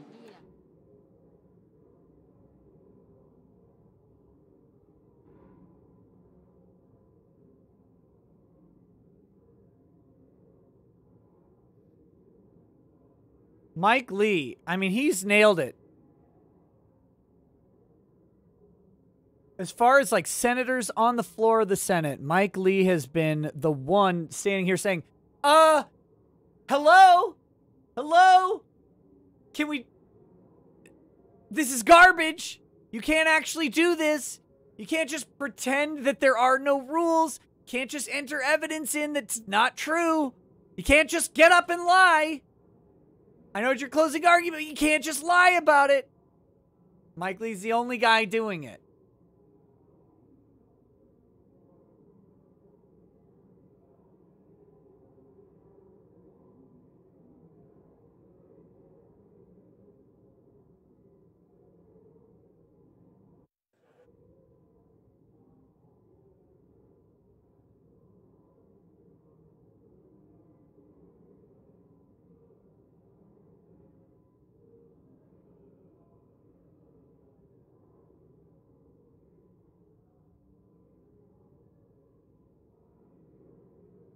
Can you imagine? I mean, this is how we're supposed to be holding court.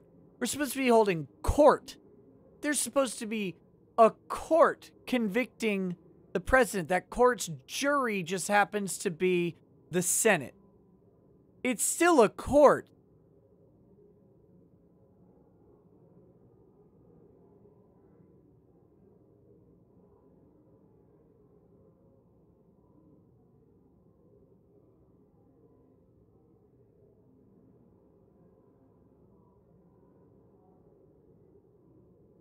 This is infuriating. For anyone who's ever had to, like, follow a rule.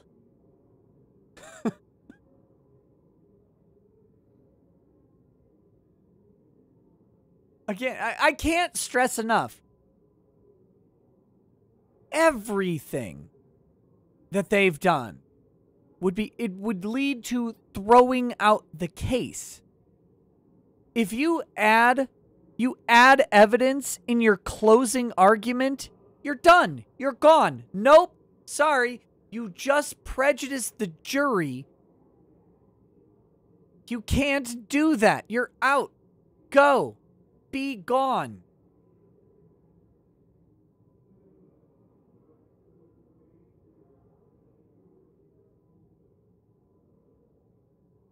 I'll read some chats while this fiasco is going on.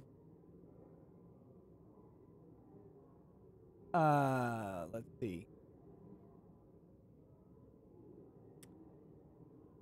Hated 7 Days to Die says, if they fail to convict Trump, do you think there will be a strong push to somehow prevent Trump from holding office in the future? Before this, I didn't think Trump had any chance of holding office in the future. I think he may be better positioned as a kingmaker of the Republican Party going forward, driving sort of the populist wing of it. I think that would be a proper role for him. After this, I don't know. Maybe he should run in 2024. Pisses these people off enough, go ahead and do it. Linda Marie says, congrats on today's video, Nick. Even the French love your analysis. Oh, thank you. Quote, this is so clear and so logic. Even as a French, I can go through all of your arguments about U.S. law and Constitution, and cherry on the cake, your American English is crystal clear. Merci beaucoup. Je t'adore le français. Thank you very much, Linda, for sharing that with me. Shadows King 101 says, Raskin is doing more to incite my violence than Trump ever has. What a greasy effing rat. Timothy Reaper says, didn't Trump's lawyers spend all day yesterday disputing these undisputed facts? Yes. Timothy Reaper says, I am setting up a GoFundMe to pay for Nick's swear jar. Just put hashtag free the tongue in your super chats to donate. Watsiko says, I've only seen 2 Biden bumper stickers in Seattle. The homeless don't drive. Versi equals, what the hell did he say? Mike Dolan. Oh, that was, I think he said, my glasses just fogged up, but it sounded funnier. Mike Dolan says, this is crap. I want witnesses. Thomas Coker says, popular vote don't count. Tom Norris says, can McCarthy object to this as false? McCarthy isn't there. He can't object to anything. Wolfgang Deo says that public statement is actually good for Trump. Pedro A says, did Schumer just use gendered language? Ooh. Yes, he did. Yes, he did. Real Robert Best says, it's been well established that the members of Congress can and will lie to each other and the American people without remorse or prosecution. They're all trash. Doing a great job, Nick, as always. Hey, thanks, Robert. Much appreciated. Cal Clay says, beautiful poetry of Donald Trump. Pulled, can't ship. Wolfgang Deo says, Leahy broke Executive Order 19924573263. No mask on federal grounds. Mithran Emmer says, even if he said it, it doesn't matter that he incited them to act in the first place. This is stretching to a ridiculous degree. Exactly. Phoenix Orem says, shameless plug. Try the Phoenix Down tea from Dragon's Treasure. It's great. If you run for president, can you and Ty form the whiskey party? Godspeed, buddy. Hope you and the family are well. We are doing great, Phoenix. I hope you're well as well. Midwest Rail Fan says, garbage in, garbage out. Ben Sum 91111 says, great stream on the quartering. Hey, thank you. Love to see people come together for a good cause. I like Jeremy quite a bit. Happy to finally get to do a video with him. I thought that was a lot of fun. Storm D says, nothing sacred about Congress. It's a wretched hive of scum and villainy. Wolfgang Deo says, no greater betrayal. Obama plus Gate, anyone? Maybe. Spook Horse says, I hope he starts crying again. That will really bring his point across. Asia Fraser says, how's a private conversation taking place away from the riot, inciting a riot if the rioters wouldn't have even heard those comments? Where's the sense? There is no sense. Mean Sarton says, he speaks like an attorney who's never actually banged it out in a courtroom before. I'm aghast a con law professor just bastardized the Fifth Amendment. The Senate impeachment trial has been, the conclusion of it has been delayed this afternoon. You can see the huddles on the floor around the defense lawyers and the House impeachment. They literally have no idea what they're doing. That's what's going on here. Wait, can they object to false evidence in a closing argument? In any real court, yes, of course you can. Objection, Your Honor. That fact isn't in evidence. That's not in evidence. They could have entered it into evidence. We just had a huge break with a stipulation to enter evidence. They could have entered it into evidence. They didn't want to. Now they're just going to add something? Can't just add a tweet in closing argument. Ever. Ever. Ever. No. Tickelson says, JC, are these closing statements or the last book? Patrick, they have 2 hours to make their closing statement. Patrick Brown says, if Trump had ever stated regret for his words, that could be used as evidence of incitement, loosely. He never did because he didn't love your stream. Oh, yeah. If Donald Trump would have told, think about how they've tried to hang him on stand by and stand down or whatever. They've tried to hang him on that as if he's in literal control of the Proud Boys since he said it. If Donald Trump had said, I need you, called the Proud Boys, hello, Proud Boys, I know you're a Fed, but listen to me. Listen to me, you Fed. I'm going to need you to stand down. Your protest is beautiful. Your breach of the Capitol is terrific and wonderful, but I need you to stand down. If he would have done that, they would have said he was in control of these people from the start. That's of course. And you know I know they would say that? Because that's what I would say. That's what you would use to make the case. It would have been a terrible idea for him to do it. And they would have hung him with it. Batman's Pet Goldfish says Dems should have filed different charges. Yes, they should have. Tom Norris says, so if there is violence from either side after this, can all of them be impeached for inciting, including the president and vice president? Yes. Yes, anybody can be impeached for anything now. Joshua Biddle says Cheney turned her back on all of us in Wyoming. Get her out. Joshua. Vote her out. Recall her. Do whatever it takes. Get her out. Whatever it takes politically. No incitement, obviously. Tickleson says, Jamie Raskin, think. Oh, wait, don't do that. Imagine. The president's clone, you can say whatever you want in here. You just cannot spam, please. That's the only rule of the chat is no spam. People are free to express their ideas. Because unlike Congress, I actually believe the First Amendment. And I actually believe in free speech. Fully. Spam just gets really, really annoying and people cannot actually express their opinions when someone is spamming.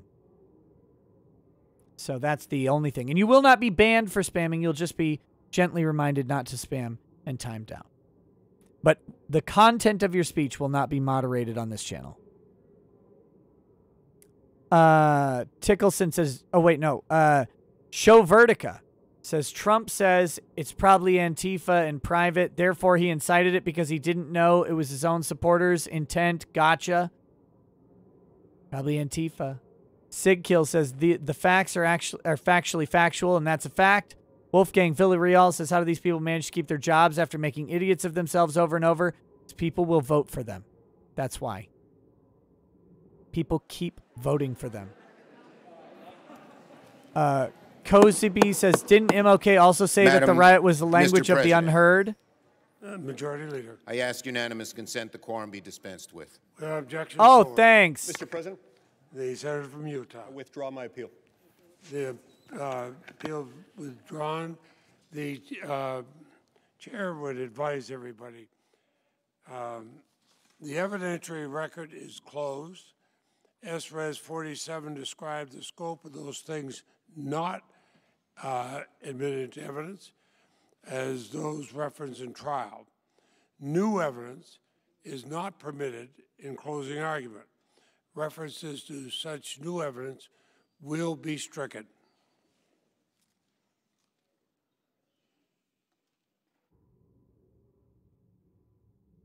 Addition.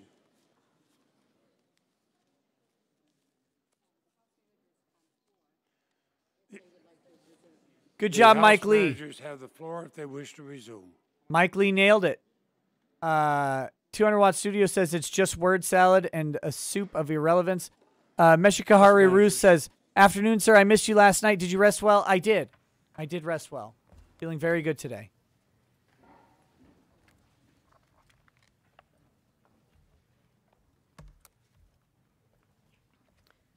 Mr. President, House Manager.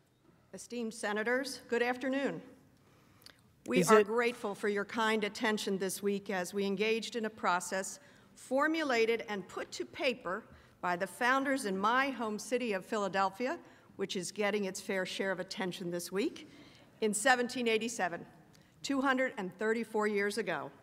My colleague, Mr. Cicilline, addressed the importance of the President's dereliction of duty. I will focus on three specific aspects of this case, which the defense have raised questions about. One. First, the defense suggests that this was just one speech, and one speech cannot incite insurrection. That's not what they suggested at all. Because the attack was pre-planned by some insurrectionists, Donald Trump is somehow not culpable. Both of these things are plainly not true. Nor it's also not what they said. What we allege. So let's be clear. We are not suggesting that Donald Trump's January 6th speech by itself incited the attack. Then you failed the incitement charge, by the way. And including that speech incited the attack. The defense is correct that the insurrection was pre-planned. That supports our point. No, it doesn't. It goes against incitement. Overwhelmingly confirms that Donald Trump's conduct over many months incited his supporters to believe, one, his big lie, that the only way he could lose was if the election was rigged. 2, that Incitement to ensure the belief is not the election charge. would not be stolen. To prevent the fraud, they had to stop the steal. And 3, they had to fight to stop the steal, or they would not have a country anymore. This conduct took time, and it culminated in Donald Trump sending a save the date on December the 19th, 18 days before the attack, telling his base exactly when, where, and who to fight. And while he was doing this, he spent $50 million from his legal defense fund to simultaneously broadcast his message to stop the steal over all major networks. Donald Trump invited them, he incited them, then he directed them. Here are a few clips that will help bring that story to light. Oh, thank God. These better be old clips. Can you give a direct answer? You will accept the election? I have to see. Look, I have to see. Oh, I'm not going to just say yes. And this election will be the most rigged election in history. This is going to be the greatest election disaster in history. And the only way they can He's right. It's the greatest election disaster in history. They're literally proving that he's right. We're going to win this election. It's a rigged election. It's the only way we're going to lose. Do you commit to making sure that there's a peaceful transfer of power? We want to get rid of the ballots, and we'll have a very peaceful. There won't be a transfer, frankly. There'll be a continuation. It's the only way that's the only way we're gonna lose, is if there's mischief, and it'll have to be on a big scale. So be careful. But this will be one of the greatest most fraudulent elections ever. We're not gonna let this election be taken away from us. That's the only way they're gonna win it. This is a fraud on the American public. This is an embarrassment to our country. We were getting ready to win this election. Frankly, we did win this election. We were winning in all the key locations by a lot, actually. And then our numbers started miraculously getting whittled away in secret. And this is a case where they're trying to steal an election. They're trying to rig an election. And we can't let that happen. You can't let another person steal that election from you. All over the country, people are together in holding up signs, stop the steal.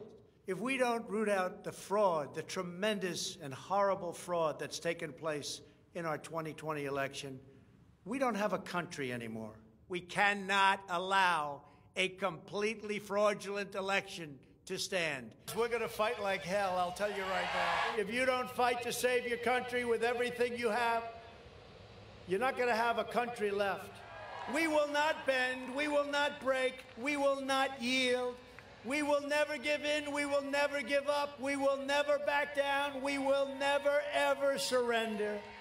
All of us here today do not want to see our election victory stolen.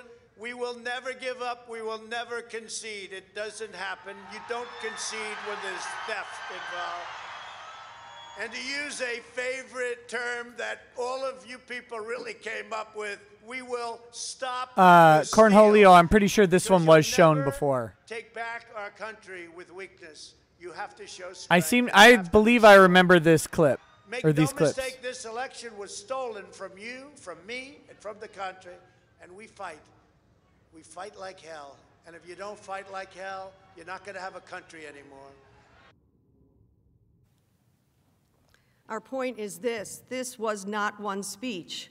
This was a deliberate, purposeful effort by Donald Trump over many months that resulted in the well-organized mob's attack on January the 6th. That brings me to my second point, the violence. Defense counsel argues that there is no way that Donald Trump could have known what would happen. Yet, we are not suggesting, nor is it necessary for us to prove that Donald Trump knew every detail of what would unfold on January the 6th, or even how horrible and deadly the attack would become. But he did know. As he looked out on that sea of thousands in front of him, some wearing body armor and helmets, others carrying weapons. You should probably be wearing a helmet. Violence. The evidence is overwhelming. The evidence overwhelmingly demonstrates this.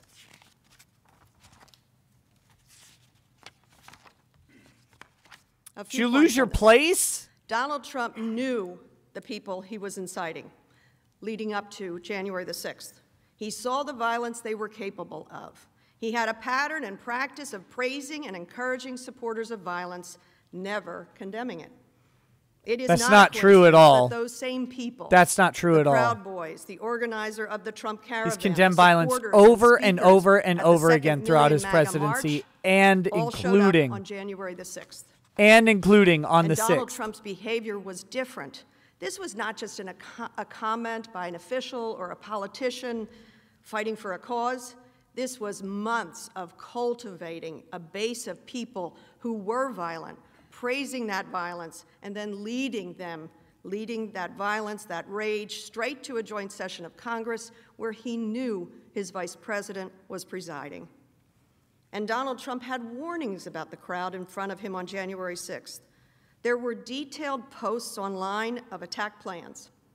Law enforcement warned that these posts were real threats and even made arrests in the days leading up to the attack.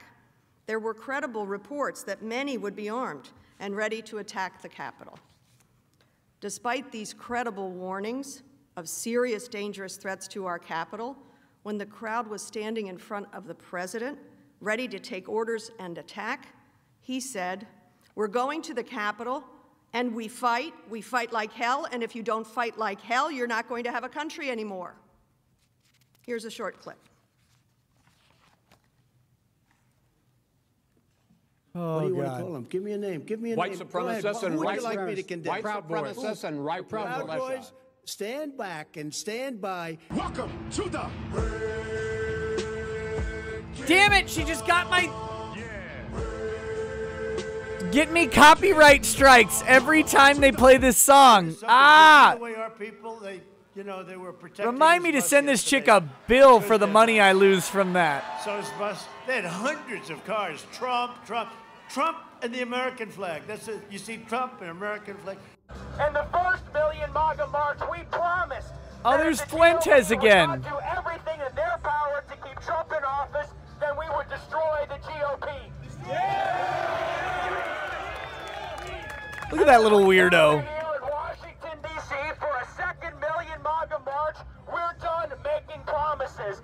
It has to happen now. We are going to... I'm sorry, that America First crew is the least intimidating group of people I've ever seen. Fuentes and his group of college Republicans are kind of weird. Because you'll never take back our country with weakness. You have to show strength, and you have to be strong.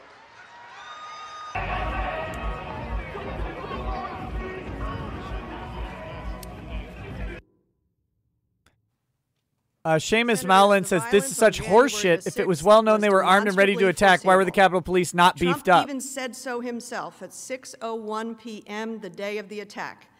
The last thing he said before he went to sleep, quote, "These are the things that happened, end quote.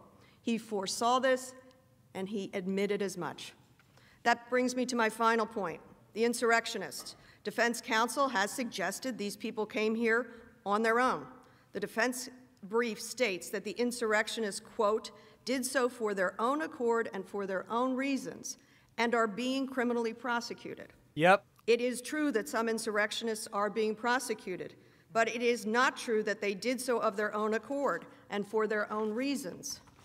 The evidence makes clear the exact opposite, that they did this for Donald Trump at his invitation, at his direction, at his command. They said this before the attack, during the attack. They said it after the attack. Leading up to January the 6th, in post after post, the president's supporters confirmed this was for Donald Trump. It was at his direction.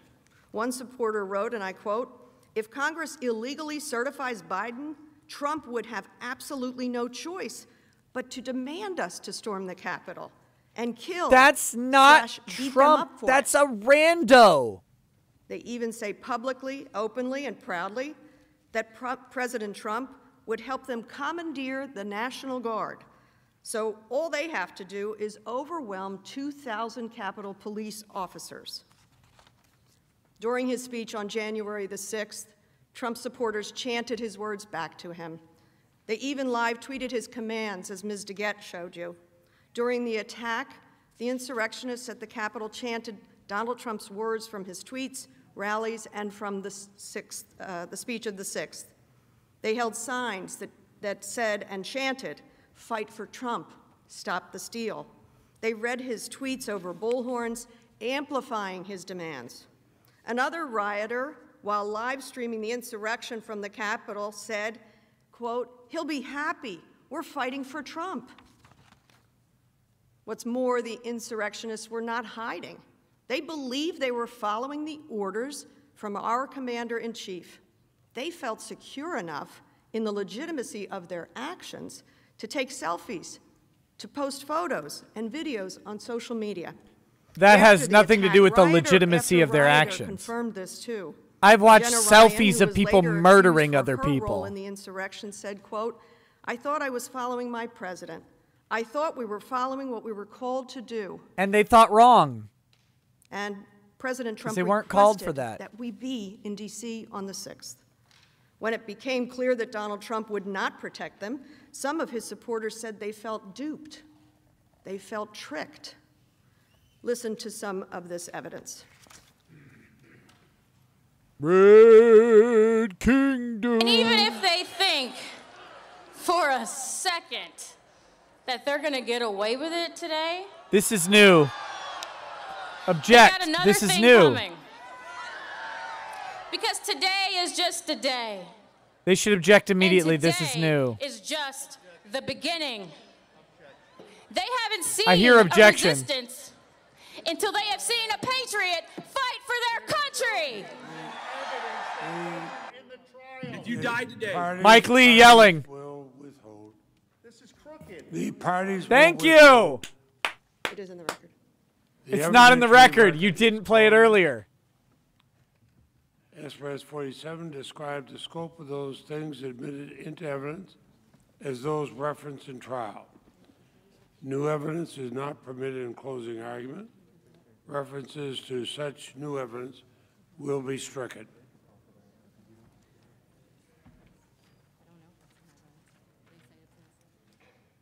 Who yields time?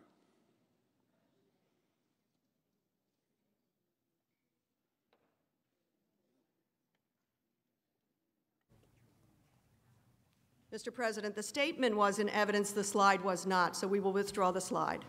But the statement was in evidence.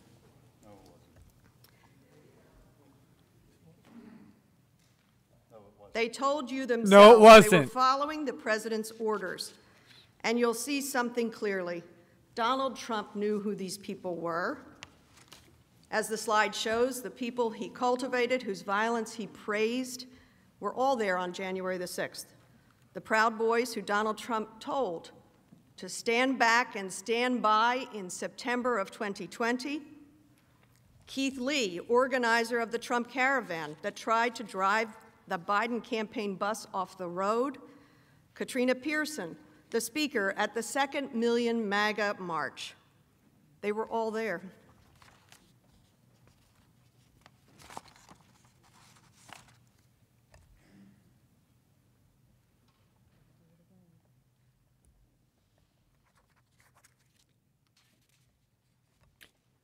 You don't know what to do anymore, do you? You're just going to try and introduce a bunch of evidence. By the way, this is the best part of objections. They disrupt the speaker. The video you're about to see is in the record. Oh, is it? Oh, correction. The record did include appropriately the last video. It didn't. So we will keep that in the record, and I will keep it in my closing remarks. It's not in the record. You never played that video. Can we play the next video?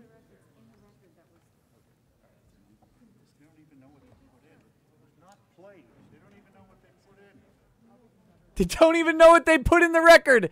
They don't even know what they put in the record.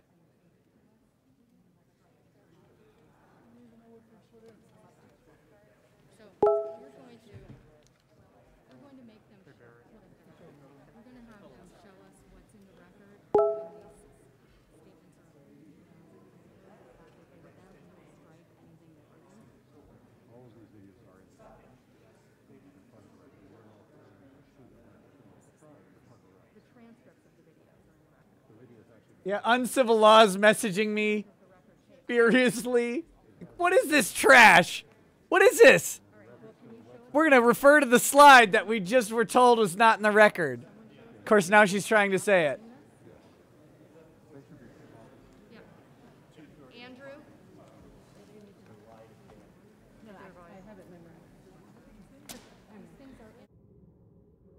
Ah.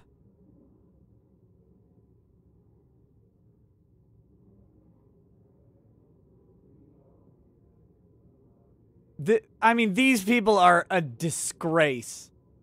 They're a disgrace. If they were representing you, you should be suing them for malpractice.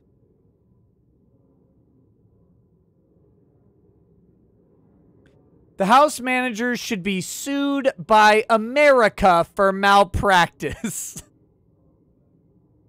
They're embarrassingly bad. I'm going to hit some more of these chats here. Senator Dayton Hypernova says they beat me in this house and he let them. Or they bet me in his house. In this house and they let me. Timothy Reaper says being intimidated by Fuentes should be an impeachable offense. By the way, when I mocked Nick Fuentes a little bit for looking kind of like his little group of 23-year-old weirdos or whatever, if you like them, that's great. I'm not. I don't watch their content. I don't know anything about them. I really don't care. It's just look like they look kind of. The fact that the Democrats are so scared of this, like, what is he, 21, 22, 23, something like that? 23-year-old guy, like with a show, with a bunch of people who listen to him. They're terrified of Nick Fuentes. I can't countenance being like a congressperson and being scared of that guy. Like, that's Senate so weird to me. Once again in the Senate impeachment trial against former President Donald Trump. The defense lawyers for the former president, objected to and are claiming that the House impeachment managers are including new evidence in their. Okay, I don't want this lady to talk anymore. Back to the chats. 200 Watt Studio says it's just a word salad and it's just word salad, a soup of irrelevance. Bladed Cloud 6966 has been listening to all 4 days while I work. Please never stop doing what you do. Thank you. My pleasure. Helene Duft, welcome to Paralegal Status. Thank you for joining. Wasteland Nomad says, how long before they compare this to the Waco siege? Christine Miller says, why not one mention of COVID exposure after the insurrection? They did yesterday, actually, or 2 days ago. All those people all over touching things on the Senate floor, they went right back, no disinfecting, no nothing. Why are they not afraid? Now, that's a separate thing. They mentioned the COVID infections 2 days ago as part of their argument for not respecting social distancing. Oh, are they back? Here we go. Senators will take their seats. Wolfgang Deo says the transition to power was January 20th, not January 6th. Yes. Dean Domino says Raskin sounded really offended. How dare he not defend the aristocracy? Because race car, welcome to Paralegal Status. Thank you. Wolfgang Deo says danger to Pence is disputed. Secret Service is like, okay. Representative may continue. Thank you, Mr. President. I have to say that of all the trials I have ever been a part of, this is certainly one of them. As the slides show, the people he cultivated, whose violence he praised, were all there on January the 6th. The Proud Boys who Donald Trump told to stand back and stand by in September of 2020. Keith Lee, the organizer of the Trump caravan that tried to drive the Biden campaign bus off the road. Katrina Pearson, the speaker at the second Million MAGA March. They were all there. Here is one final clip, also submitted in the record. The other one wasn't, though.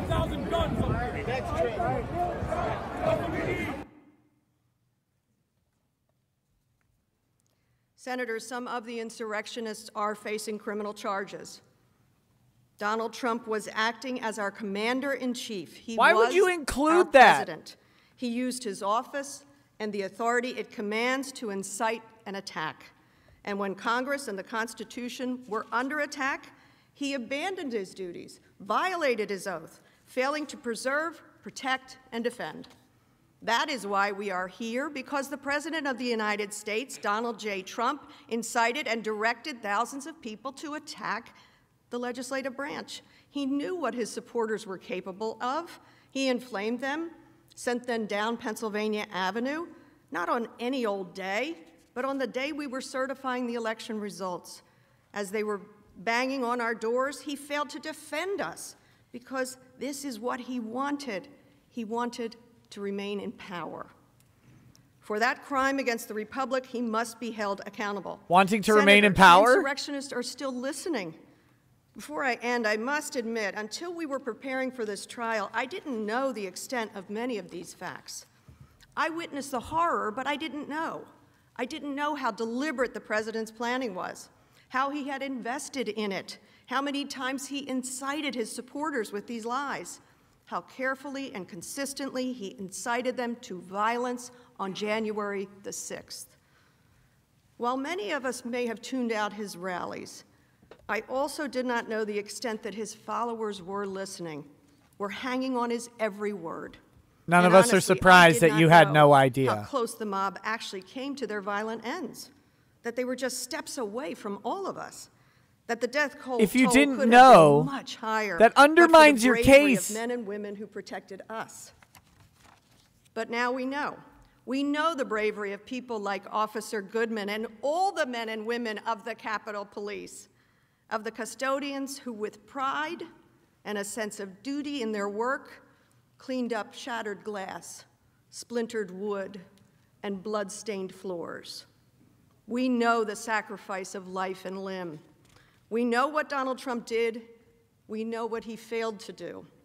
Though it is difficult to bear witness and face the reality of what happened in these halls, what happens if we don't confront these facts? What happens if there is no accountability? For those who say we need to get past this, we need to come together, we need to unify. If we don't set this right and call it what it was, the highest of constitutional crimes by the President Whoa, of we the just United broke States, 5,000 viewers, the past will guys. not be past. The past will become our future for my grandchildren and for their children. Senators, we are in a dialogue with history, a conversation with our past, with a hope for our future. 234 years from now, it may be that no one person here among us is remembered. And yet, what we do here, what is being asked of each of us here in this moment, will be remembered. History has found us. I ask that you not look the other way. Okay, which moron are they going to parade up next? I'd now like to bring up Mr. Nagoose. Oh, no, not Nagoose! RollyFan24 says, thanks for covering this, Nick. Keep up the good work. Thank you. Black Hall Manor says, 18 USC 1519 says, whoever knowingly alters, destroys, mutilates, conceals, covers up, falsifies, or makes false entry in any record. I see a 20-year sentence for a few Democrats per law. Thoughts? No, they will not be charged. They will not be charged or punished for falsifying evidence. Distinguished senators, there's an old quote from Henry Clay, son of Kentucky, that courtesies of a small and trivial character are the ones that strike deepest in the grateful and appreciating heart. I want to say on behalf of all the House managers, we are very grateful for the courtesies that you've extended to us and to President's counsel. Allowing you to enter evidence unlawfully. You've heard my colleague, Manager Dean, go through the overwhelming evidence that makes clear that President Trump must be convicted and disqualified for his high crime. I'm not going to repeat that evidence. It speaks for itself. Earlier in this trial, you might recall a few days ago. Kate says, the Dems trying to introduce new evidence. Nick, how embarrassing. You've been killing it lately, Nick. Keep up the great work. Do everything it's a weird stripe in the middle of my flag. It's just how it's folded. It's just a fold. Of this case. And how the light's hitting the fold. And I can understand why. I mean, the evidence that all of us presented, that Manager Dean just summarized, is pretty devastating. Not really. And so rather than it's not devastating address at all. The President has offered up distractions, excuses, anything but actually trying to defend against the facts. They said things like, President Trump is now a private citizen, so the criminal justice system can deal with him, or that we haven't set a clear standard for incitement. They talked a lot about due process, and that all politicians say words like fight. I'd like to take a minute to explain why each of those distractions are precisely that. Please take 1 minute and no more. And why they do not prevent in any way the Senate from convicting President Trump. Number one, every president is one day a private citizen again. So, I mean, the argument that because President Trump has left office, he shouldn't be impeached for conduct committed while he was in office doesn't make sense. This is the dumbest point I've ever heard. Why would the Constitution include the impeachment power at all if the criminal justice system because you just serves impeach them suitable while they're president? Once the president leaves office? It wouldn't. Impeachment is a remedy separate and apart from the criminal justice system, and for good reason.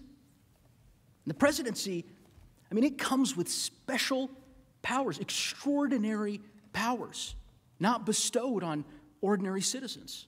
And if those powers are abused, they can cause great damage to our country, and they have to be dealt with in a separate forum. This forum. And it would be unwise to suggest that going forward, the only appropriate response to constitutional offenses committed by a president are criminal charges when the president returns to private life. That's not the kind of political system any of us want. And it's not the kind of constitutional system the framers intended.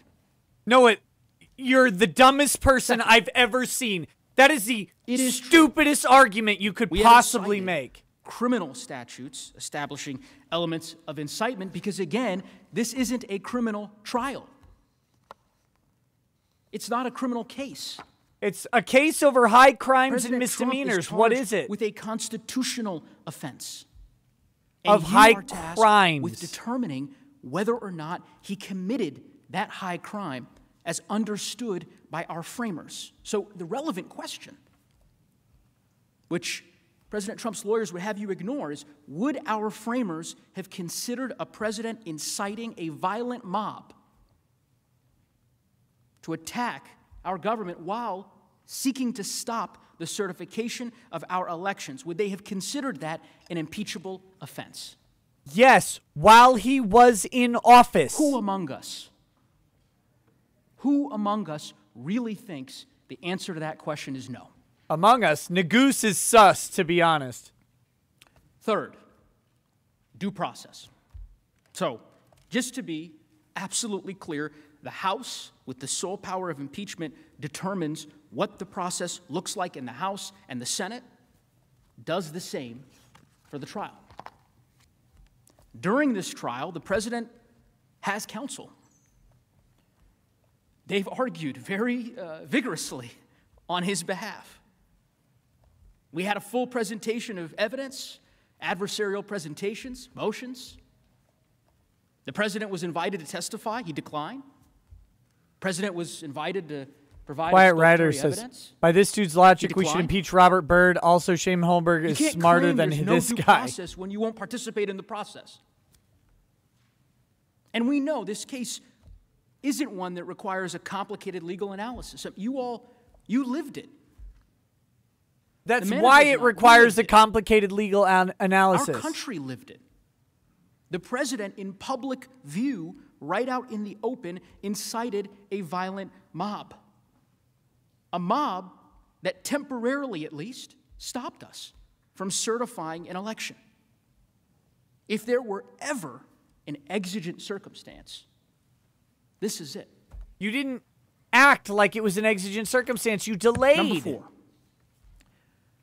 We all know that President Trump's defense, as we predicted, spent a lot of time, a whole lot of time, comparing his conduct to other politicians. A lot of words time, like they fight. spent 3 saw hours the arguing, hours of, and you spent video. over 10. As I said on Thursday, we trust you to know the difference. Because what you will not find in those video montages that they showed you is any of those speeches, those remarks culminating in a violent insurrection on our nation's capital. The result isn't That's the insurrection or incitement. Incitement is the intent, not the result. His supporters to believe that the election had been stolen from him, from them, which was not true. Yeah, it's also a lie. I mean, Black Lives Matter and Antifa literally rioted for a straight year. Inciting it further. Senators, all of these arguments are bad. Offered by the president have one fundamental thing in common. One. They're all bad. They have nothing to do with whether or not, factually, whether or not the president incited this attack. Oh, I thought he was talking about his own arguments. A lot of distractions, so they don't have to defend what happened here on that terrible day. And they do that because they believe those distractions are going to work. You haven't presented any evidence instead of confronting it. I think they're wrong. Some of you know this already. I'm the youngest member of our manager team by quite a few years. So perhaps I'm a bit naive, but yes, you are. I just don't believe that. I really don't. I don't believe their effort is going to work. And here is why. Because I know what this body is capable of. I know what this body I may is not have capable witnessed of. it, but I've read about it in the history books. I've seen the C-SPAN footage. I watched other people suffer, therefore I suffered. I've actually done that. And the history of our country in those books and in those tapes, the history of this country has been defined right here on this floor. The 13th Amendment, the amendment abolishing slavery, was passed in this very room. In this room, not figuratively, literally, where you all sit and where I stand. In 1964, this body, with the help of senators like John Sherman Cooper and so many others, this body secured passage of the Civil Rights Act. Seamus Mallon says the whole point of this thing is to make sound bites for the media to play, since anyone that actually watches already knows it's bull. It's just theater for the normies to reinforce the bull. We've certainly had our struggles, but we've always risen to the occasion when it mattered the most. Not by ignoring injustice or cowering to bullies and threats, but by doing the right thing, by trying to do the right thing. And that's why so many nations around the world aspire to be like America. This guy gets a contact high off of racism that other people dealt with. America is a guiding light for them, a North Star.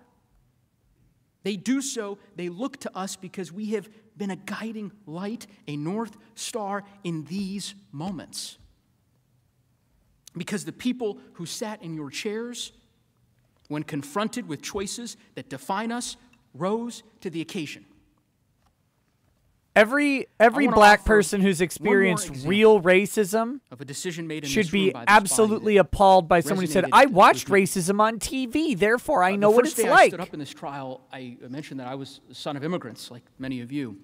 And many senators graciously approached me after my presentation and asked me where my parents were from. And I told those who asked that my folks were from East Africa. In 1986, this body considered a bill to override President Reagan's veto of legislation imposing sanctions on South Africa during apartheid. 2 senators who sit in this room, one Democrat and one Republican, voted to override that veto. That vote was not about gaining political favor.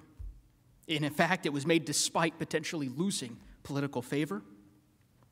And I have to imagine that that vote was cast like the decisions before it because there are moments that transcend party politics and that require us to put country above our party because the consequences of not doing so are just too great. If you put country above your party, we wouldn't Senators, be here right this now. is one of those moments. Many folks who are watching today's proceedings may not know this, but House members like me and Lead Manager Raskin, our fellow managers, we're not allowed on the Senate floor without express permission. No one is. Certainly the senators are aware of that. This floor is sacred. It's one of the reasons why I, like so many of you, was so offended to see it desecrated by that mob. To see those insurrectionists diminishing and devaluing and disrespecting these hallowed halls that my whole life I have held in such awe. Because of those rules that I just mentioned, this will be the only time I have the privilege to stand before you like this. When the trial's over, I'll go back to being not an impeachment manager, but back to being just a House member. The trial will end, and we'll resume our lives and our work. He just admitted he'll never impeach Joe Biden no matter what happens. There will be no end to the pain of what happened on January 6th. The officers who struggled to recover from the injuries they sustained to protect us, they struggle to recover today. The families who continue to mourn those who they lost on that terrible, tragic day. I was struck yesterday. Someone tell me what this has to do with whether or not Donald Trump incited an insurrection. Continued references to hate. One of my favorite quotes. He's going to quote someone else who's experienced hate. Sustained me during times of adversity. I suspect it sustained some of you. Is that I've decided to stick with love. That hate is too great a burden to bear. Yeah, this trial is not born from hatred. It literally is. Far from it. It's born from love of country, our country. Our desire to maintain it. Our desire to see America at its best. And in those moments that I spoke of, Civil Rights Act, so much more, we remember those moments because they helped define and enshrine America at its best. I firmly believe that our certification of the Electoral College votes in the early hours of January 7th, our refusal to let our republic be threatened and taken down by a violent mob will go down in history as one of those moments too. And I believe that this body can rise to the occasion once again today. Woo. By convicting President Trump, defending our republic. And the stakes could not be higher. They can be higher. Because the cold, hard truth is that the stakes on January 6th could be higher. Can happen again.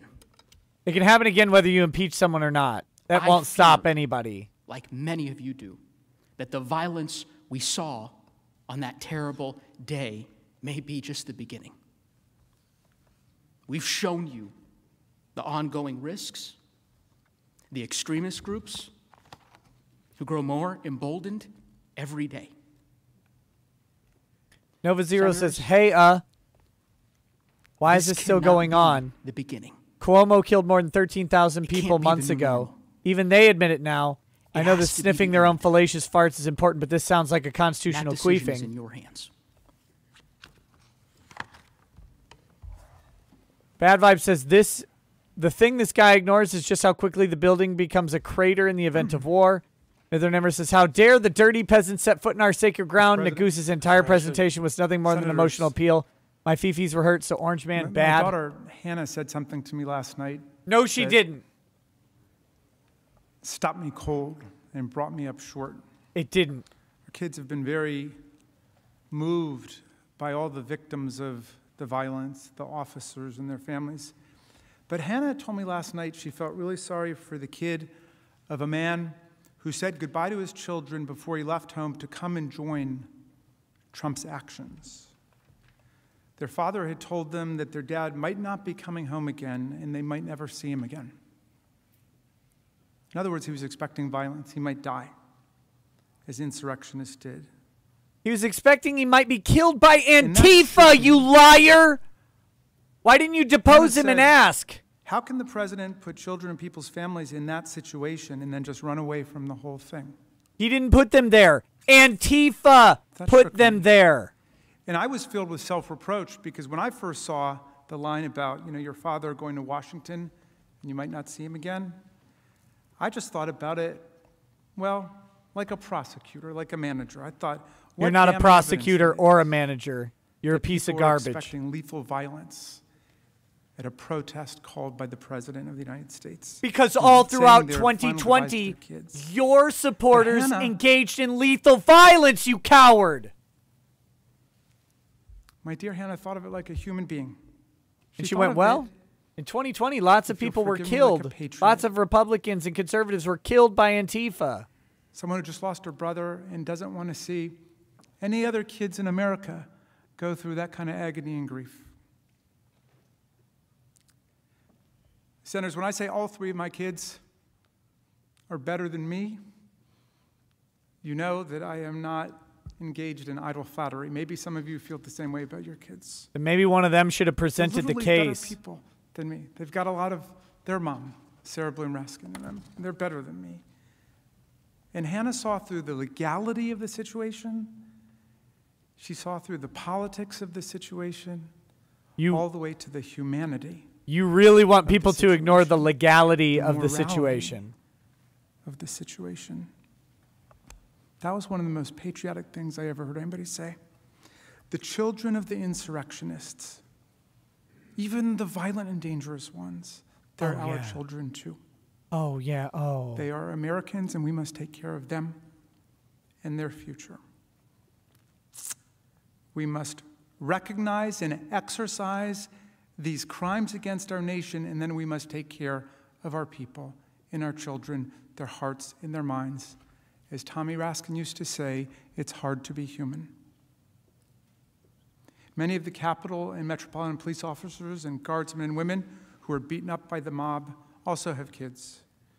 You remember Officer Fanone, who had a heart attack after being tased and roughed up for hours by the mob, and then begged for his life, telling the insurrectionists that he had 4 daughters. And that just about broke my heart all over again. We talked about this for a long time last night. My kids felt terrible that other kids, fathers and mothers, were pulled into this nightmare by a president of the United States. You're missing the nightmare. The nightmare was they were worried Antifa and Black Lives Matter would show up and kill them. We proved he betrayed his Constitution. We proved he betrayed his oath of office. The startling thing to recognize now is that he is even betraying the mob. He told them he would march with them, and he didn't. They believed the president was right there with them somewhere in the crowd, fighting the fantasy conspiracy to steal the election and steal their country away from them. They thought they were one big team working together. He told them their great journey together was just beginning, and now there are hundreds of criminal prosecutions getting going all over the country. People getting set to say goodbye to members of their family. Because they committed a crime. The president who contacted them. He didn't contact them. Invited them, incited them. What are you talking about?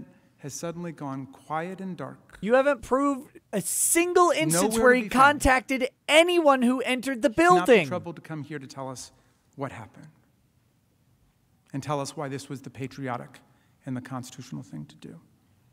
Senators, this trial in the final analysis is not about Donald Trump. The country and the world know who Donald Trump is. This trial is about who we are. Who we are. Literally about Donald Trump. My friend Dar Williams says that sometimes the truth is like a second chance. We've got a chance here with the truth. Do we still believe in the separation of powers? President Trump tried to sideline or run over every other branch of government.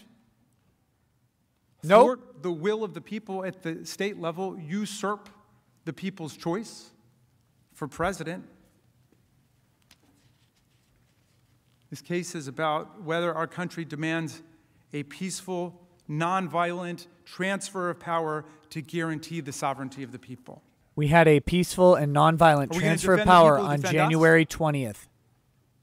It happened. Not just honor them with medals, 100% as you rightfully did peaceful. yesterday, but actually back them up against savage, barbaric, insurrectionary violence. You should have backed them up before the violence, when they asked for it. And the people who work or when here? they were offered it, I suppose. Will we be a democratic nation that the world looks to for understanding democratic values and practices and constitutional government and the rights of women and men?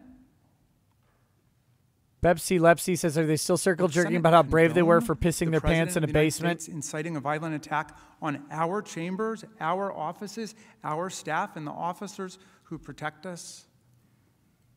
When you see the footage of Officer Hodges stuck in the doorway, literally being tortured by the mob, if government did that to you, that would be torture. And when you see that footage, and he's shouting in agony, he's being crushed by a big mass of people. They're not like intentionally trying to harm that guy. When the Vice President of the United States escapes a violent mob that's entered this Capitol building, seeking to hang him and calling out traitor, traitor, traitor, and when they shut down the counting of the Electoral College votes, is this the future you imagine for our kids? Unfortunately, yes, because of people like you. Or as Representative Cheney said, is it the greatest betrayal of the presidential oath of office in the history of our country? And if we can't handle this together as a people, all of us, forgetting the lines of party and ideology and geography and all of those things, if we can't handle this, about how party. are we ever going to conquer the other crises of our day? Is this America? Thought this was America. Is this what we want to bequeath to our children and our grandchildren?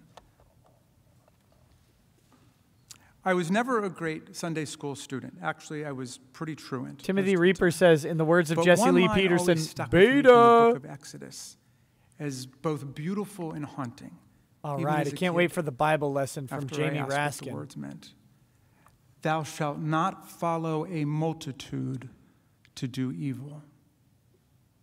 Thou shalt not follow a multitude to do evil. That's good advice to the people who did. The officer who got called the N-word 15 times and spent hours with his colleagues battling insurrectionists who had metal poles and baseball bats and hockey sticks, bear spray, and Confederate battle flags posed the right question to the Senate and to all of us.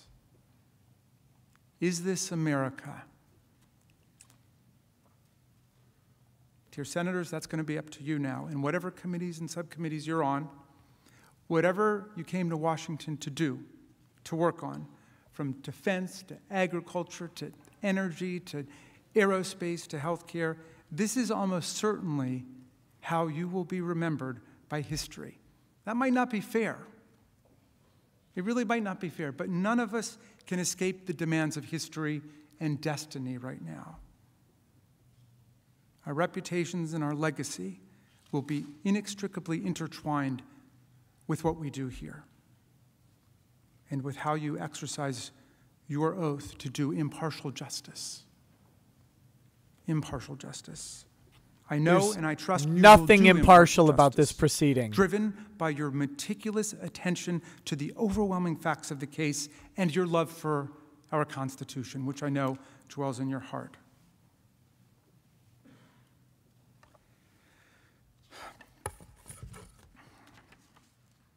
The times have found us, said Tom Paine, the namesake of my son. The times have found us. Is this America? What kind of America will we be? It's now literally in your hands. Godspeed to the Senate of the United States. Are you We done? reserve any remaining time. Okay, thank God. C4 Own says, I love that because they treat the supporters like the stupidest of people, that everyone is like that to them. No one believed that the president would be in the crowd. Gunnar Renee Oy says he's blaming Trump because he stopped tweeting. Did he miss the part where he was banned from the internet? All right, Castor. Proceed.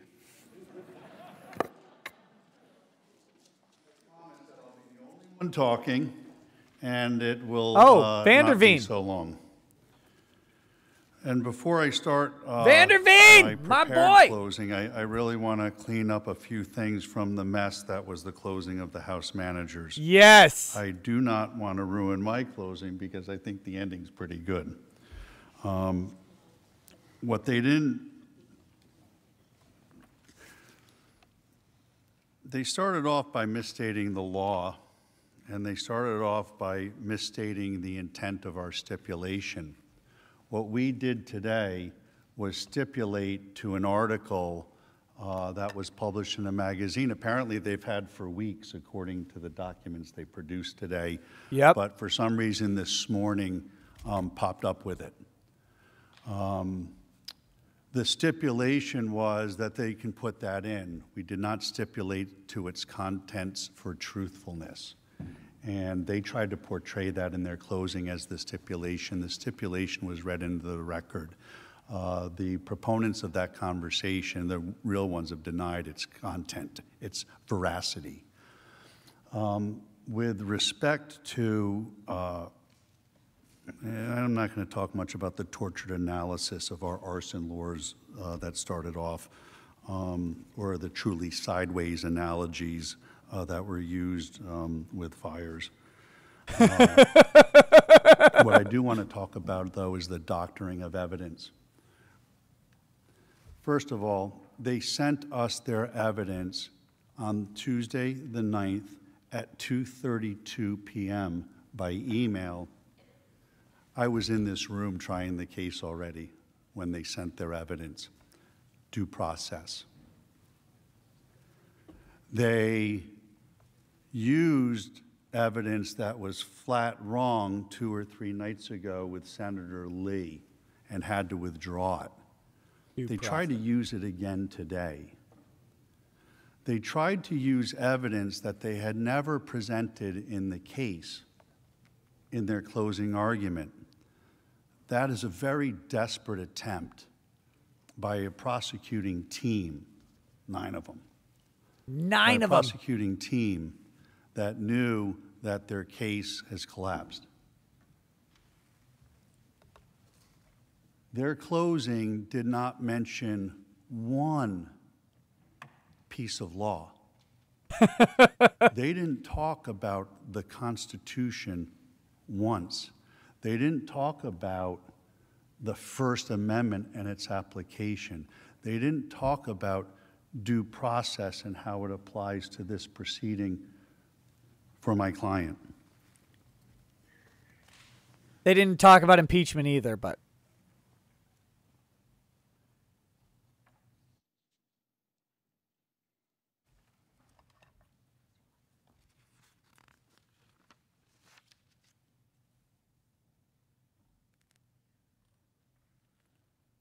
Basic rule of any court is that when you close a case out, you close on the facts that were admitted in the trial. It's a basic, fundamental principle of due process and fairness. And that was violently breached today It's a on basic, multiple occasions. Basic And you principle. have to ask yourself, why? Why? Why did they resort Why? to those tactics at this moment in time? I would pay unlimited money if I ever had a case that I would hire this guy in a heartbeat. Mr. President. What took place here at the U.S. Capitol on January 6 was a grave tragedy. Over the course of this trial, you have heard no one on either side of this debate argue that the infiltration of the Capitol was anything less than a heinous act on the home of American democracy. All of us, starting with my client, are deeply disturbed by the graphic videos of the Capitol attack that have been shown in recent days. The entire team condemned and have repeatedly condemned the violence and lawbreaking that occurred on January 6th in the strongest possible terms. We've advocated that everybody be found, punished to the maximum extent of the law. Yet the question before us is not whether there was a violent insurrection of the Capitol. On that point, everyone agrees. Based on the explicit text of the House impeachment article, this trial is about whether Mr. Trump willfully engaged in incitement of violence and even insurrection against the United States. And that question they have posed in their article impeachment has to be set up against the law of this country. No matter how much truly horrifying footage we see of the conduct of the rioters and how much emotion has been injected into this trial, that does not change the fact that Mr. Trump is innocent of the charges against him. Despite all of the video played, at no point in their presentation did you hear the House managers play a single example of Mr. Trump urging anyone to engage in violence of any kind. At no point did you hear anything that could ever possibly be construed as Mr. Trump encouraging or sanctioning an insurrection.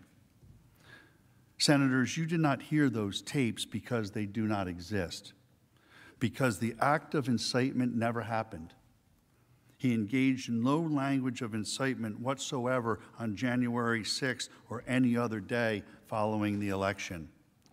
No unbiased person honestly reviewing the transcript of Mr. Trump's speech on the ellipse could possibly believe that he was suggesting violence. He explicitly told the crowd that he expected the protest outside the Capitol to be peaceful and patriotic. They claim that's not enough. His entire premise was that the proceedings of the joint session should continue. He spent nearly the entire speech talking about how he believes the senators and members of Congress should vote on the matter. It's the words. The Supreme Court ruled in Brandenburg that there is a very clear standard for incitement.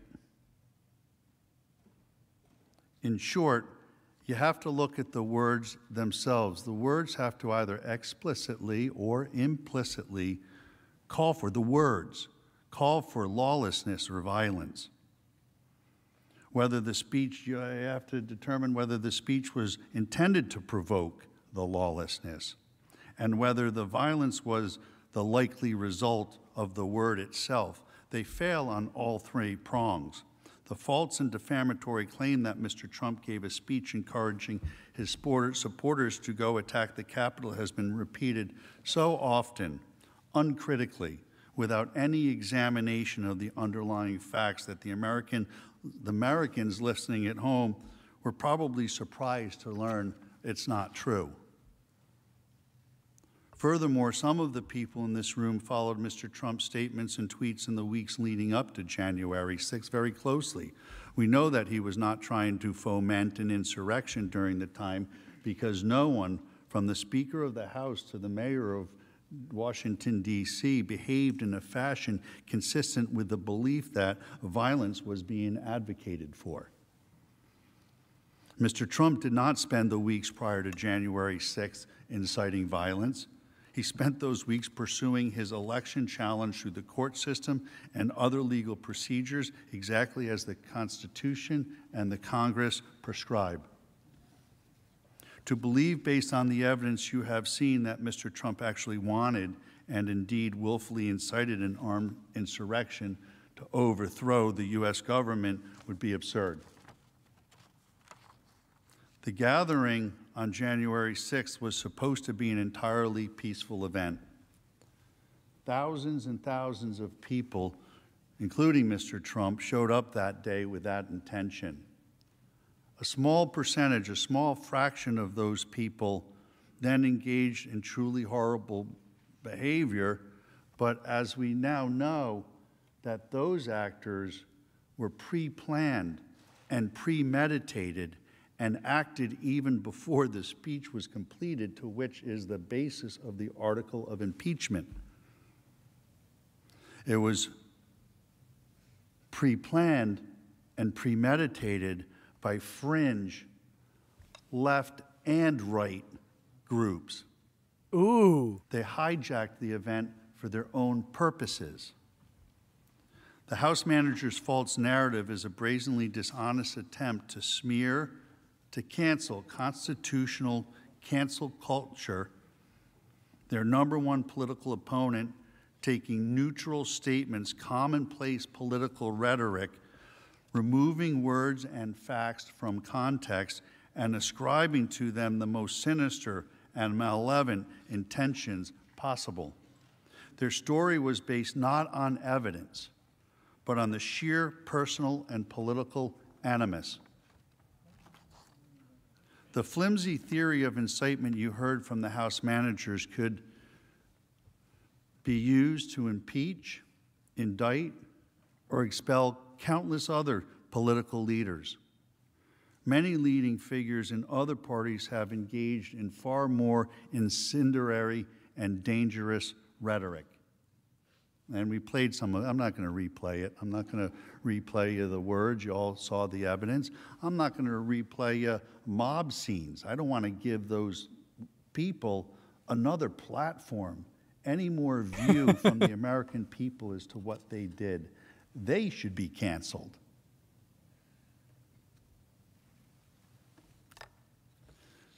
Democrat politicians spent months prior to January 6th attacking the very legitimacy of our nation's most cherished institutions and traditions. They didn't just question the integrity of one election, they challenged the integrity of our entire nation. Everything from our founding fathers, our Constitution, Declaration of Independence, law enforcement officers, and United States military. They said that our society was rooted in hatred. They even said that America deserved, and I'll quote, a reckoning. As you heard yesterday, throughout the summer, Democrat leaders, including the current president and vice president, repeatedly made comments that provided moral comfort to mobs attacking police officers. During that time, many officers across the country were injured. As we all know, 2 sheriff's deputies in Los Angeles were ambushed and shot at point-blank range. Members of this very body have been in danger. Senators from Maine to Kentucky and most points in between have been harassed by mobs. Last August, a menacing left-wing mob swarmed Senator Rand Paul and his wife as they left the White House, and they had to be rescued by police. For months, our federal courthouse in Portland was placed under siege by violent anarchists who attacked law enforcement officers daily and repeatedly and tried to set fire to the building. Speaker Pelosi did not call the violent siege of the federal building an insurrection. She called the federal agents protecting the courthouse stormtroopers. Yep. I don't have anything to say. This guy's just so good. By mobs that threw bricks, rocks, and bottles at Secret Service agents, set fire to an historic structure, and breached a security fence to infiltrate the Treasury grounds. When my client's administration sent in the National Guard to secure the nation's capital city amidst the violence, Democrat leaders demanded that the forces be withdrawn. The Washington, D.C. mayor said the presence of the National Guard was an affront to the safety of the district. It must be fully investigated whether political leadership here in Washington, D.C. took an inadequate and irresponsible forced posture on January 6th because of their commitment to the false narrative of what happened last June. They did. Hopefully, they absolutely we can all now did. agree that the administration acted properly by taking action to stop a riotous mob, establishing an appropriate security perimeter, and prevent the White House from potentially being overrun. The House managers argued this week that an alleged brief delay in issuing a public statement from Mr. Trump on January 6th was somehow evidence that he committed incitement or supported the violence. Yet for months last year, Joe Biden, Vice President Harris, and countless of other Democrats repeatedly refused to condemn the extremism as riots were occurring daily, as businesses were being ramshackled. As neighborhoods were being burned, as bombs were exploding. They repeatedly refused to tell their violent supporters to stand down. Some even suggested that the mob's actions were justified. Vice President Harris literally urged her followers to donate money to a fund to bail out the violent, extreme rioters so that they could get out and continue to do it over and over again. She later said that those folks were not going to let up and that they should not. All of this was far closer to the actual definition of incitement than anything President Trump has ever said or done, never mind what he said on the 6th. It's a hypocrisy. It's a hypocrisy that the House managers have laid at the feet of this chamber.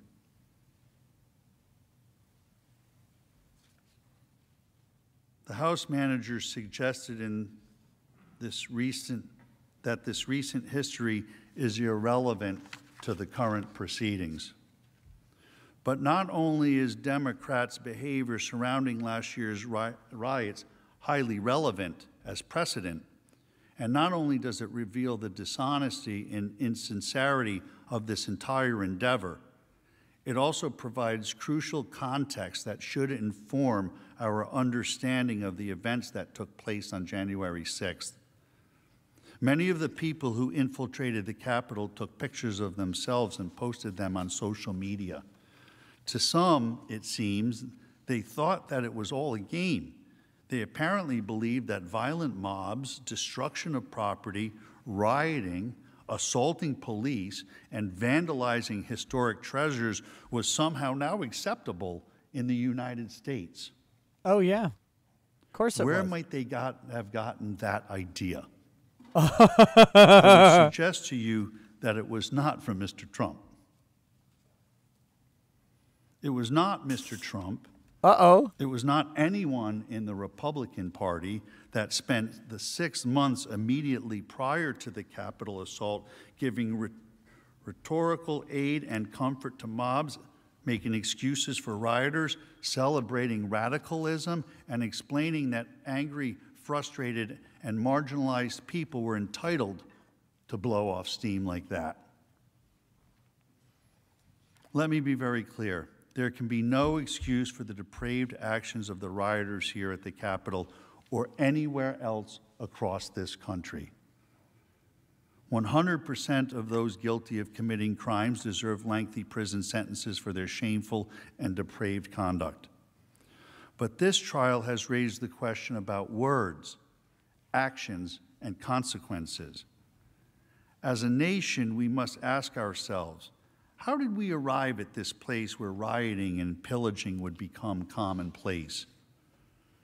I submit to you that it was month after month of political leaders and media personalities bloodthirsty for ratings, glorifying civil unrest, and condemning the reasonable law enforcement measures that are required to quell violent mobs.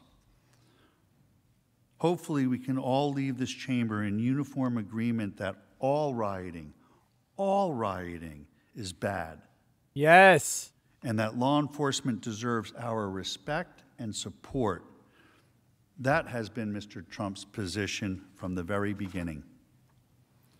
The real question in this case is, who is ultimately responsible for such acts of mayhem and violence when they are committed? The House Democrats want two different standards, one for themselves and one for their political opposition. They have carried out a grossly unconstitutional effort to punish Mr. Trump for protected First Amendment speech. It's an egregious violation of his constitutional rights. Since he uttered not a single word encouraging violence, this action can only be seen as an effort to censor disfavored political speech and discriminate against a disapproved viewpoint. It is an unprecedented action with the potential to do grave and lasting damage to both the presidency and the separation of powers and the future of democratic self-government. Yesterday, we played you a video of countless Democrat members of the Senate urging their supporters to fight. We showed you those videos not because we think you should be forcibly removed from office for saying those things, but because we know you should not be forcibly removed from office for saying those things. But recognize the hypocrisy.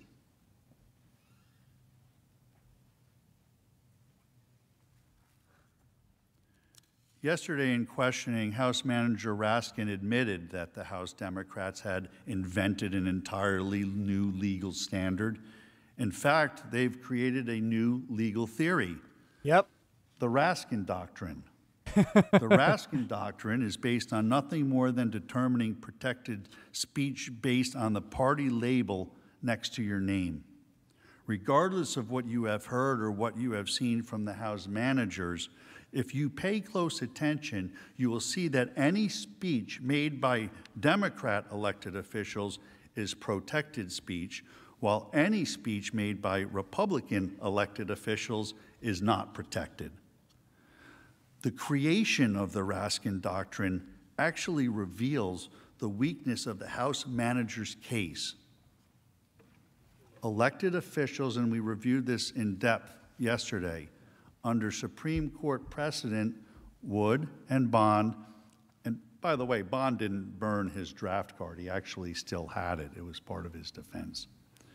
But in Bond and in Wood, the court clearly Jamie Raskin comes out and talks about how I know Bond, blah, blah, blah. By the way, he didn't do that. Of speech, the highest protections. And I remind you why. Because you all need to be free to have robust political discussion, because your discussion is about how our lives are going to go. And that shouldn't be squelched by any political party on either side of the aisle, no matter who's the majority party at the time. Why would the House managers make up their own legal standard? I'll tell you why.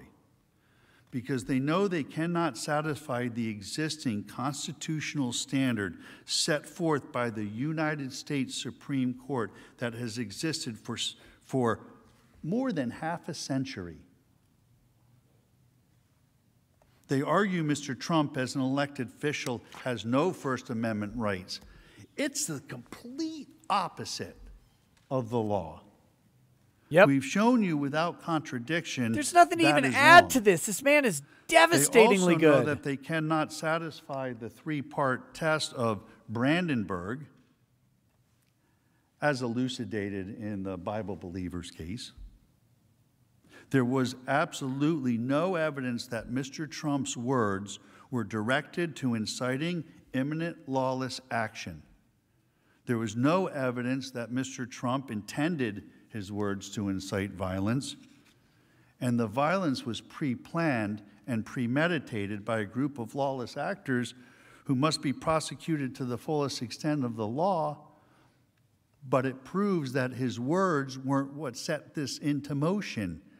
What was the incitement? With no ability and no evidence to satisfy the existing constitutional standards, what are the House managers to do? They had to make up their own law. This is not only intellectually dishonest, folks, it's downright scary. What type of precedent would be set if the Senate did vote to convict?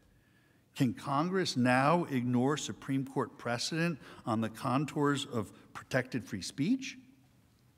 Will Congress be permitted to continually make up their own legal standards and apply those new standards to elected officials' speech?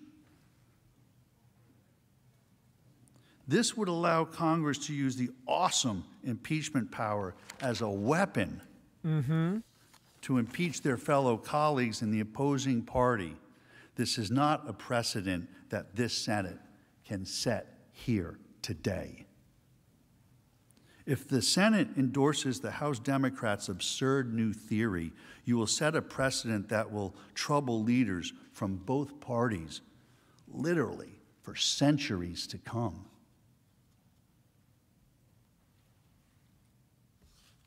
But that will not be the only disgraceful precedent to come from this case.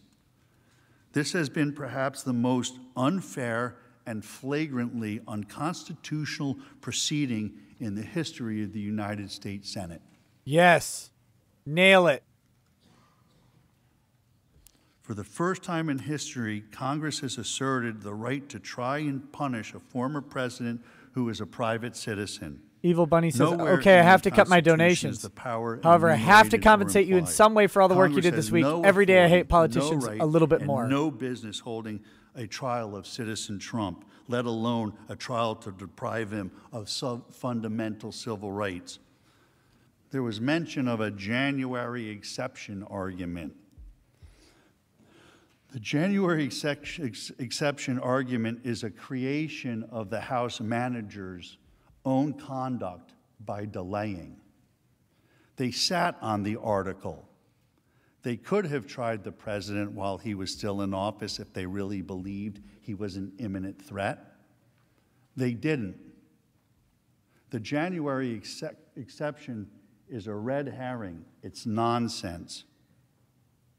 Because federal, state, and local authorities can investigate. Their January exception always expires on January 20th.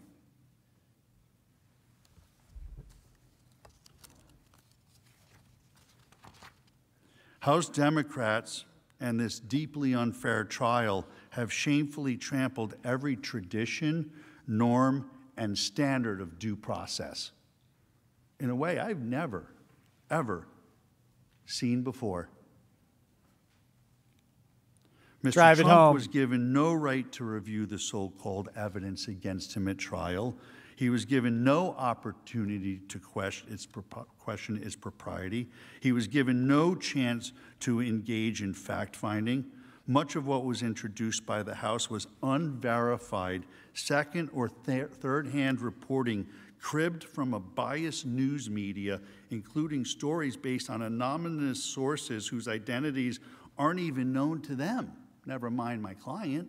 Exactly. They manufactured and doctored evidence, so much so that they had to withdraw it. We had the evidence after we started the trial. they went on for 2 days. So in the evening, I was able to go back and take a really close look at the stuff. Imagine having to do this in 2 days. Mr. Castor and Ms. Bateman and Mr. Brennan, we all worked hard and looked at the evidence, 4 volumes of books in little tiny print. And we started, literally had, 12, 14 hours to really look at the evidence before we had to go on. And just in that short time of looking at the evidence, we saw them fabricating Twitter accounts. We saw the masked man sitting at his desk with the New York Times there. And when we looked closely, we found that the date was wrong, the check had been added. They fabricated evidence. They made it up. Ooh, devastating. They never addressed that in their closing, as though it were acceptable, as though it were all right, as though that's the way it should be done here in the Senate of the United States of America.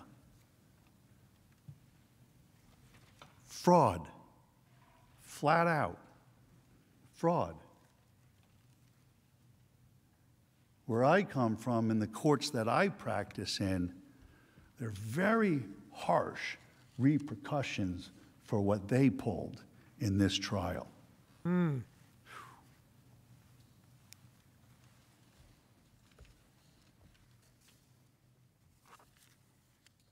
By the way, there were ways for them to get those tweets, even though Trump's Twitter account's deleted. The House could have still gotten them. managers were caught creating false representations of tweets,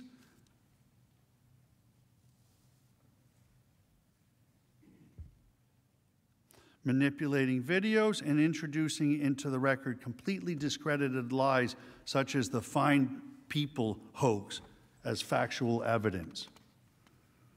Most of what the House managers have said and shown you would be inadmissible in any respectable court of law. They were not trying a case. They were telling a political tale, a fable, and a patently false one at that. House Democrats have denied due process and rushed the impeachment because they know that a fair trial would reveal Mr. Trump's innocence of the charges against him. The more actual evidence that comes out, the clearer it is that this was a pre-planned and premeditated attack, which his language in no way incited. Because their case is so weak, the House managers have taken a kitchen sink approach to the supposedly single article of impeachment. They allege that Mr. Trump incited the January 6th violence. They allege that he abused power by attempting to pressure Georgia Secretary of State Raffensperger to undermine the results of the 2020 election. And they allege that he gravely and endangered the democratic system by interfering with the peaceful transition of power. There's at least 3 things there. Under the Senate rules, each of these allegations must have been alleged in a separate article of impeachment. I need not remind this chamber that Rule 23 of the Rules of Procedure and Practice in the Senate when sitting on impeachment trials provides, in pertinent part, that an article of impeachment shall not be divisible thereon. Why is that? Because the article at issue here alleges multiple wrongs in the single article, it would be impossible to know if 2/3 of the members agreed on the entire article. Yep. Or just on parts of it as the basis for a vote to convict.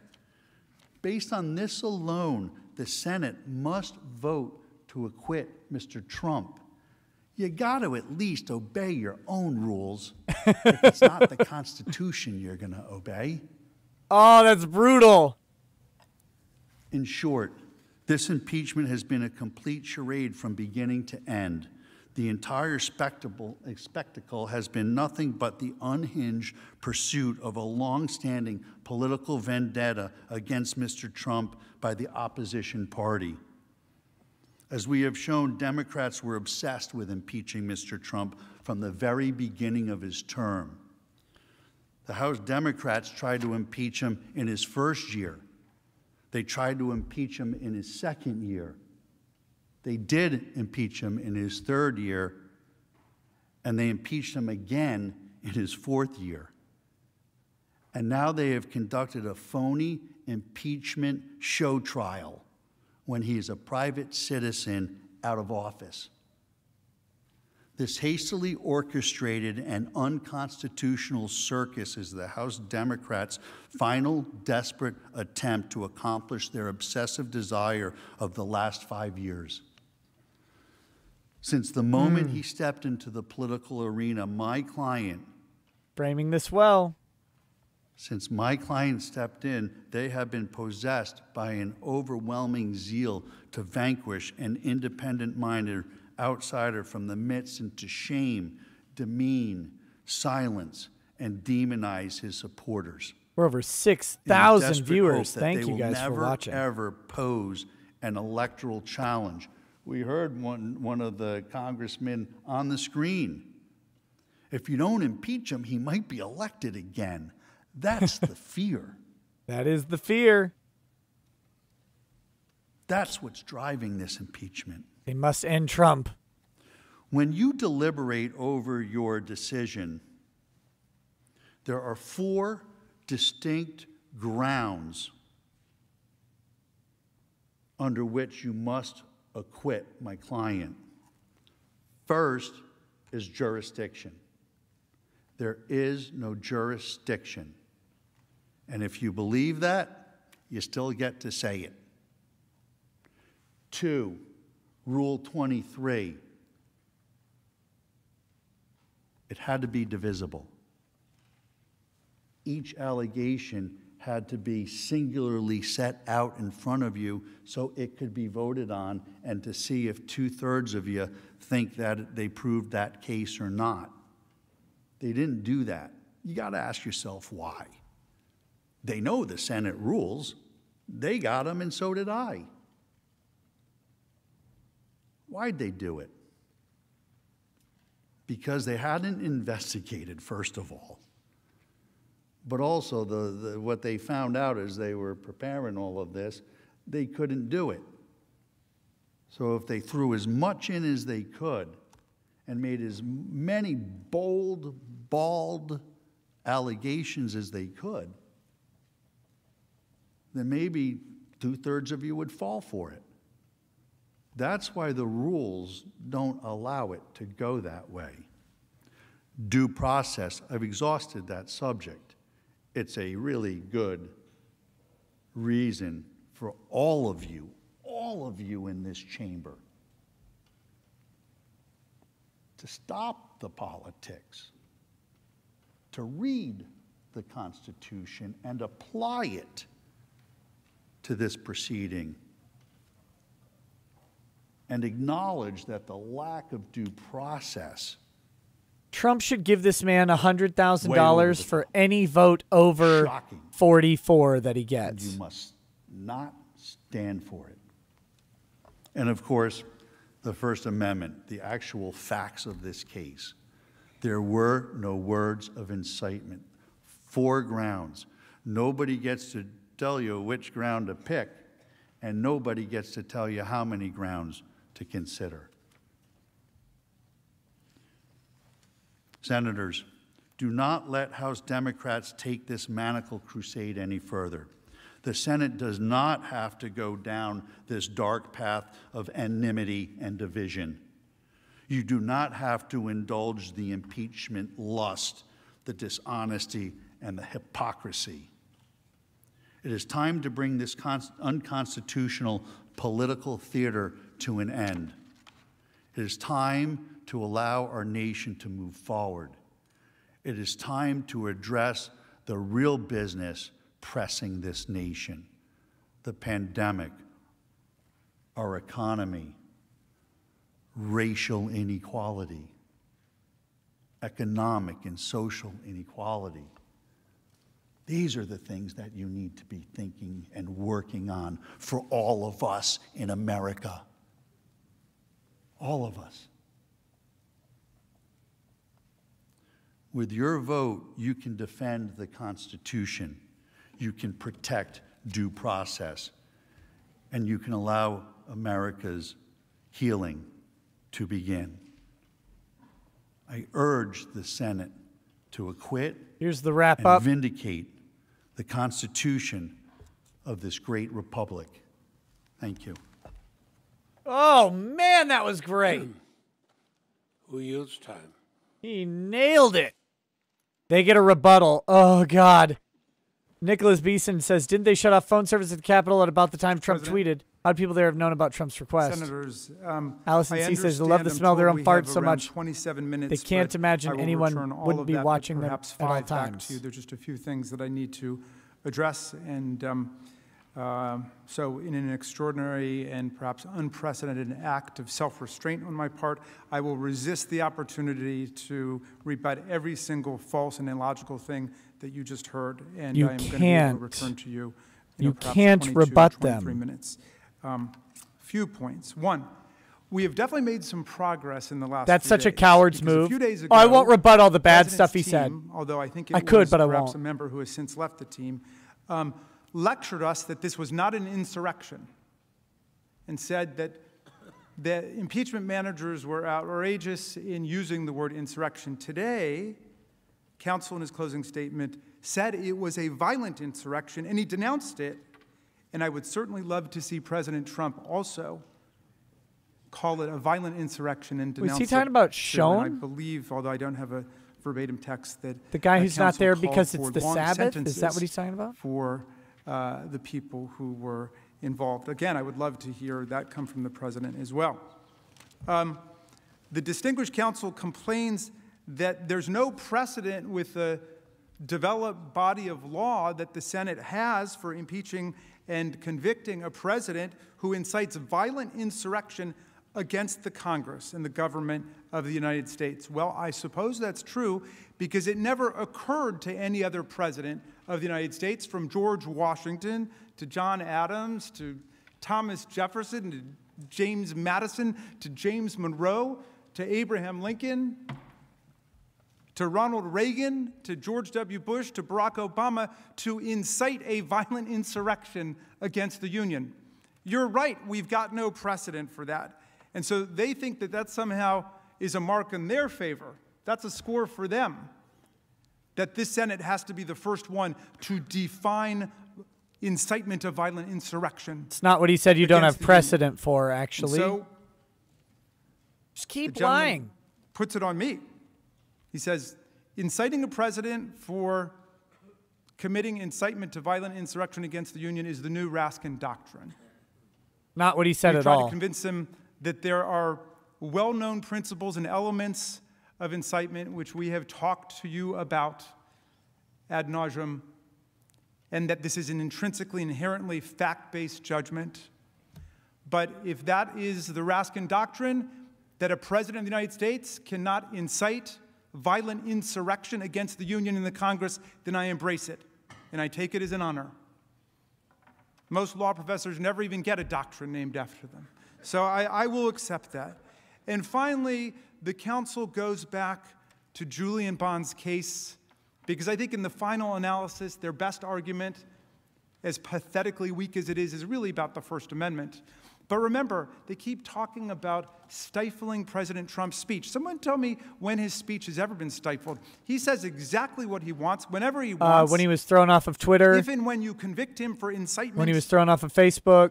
Of insurrection. When he was censored he will and moderated by Twitter and to Facebook. Say whatever he wants. When you on impeached that him for day. what he said. Remember, they referred yesterday to interference with his liberty, which I found absolutely bizarre, because everybody knows that he will not spend 1 minute in prison or jail from conviction on these charges. It is a civil remedy to protect all of us, to protect the entire country, our children, our Constitution, our future. That's what impeachment, trial, conviction are all about. Julian Bond. See, I knew Julian Bond, so forgive me. Most people say, don't even respond to this stuff. I got to respond to this, okay? I got to respond to this. Julian Bond was a civil rights activist who decided to go into politics, like the people. Van der Veen got right under his skin. Look at this. It's an historic vote. The U.S. House Wednesday debating an article of impeachment against President Trump for the second time, following last week's insurrection at the U.S. Capitol. I have dedicated my life to the defense of our nation. And Donald Trump is a risk to all that Bob Moses tells in his Sorry about that. book called Radical Equations about some website just decided to start playing sound. Went down to Mississippi.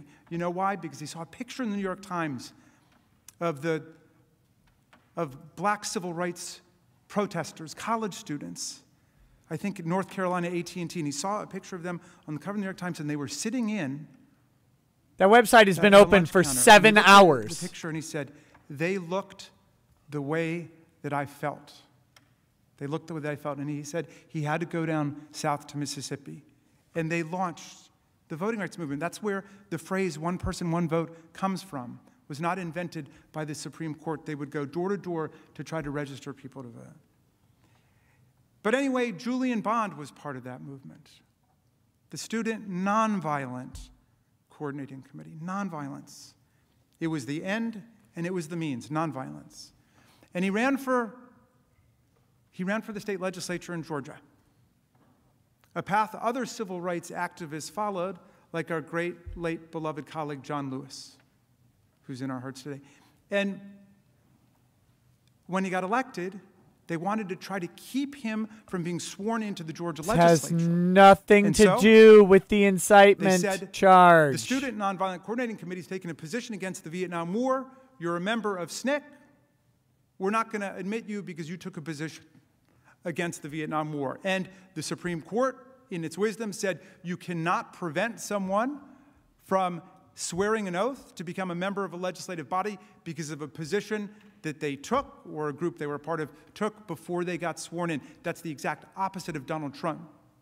He got elected to office. He swore an oath to the Constitution to preserve, protect, and defend the Constitution. He served as president for 4 years, right up until the end, when he wanted to exercise his rights under the imaginary January exception, and he incited a violent mob and insurrection to come up here, and we all know what happened.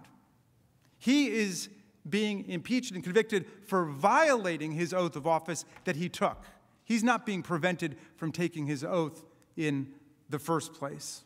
The First Amendment's on our side. Nope. He tried to overturn the will of the people, the voice of the people. He lost that election by more than 7 million votes. Some people don't want to admit it. Counsel for the president could not bring themselves to admit that the election's over. In answer to the question from the distinguished gentleman from Vermont, he refused to answer that. He said it was irrelevant. It is Despite irrelevant. all of the evidence you've heard about the big lie and how that set the stage for his incitement of the insurrection. It's irrelevant what Trump's lawyer thinks about the election. That is First Amendment, it's on related our side. to we incitement. are defending the Bill of Rights. We are defending the constitutional structure. We are defending the separation of powers. We're defending the U.S. Senate and the U.S. House against a president who acted no better than a marauder and a member of that mob by inciting those people to come here. And in many ways, he was worse. He named the date, he named the time, and he brought them here, and now he must pay the price. Thank you, Mr. President. Oh, thank God. Thank you, Mr. Mr. President. The majority leader is recognized. Mr. President, the Senate is now ready to vote on the article of impeachment. And after that is done, we will adjourn the court of impeachment. Let's do this vote. The clerk will read the article of impeachment. Did Pat Leahy just eat the microphone? Ninebreaker2 says, can we actually count how many layers of people are responsible for the safety and security of the Capitol building before that responsibility lands on the office of the president? No, that would be silly. That would be silly. Wolfgang Deo says that news report shows Pence in care, not in danger. Also, I woke up and looked at the reports. Oh, well, I guess that was to be expected, was 50-50. Wolfgang Dale also says, in erectionists, Gunnar Renee Oy says, free and fair erections must be fortified. No one important says, my dad is in the next room watching the same stream and just eating this all up, SMH. Don't worry, though, Nick, taking your advice and leaving it be. Article 1, incitement of an insurrection. Senate will be in order. Senate will be in order. The Constitution provides that the House of Representatives shall have the sole power of impeachment, and that the President shall be removed from office on impeachment for and conviction of treason, bribery, or other high crimes and misdemeanors. Further, Section 3 of the 14th Amendment to the Constitution prohibits any person who has engaged in insurrection or rebellion against the United States from holding any office under the United States. In his conduct while President of the United States and in violation of his constitutional oath, faithfully to execute the office of the President of the United States and, to the best of his ability, preserve, protect, and defend the Constitution of the United States, and in violation of his constitutional duty to take care that the laws be faithfully executed, Donald John Trump engaged in high crimes and misdemeanors by inciting violence against the government of the United States in that, on January 6, 2021, pursuant to the 12th Amendment to the Constitution of the United States, the Vice President of the United States, the House of Representatives, and the Senate met at the United States Capitol for a joint session of Congress to count the votes of the Electoral College. In the months preceding the joint session, President Trump repeatedly issued false statements asserting that the presidential election results were the product of widespread fraud and should not be accepted by the American people or certified by state or federal officials. Shortly before the joint session commenced, President Trump addressed a crowd at the Ellipse in Washington, D.C. There he reiterated false claims that we won this election and we won it by a landslide.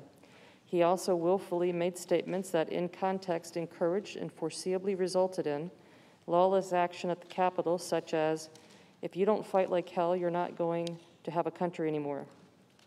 Thus incited by President Trump, members of the crowd he had addressed in an attempt to, among other objectives, interfere with the joint session's solemn constitutional duty to certify the results of the 2020 presidential election, unlawfully breached and vandalized the Capitol, injured and killed law enforcement personnel, menaced members of Congress, the Vice President. They have to read this whole charge. This is the charge brought by the House.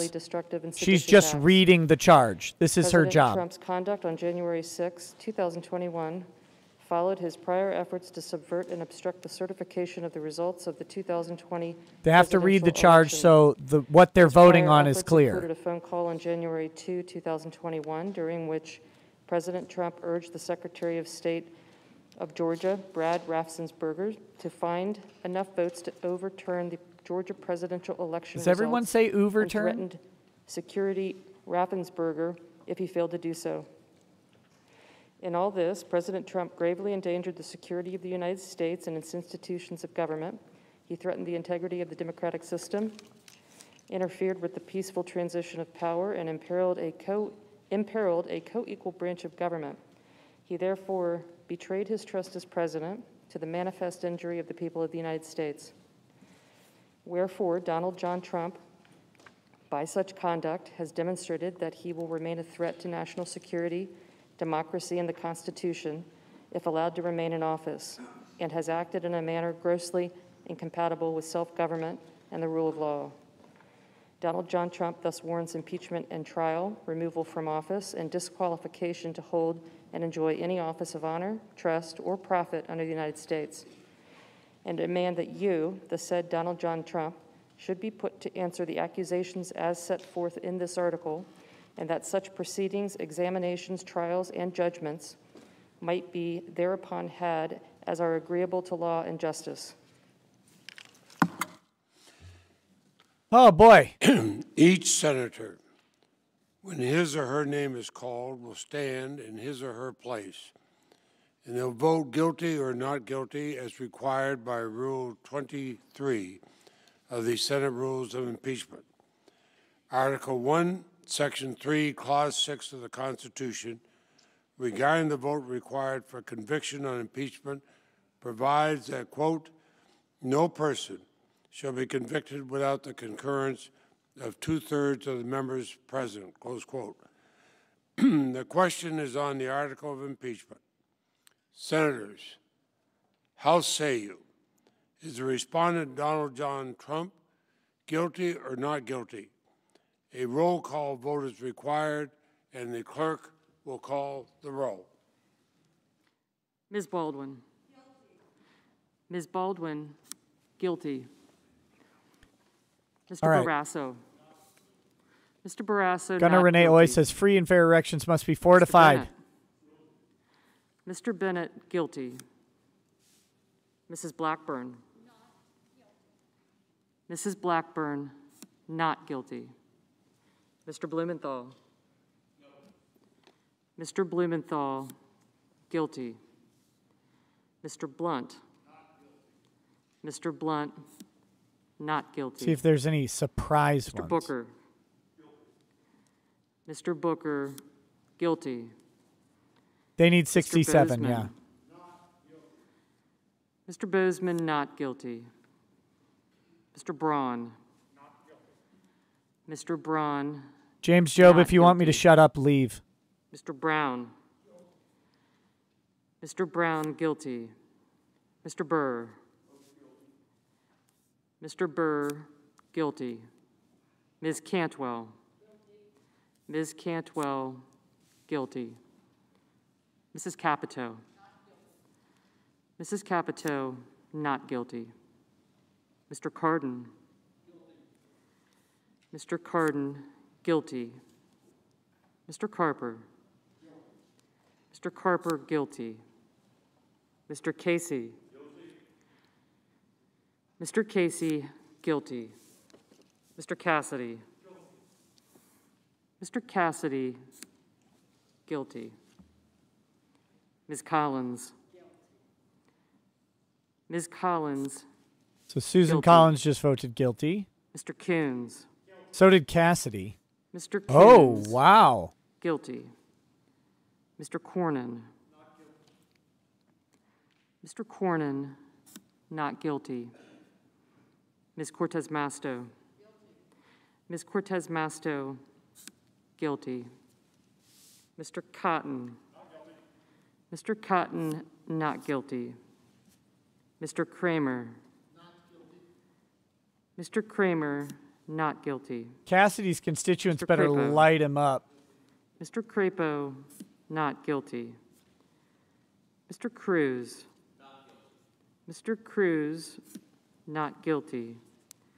Mr. Daines. Mr. Daines, not guilty. Ms. Duckworth. Ms. Duckworth, guilty. Mr. Durbin. Mr. Durbin, guilty. Ms. Ernst. Ms. Ernst, not guilty. Mrs. Feinstein. Mrs. Feinstein, guilty. Mrs. Fisher. Mrs. Fisher, not guilty. Mrs. Gillibrand. Mrs. Gillibrand, guilty. Mr. Graham. Mr. Graham, not guilty. Mr. Grassley. Not guilty. Mr. Grassley, not guilty. Mr. Haggerty. Not guilty. Mr. Haggerty, not guilty. Ms. Hassan. Ms. Hassan, guilty. Mr. Hawley. Mr. Hawley, not guilty. Mr. Heinrich. Mr. Heinrich, guilty. Mr. Hickenlooper. Mr. Hickenlooper, guilty. Ms. Hirono. Ms. Hirono, guilty. Mr. Hoven. Mr. Hoven, not guilty. Mrs. Hyde-Smith. Not guilty. Mrs. Hyde-Smith, not guilty. Mr. Inhofe. Mr. Inhofe, not guilty. Mr. Johnson. Not guilty. Mr. Johnson, not guilty.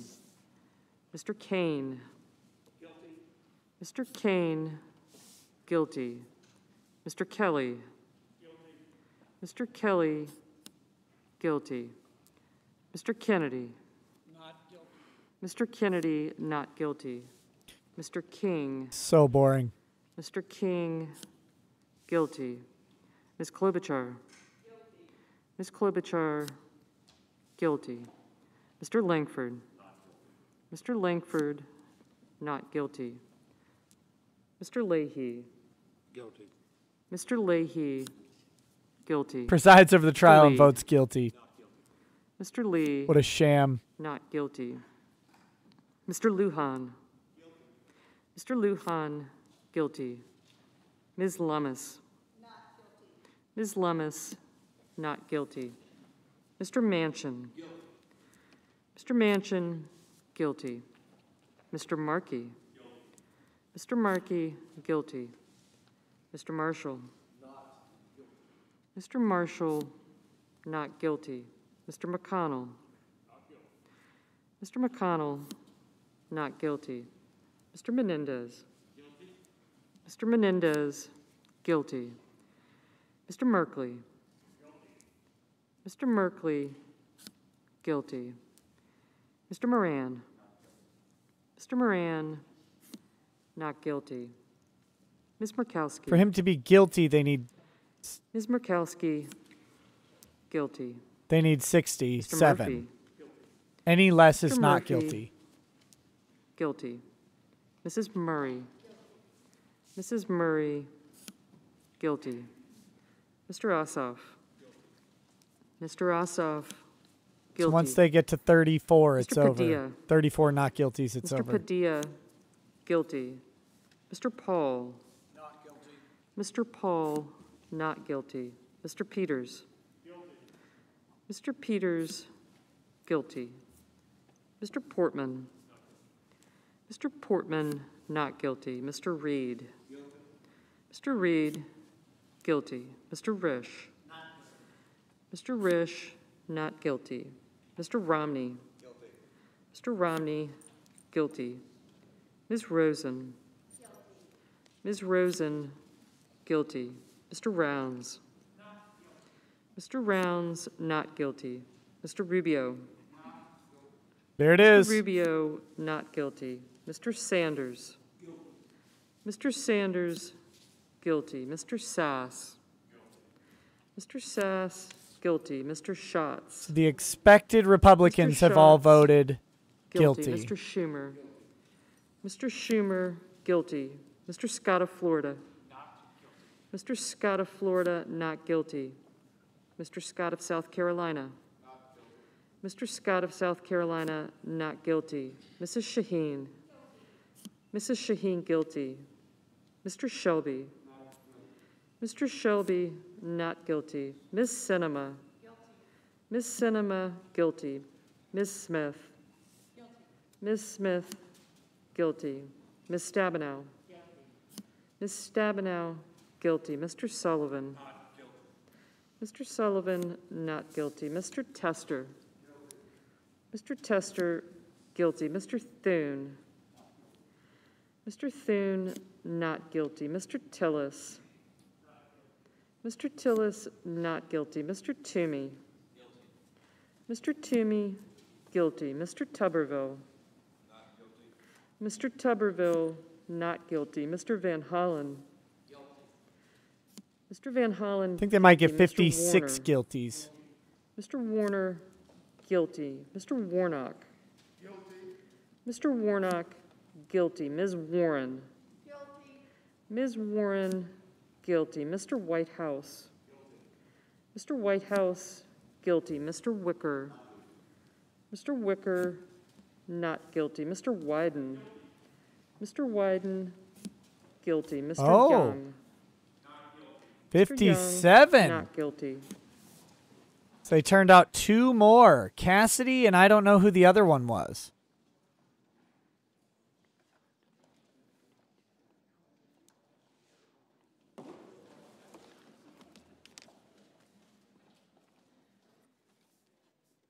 Yeah, if you're in a major city tonight, be careful. Some of you are cool. Don't go outside today.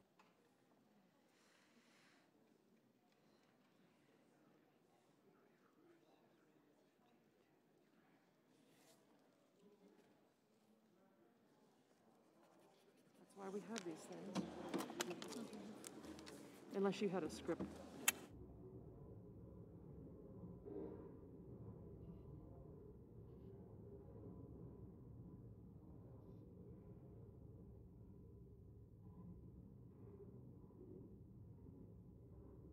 Okay. Yep.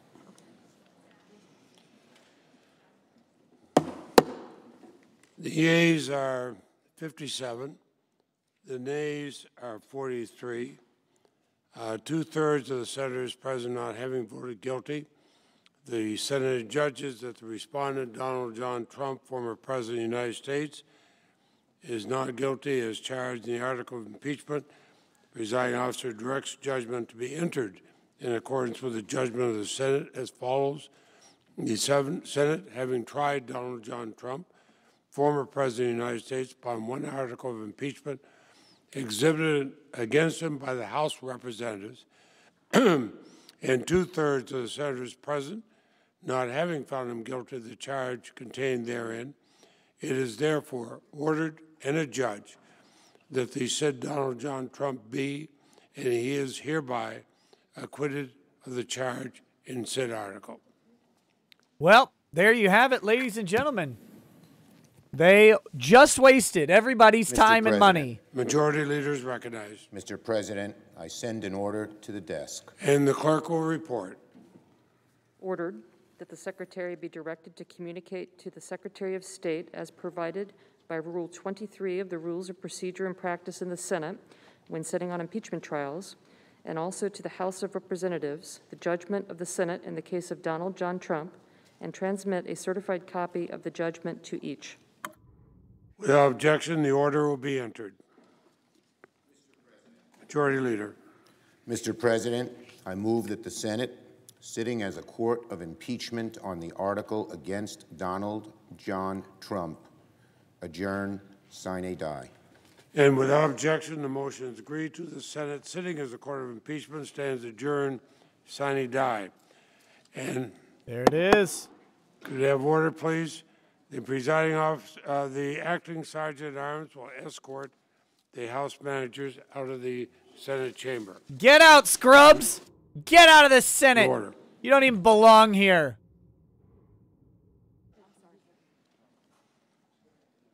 Wolfgang Deo, I'm going to read some chats here that came in. Wolfgang Deo says, pretty sure Pence wouldn't want to hear from him. Truck and Bear says, reaching effing autocorrect. Wolfgang Deo says, Trump was trying to protect you from yourselves, and you think you know better. Trump protected all of you by not sending in the National Guard. Thank him. Nothing Raven says, they argue Trump knew they would riot because they rioted. I argue that none of them were in danger because none of them were hurt. This how it works. There you go. Post facto, right? Batman's Pet Goldfish says, in important news, 7.1 earthquake hit Japan. Hopefully there's not too much devastation. Okay, the roll call, by the way, of Republicans who voted against Trump is Burr, Cassidy, Collins, Murkowski, Romney, Sass, and Toomey. Mr. President. Majority Leader. Mr. President, can we have order? The Senate is not in order, and the Senate will be in order. Mr. President, I ask unanimous consent the Senate be in a period of morning business with senators permitted to speak therein for up to 10 minutes each. Without objection, is so ordered. Does any senator seek recognition? Senator from New York, Majority Leader. What is this nonsense? Mr. President, the case of Donald Trump's second impeachment trial was open. Mr. President, can we have order, please? The senator is right. The Senate is not in order. Senate will be in order. Senate will be in order. Please take your conversations off the floor. Thank you, Mr. President. Chase Asher says, Hollywood already calling all GOP senators enablers of insurrection. President Trump told a lie, a big lie, that the election was stolen and that he was the rightful winner. Here comes the He cope. laid the groundwork for this big lie in the months before the election. He told the big lie on election night, and he repeated the big lie more than 100 times in the weeks afterwards. He summoned his supporters to Washington, assembled them on the ellipse, whipped them into a frenzy, and directed them at the Capitol. And then he watched as the violence unfolded and the Capitol was breached, and his own vice president fled for his life, and President Trump did nothing. None of these facts were up for debate. We saw it, we heard it, we lived it. This was the first presidential impeachment trial in history in which all senators were not only judges and jurors, but witnesses to the constitutional crime that was committed. They were witnesses. They shouldn't have sat as jurors. Inspired, directed, and propelled a mob to violently prevent the peaceful transfer of power, subvert the will of the people, and illegally keep that president in power. There is nothing more un-American than that. There is nothing more antithetical to our democracy. Nothing. There is nothing more insulting to the generations of American patriots who gave their lives to defend our form of government. This was the most egregious violation of the presidential oath of office and a textbook example, a classic example of an impeachable offense worthy of the Constitution's most severe remedy.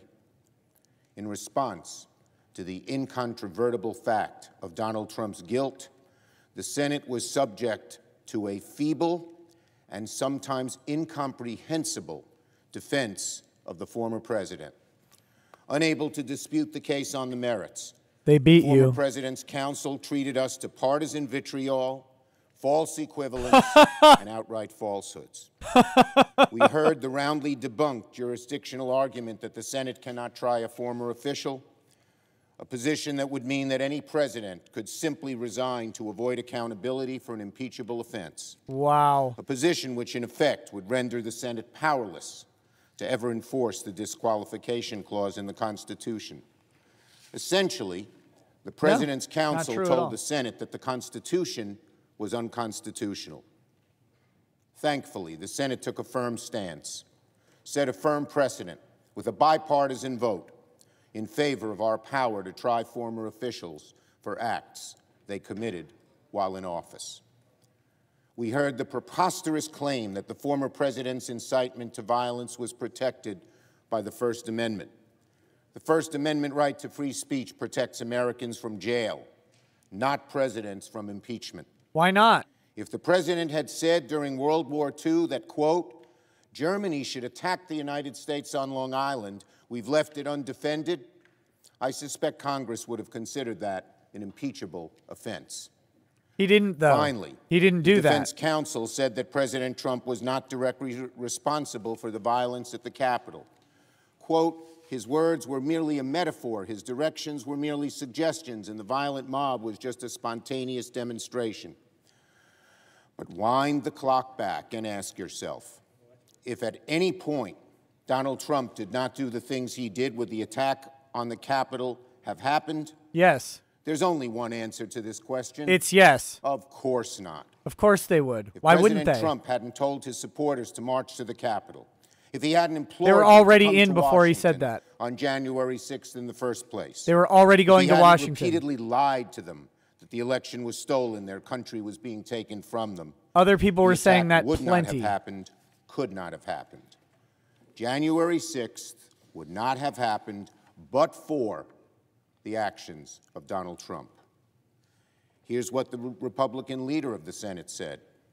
The mob that perpetrated the, quote, failed insurrection, unquote, was on January 6th was, quote, provoked by President Trump. You want another word for provoke? How about incite?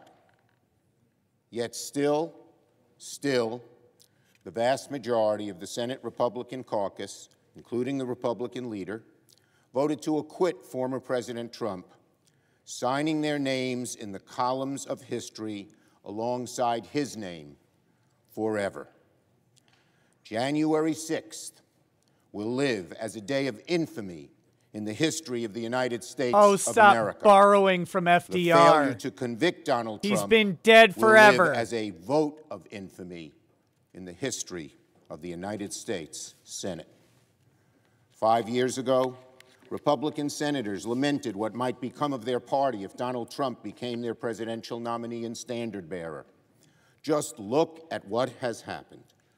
Look at what Republicans have been forced to defend. It's not partisan, though, guys. Look at what Republicans have chosen to forgive. It's not partisan, remember? The former president tried to overturn the results of a legitimate election and provoked an assault on our own government. And well over half the Senate Republican conference decided to condone it. The most despicable act that any president has ever committed, and the majority of Republicans cannot summon the courage or the morality to condemn it. To condemn it. Maybe your House impeachment This manager should have done better. Wasn't about choosing country over party, even not that. This was about choosing country over Donald Trump. And 43 Thought it wasn't about Trump. chose Trump. They chose Trump. It should be a weight on their conscience today, and it shall be a weight on their conscience in the future. As sad as that fact is, as condemnable as the decision was, it is still true that the final vote on Donald Trump's conviction was the largest and most bipartisan vote of any presidential impeachment trial in American history. I salute those Republican patriots who did the right thing. It wasn't easy. We know that.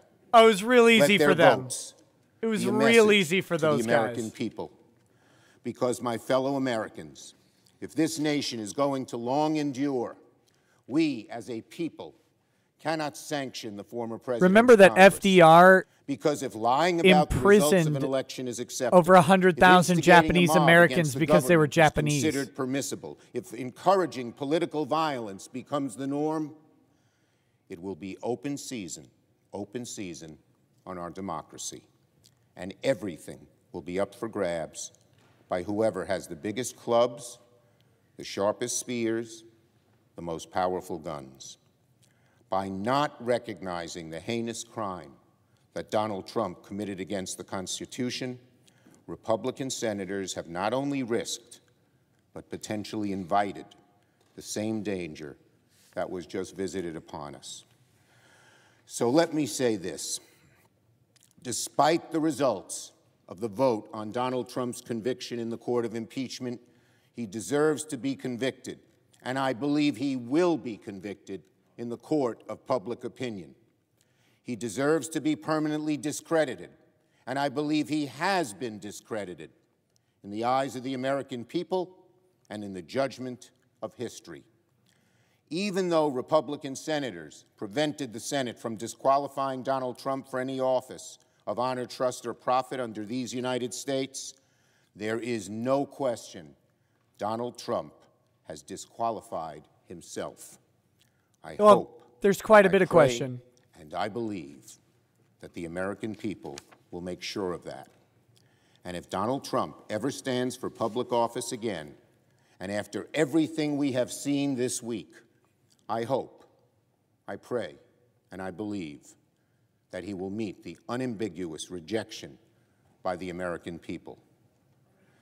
6 hours after the attack on January 6th, after the carnage and mayhem was shown on every television screen in America, not on mine, President Trump told his supporters to, quote, remember this day forever.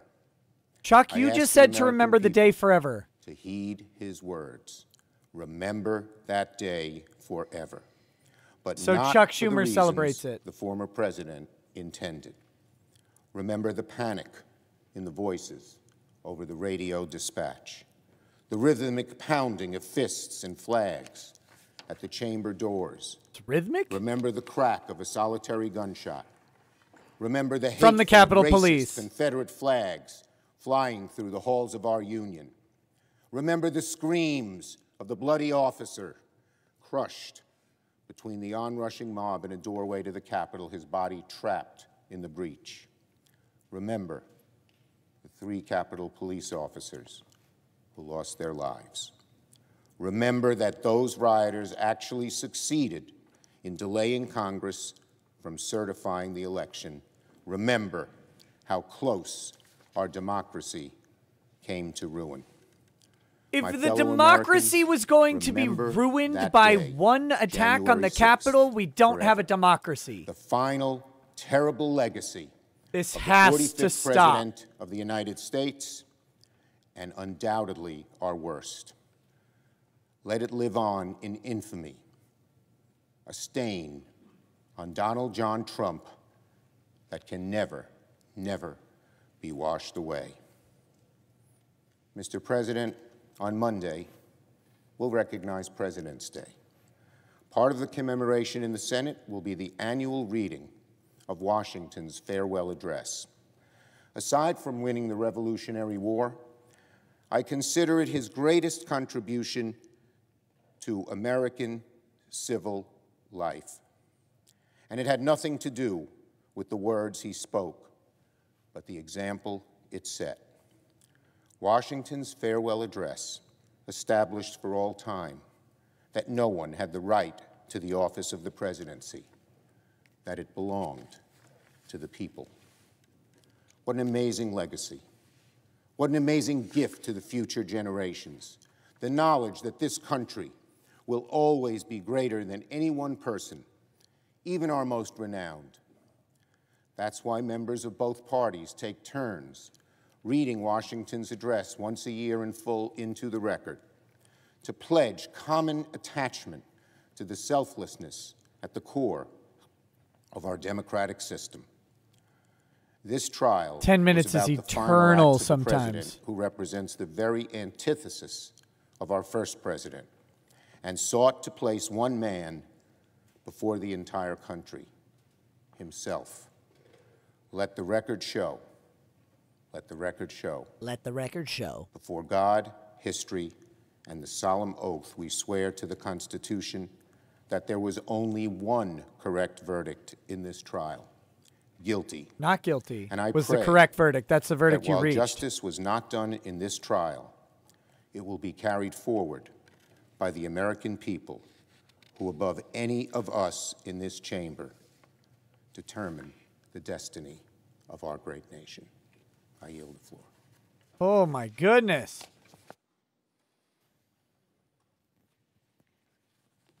Let's see. Lavos IG says, ergo proctor hoc post hoc. That sounds like something a guilty man's lawyer would say. Do we want to listen to a guilty man's lawyer?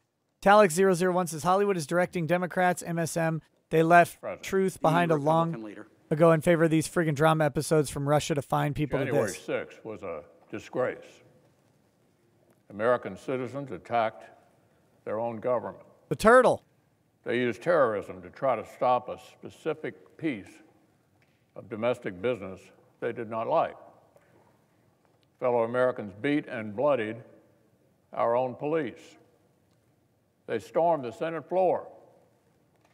They tried to hunt down the Speaker of the House. They built a gallows and chanted about murdering the Vice President. They did this because they'd been fed wild falsehoods by the most powerful man on earth. Because he was angry he'd lost an election.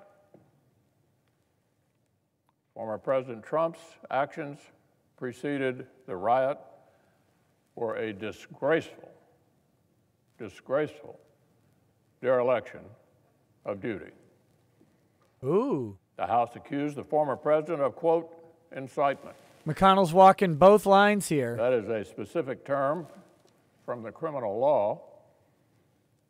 Let me just put that aside for a moment and reiterate something I said weeks ago. There's no question, none, that President Trump is practically and morally responsible for provoking the events of the day. No question about it. The people who stormed this building believed they were acting on the wishes and instructions of their president. And having that belief was a foreseeable consequence of the growing crescendo of false statements, conspiracy theories, and reckless hyperbole, which the defeated president kept shouting into the largest megaphone on planet Earth. His Twitter account? The issue is not only the president's intemperate language on January 6th. It is not just his endorsement of remarks in which an associate urged, quote, trial by combat. It was also the entire manufactured atmosphere of looming catastrophe, the increasingly wild myths about a reverse landslide election that was somehow being stolen, some secret coup by our now president. Read the Times article, Mitch. Now, I defended the president's right to bring any complaints to our legal system. The legal system spoke. The Electoral College spoke. As I stood up and said clearly at that time, the election was settled. It was over. But that just really opened a new chapter of even wilder, and more unfounded claims.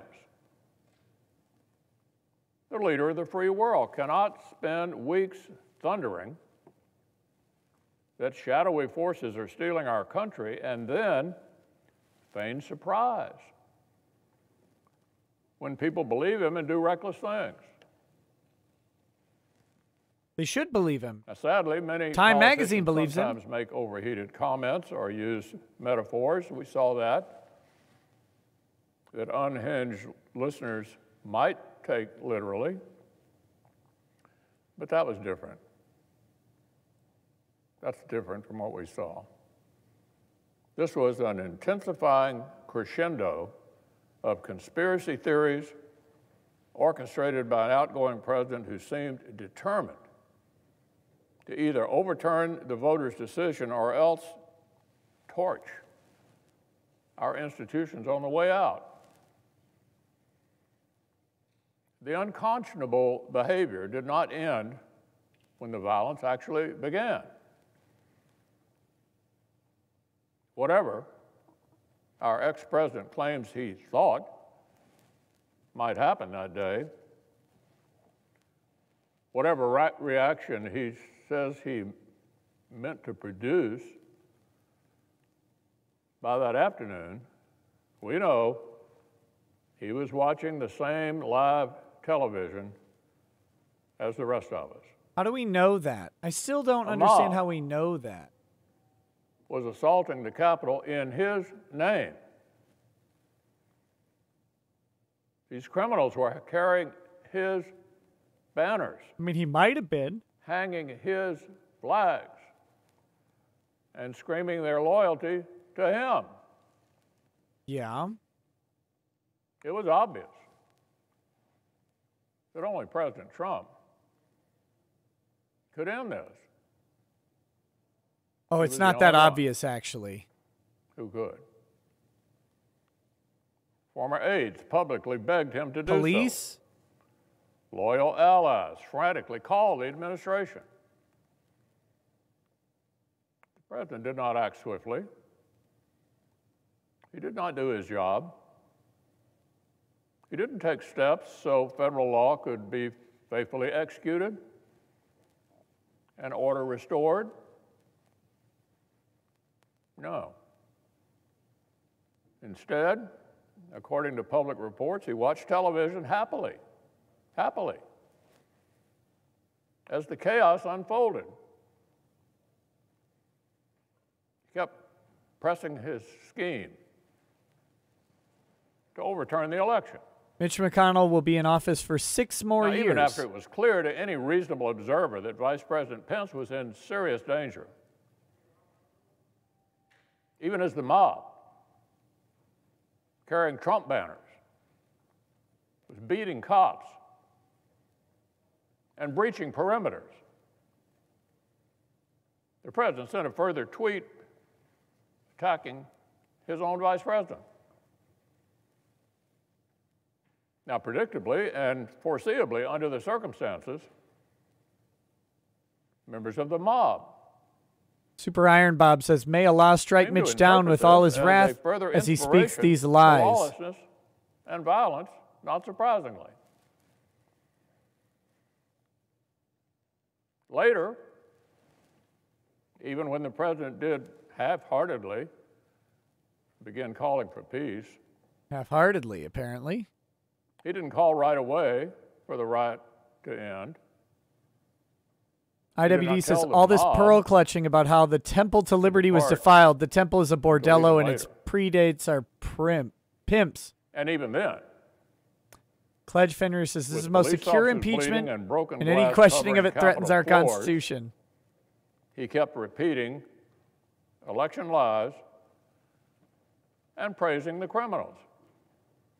Von Cobra says, Kermit says, go to hell, Mr. Mitch. You rode Trump's coattails back to your seat and denied the fraud in front of your eyes. The new Republican Party has no place for you, so you're trying to drown it in a bathtub. Against criticism. Using the 74 million who voted for him as a kind of a human shield against criticism. Anyone who decries his awful behavior is accused of insulting millions of voters. That's an absurd deflection. 74 million Americans did not invade the Capitol. Hundreds of rioters did. Okay. 74 million Americans did not engineer the campaign of disinformation and rage that provoked it. One person did. Just one. It wasn't just one, Mitch. I've made my view of this episode very plain. But our system of government gave the Senate a specific task. The Constitution gives us a particular role. This body is not invited to act as the nation's overarching moral tribunal.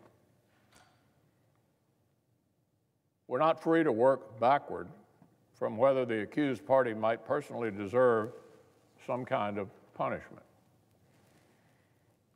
Justice Joseph Story, our nation's first great constitutional scholar, as he explained nearly 200 years ago, the process of impeachment and conviction is a narrow tool for a narrow purpose. Story explained this limited tool exists to, quote, secure the state against gross official misdemeanors, end quote. That is, to protect the country from government officers. If President Trump were still in office, I would have carefully considered whether the House managers proved their specific charge. By the strict criminal standard, the president's speech probably was not incitement. Of course not. However, in the context of impeachment, the Senate might have decided this was acceptable shorthand for the reckless actions that preceded the riot. But in this case, the question is moot because former President Trump is constitutionally not eligible for conviction. Now, this is a close question, no doubt. Donald Trump was the president when the House voted, though not when the House chose to deliver the papers. Wolfgang Deo says, I DM'd you a tweet I just sent to Ted Cruz. Argue both sides of this jurisdictional question. The text is legitimately ambiguous. I respect my colleagues who've reached either conclusion. But after intense reflection, I believe the best constitutional reading shows that Article 2, Section 4, exhausts the set of persons who can legitimately be impeached, tried, or convicted. It's the president, it's the vice president, and civil officers. We have no power to convict and disqualify a former office holder who is now a private citizen. Okay, we get it, Mitch. Here Wrap is it up. Article 2, Section 4. Oh, please don't. Quote, the president, the vice president, and all civil officers of the United States shall be removed from office on impeachment for and conviction of treason, bribery, or other high crimes and misdemeanors, end quote. Now, everyone basically agrees that the second half of that sentence exhausts the legitimate grounds for conviction. The debates around the Constitution's framing make that abundantly clear. Congress cannot convict for reasons besides those. It therefore follows that the list of persons in that same sentence is also exhaustive. There's no reason why one list would be exhaustive, but the other would not. Article 2, Section 4 must limit both why impeachment and conviction can occur and to whom. When I see Mitch McConnell, I feel like he's about to sell me a raffle ticket. If this provision does not limit impeachment and conviction powers, then it has no limits at all. The House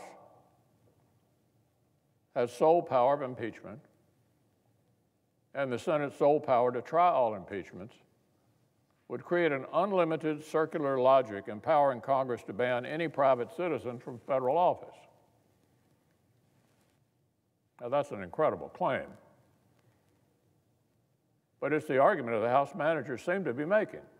One manager said the House and Senate have, quote, absolute, unqualified jurisdictional power, end quote.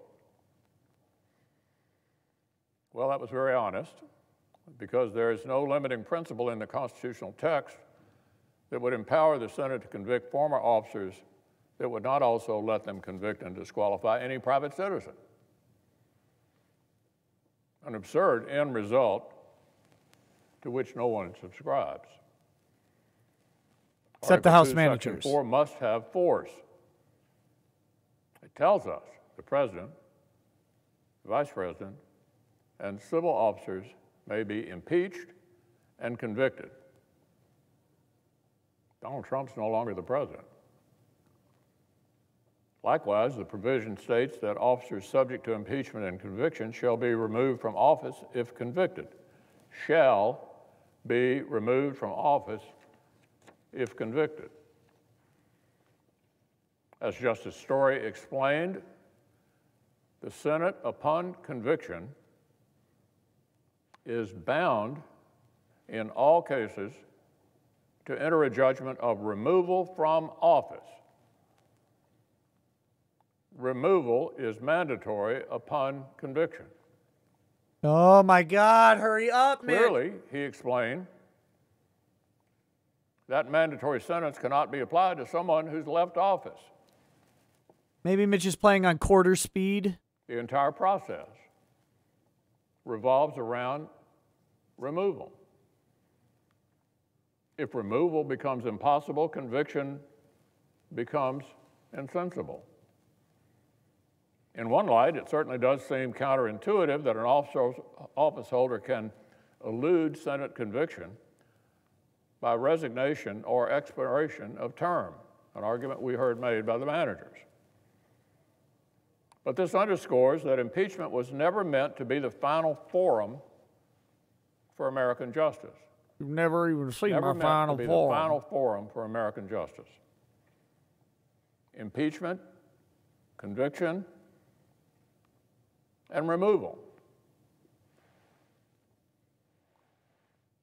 are a specific intra-governmental safety valve. It is not the criminal justice system where individual accountability is the paramount goal. How long are you going to talk? Indeed. Justice Story I know what happened. Reminded He that told a while normal former person officials were not to write him a eligible 10-minute speech. for impeachment or conviction, they were, and this is extremely important, still liable to be tried and punished in the ordinary tribunals of justice. Put another way, in the language of today, President Trump is still liable for everything he did while he was in office as an ordinary citizen. Unless the statute of limitations is run, still liable for everything he did while he was in office. Didn't get away with anything yet. We have a criminal justice system in this He's going to country. get away with pretty much anything. We have civil litigation. And former presidents are not immune from being accountable by either one. I believe the Senate was right not to grab power the Constitution doesn't give us. Problem is, And Mitch, Senate by the was time right you're not done to with your entertain speech, some the statute of limitations will run out on process to try everything. to outrun the loss of jurisdiction. It took both sides more than a week just to produce their pretrial briefs. Speaker Pelosi's own scheduling decisions conceded what President Biden publicly confirmed. Versailles says, I go Senate get verdict food and before 7 bleeping Inauguration Republicans Day voted yay. Nick, help! was never possible. Now, Mr. President, this has been a dispiriting time. But the Senate has done our duty. There's no way they're going to stop Mitch McConnell from taking his Framers' full 30 firewall minutes. Held up again. On January the 6th, we returned to our posts and certified the election. We were uncowed. We were not intimidated. You We were finished very the job. intimidated.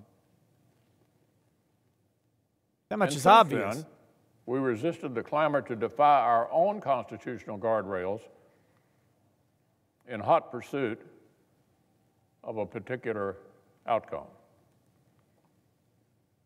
We refused to continue a cycle of recklessness by straining our own constitutional boundaries in response. The Senate's decision today does not condone anything that happened on or before that terrible day. It simply shows that senators did what the former president failed to do. Snuggle Struggle says, We put our constitutional duty first. our leaders continue to deny their own incompetence and pretend they are acting in the best interest of the people. They clearly are not. They're abusing their power, and it will start coming undone when Cuomo is prosecuted. Thank you, Oh, Mr. God, President. they're all going to go? I take this time to explain why I voted to convict the former president Oh, of the United States, I don't think I Donald can Trump, do this, guys. of the articles of impeachment presented by the House of Representatives in regards to the incitement of insurrection. I'm done. I'm done with these things. I'm done listening to them. I listened to the two leaders. That's it. No more. If you want to listen to them, I invite you to go check out the C-SPAN link. I'm done with it. I'm going to read chats. I'm going to answer questions in the chats that exist if I can, and then I'm going to wrap up the show. I've been sitting here for 6 hours and 45 minutes. There's no reason to sit and listen to 100 idiots take 10 minutes each. I would rather eat broken glass. Okay. Von Cobra says, Mitch, I agree that there's no due process, no need for a crime, and no constitutional protections around impeachment, but the constitutional statement that it's for office holders is absolute. Polar Bear Diego says in Lemoyne voice, hurry up, I need to talk about consulates. GG Evan 317 says George S. Patton. Politicians are the lowest form of life on earth. Liberal Democrats are the lowest form of politician. David Ochoa, thank you for the donation. Seamus Mowlin says, so is it normal for them to just cut the microphone whenever they don't want to hear what they're saying? I don't think they were ready to hear that. I don't think they were ready for that guy to speak. I don't think they were trying to cut him. David Ochoa says they wanted Trump to know everything and fly in with a cape to stop the crowd. This is sad seeing them cry about Donald Trump not saving them. TLJ Screwjob says Raskin should be teaching in the Teenage Mutant Ninja Turtles. Bad Vibe says Raskin makes New York rats look cuddly. Angry Baneling says got you to 3,000 likes. Drink, drink, drink. Michael Mason says the way these senators talk makes me want to die. My old high school speech team would demolish them in a debate. Lagging says whiskey out please, looking at whiskeys at my local shop. Basil Hayden Dark, Kentucky Straight, Glenlivet 12-year, 14-year, or Founders Reserve. Don't get the Founders Reserve. Either get a Glen 14 or the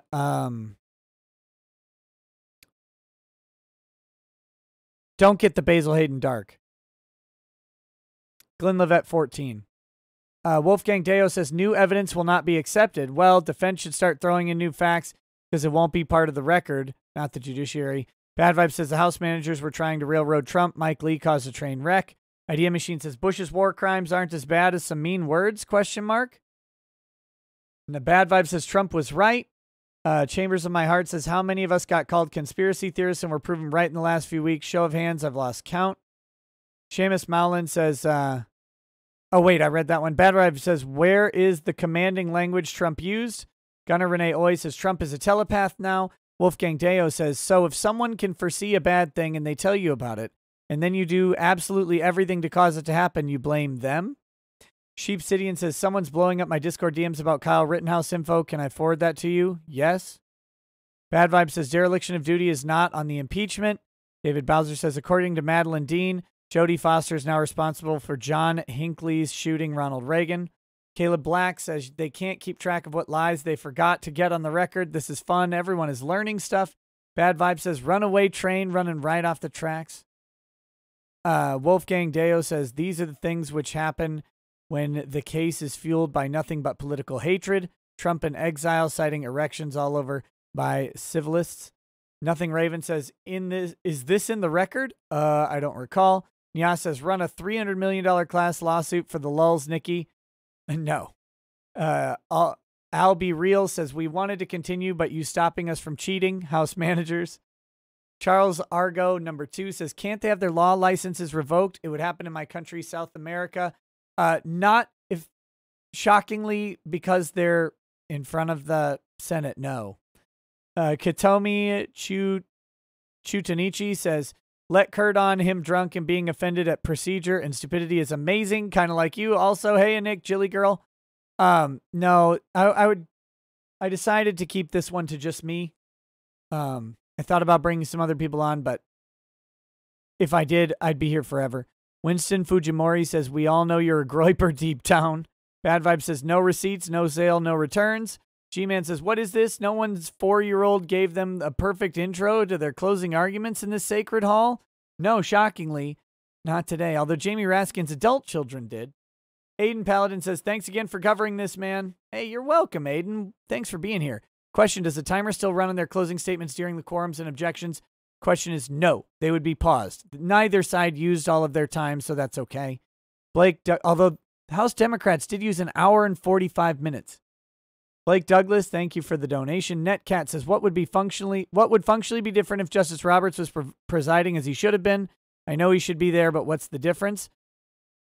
No idea what the difference is. They could levy objections and he may rule on them. He would ostensibly be neutral, whereas Pat Leahy was anything but neutral. Pat Leahy was voting on things. What would the functional difference be is impossible to say without him there. Gunnar Renee Oy says, good job, Congress. You've turned C-SPAN into a days-long campaign ad for Trump. Kate4394 says, got a steamer for your flag. Get a steamer for your flag, boomer. Yes, yes, yes. Wolfgang Deo says, what is the president able to do that I cannot? Hello. Detonating nukes in my city is a $500 fine, so I don't do it. President has the same fine. Angry Baneling says, Dems are National Socialists. Changed my mind. Thanatos, I don't know how to say the rest of that. Hello, Nick. I love your content. Thank you. Big fan. Am I the only one who thinks this guy acts and sounds like Nixon? I think you're talking about Raskin. I don't think you're the only one. Matt B says, been here since the very first Maddox vid. Great work, Nick. My law professors taught me this is what you shouldn't do. Should I ask for my money back? Yes. Let's see. Robert Donaldson, thank you for joining the channel. Bad Vibe says the statement resulted in more violence. PG Masterson says these House managers are just making sound bites that they hope can be used to be replayed on the mainstream media. I'm sure of it. Yes. Yes, that is true. William DeLong says they keep calling him president. Bad Vibes, who is the captain of this USS Make Sheet Up? Kim Alliston, thank you. Welcome to the channel. Cannibal Smolikoff says, I hate this man's ridiculous hand movements.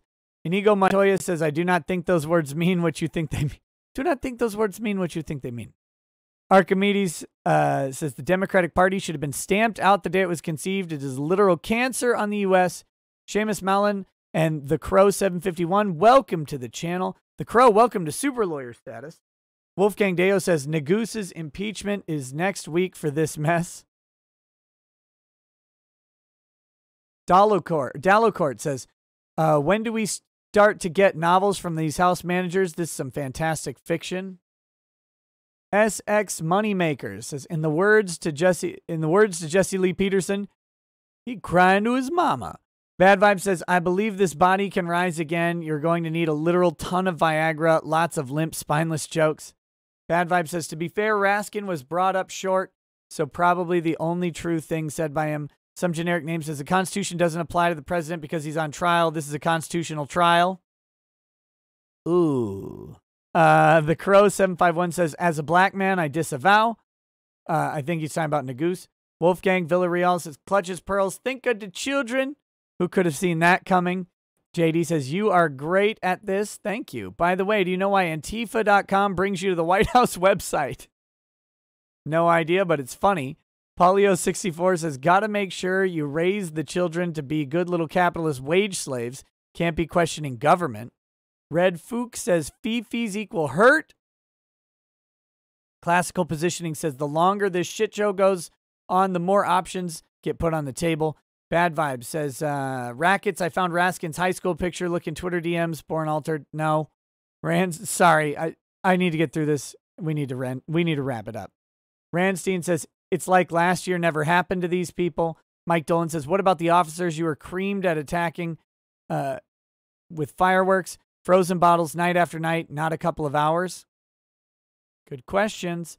Stega says, Raskin, I was never a good Sunday school student. Everyone else, no, really? We're shocked. Shocked, I say, by this revelation. That guy from that thing says, just to let you know, you can make booms by distilling your own urine and using household cleaning supplies. Isn't that neat? The more you know. Wolfgang Deo. Whoops, I lost my spot. There are many chats to go, so if you haven't heard yours, it's coming. Where is this? Wolfgang Deo says, this is to be remembered forever. Every bad move is being used. This will be in law schools as what not to do forever. Scott Bartlett, welcome to the channel. Thank you. BGM says, this guy for president or head SCOTUS justice. Stephen Cooper says, I second BGM's motion. DCV Titan, putting the Dems and MSM on blast. Wolfgang Deo says, this guy is the Master Chief Fleet Admiral of the Galaxy. Faux show. Can we dump the current federal government, reselect, and place him as Chief Justice? Yes. Seiji Takahara says, it is not my client that has incited insurrection, but the House managers before us and their party. Stephen Cooper says, the slogan for Vander Veen's law firm says the V stands for victory. I disagree. The V stands for evisceration. Wolfgang Deo says, I submitted my declaration to Trump and the GOP before inauguration and after.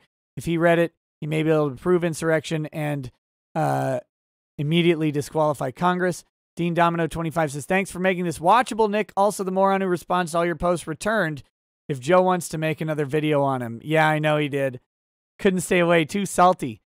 BGM says, the curtain of Congress has been ripped from its rod, putting on full display the grotesque figures occupying what was once a sacred place. I'll mildly disagree. Congress has never been sacred. Bad Vibe says, this is a testicle spectacle. We will see who has nuts and who doesn't. Kyra says, you know the rules, and so do I. You know the rules, and so do I.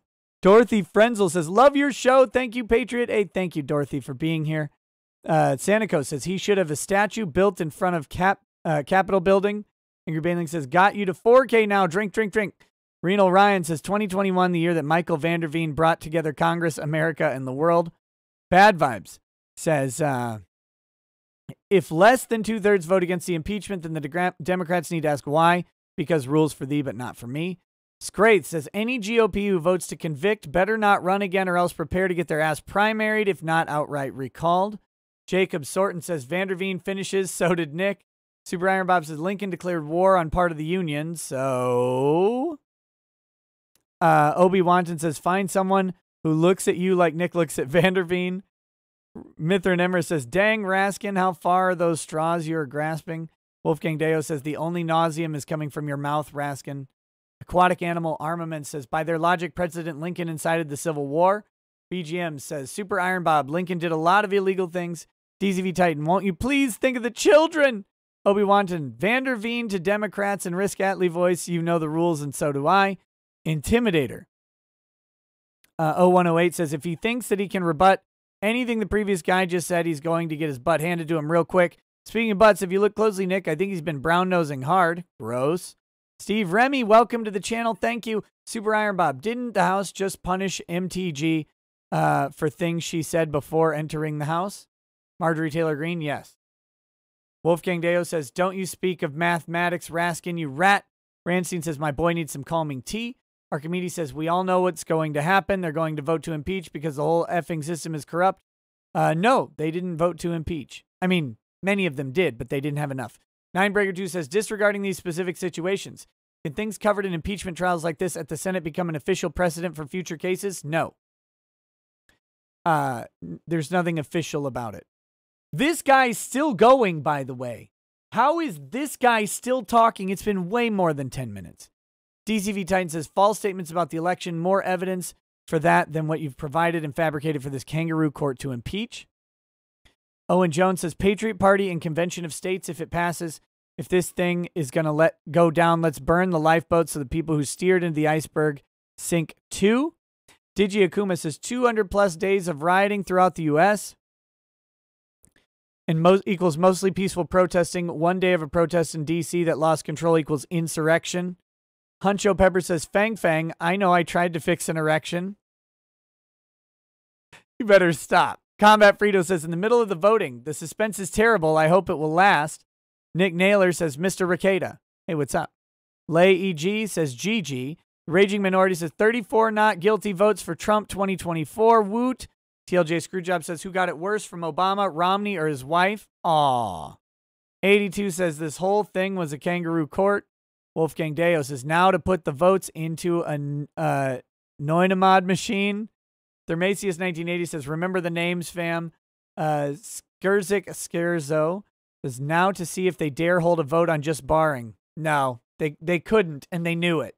That was all a ridiculous attempt by the House managers.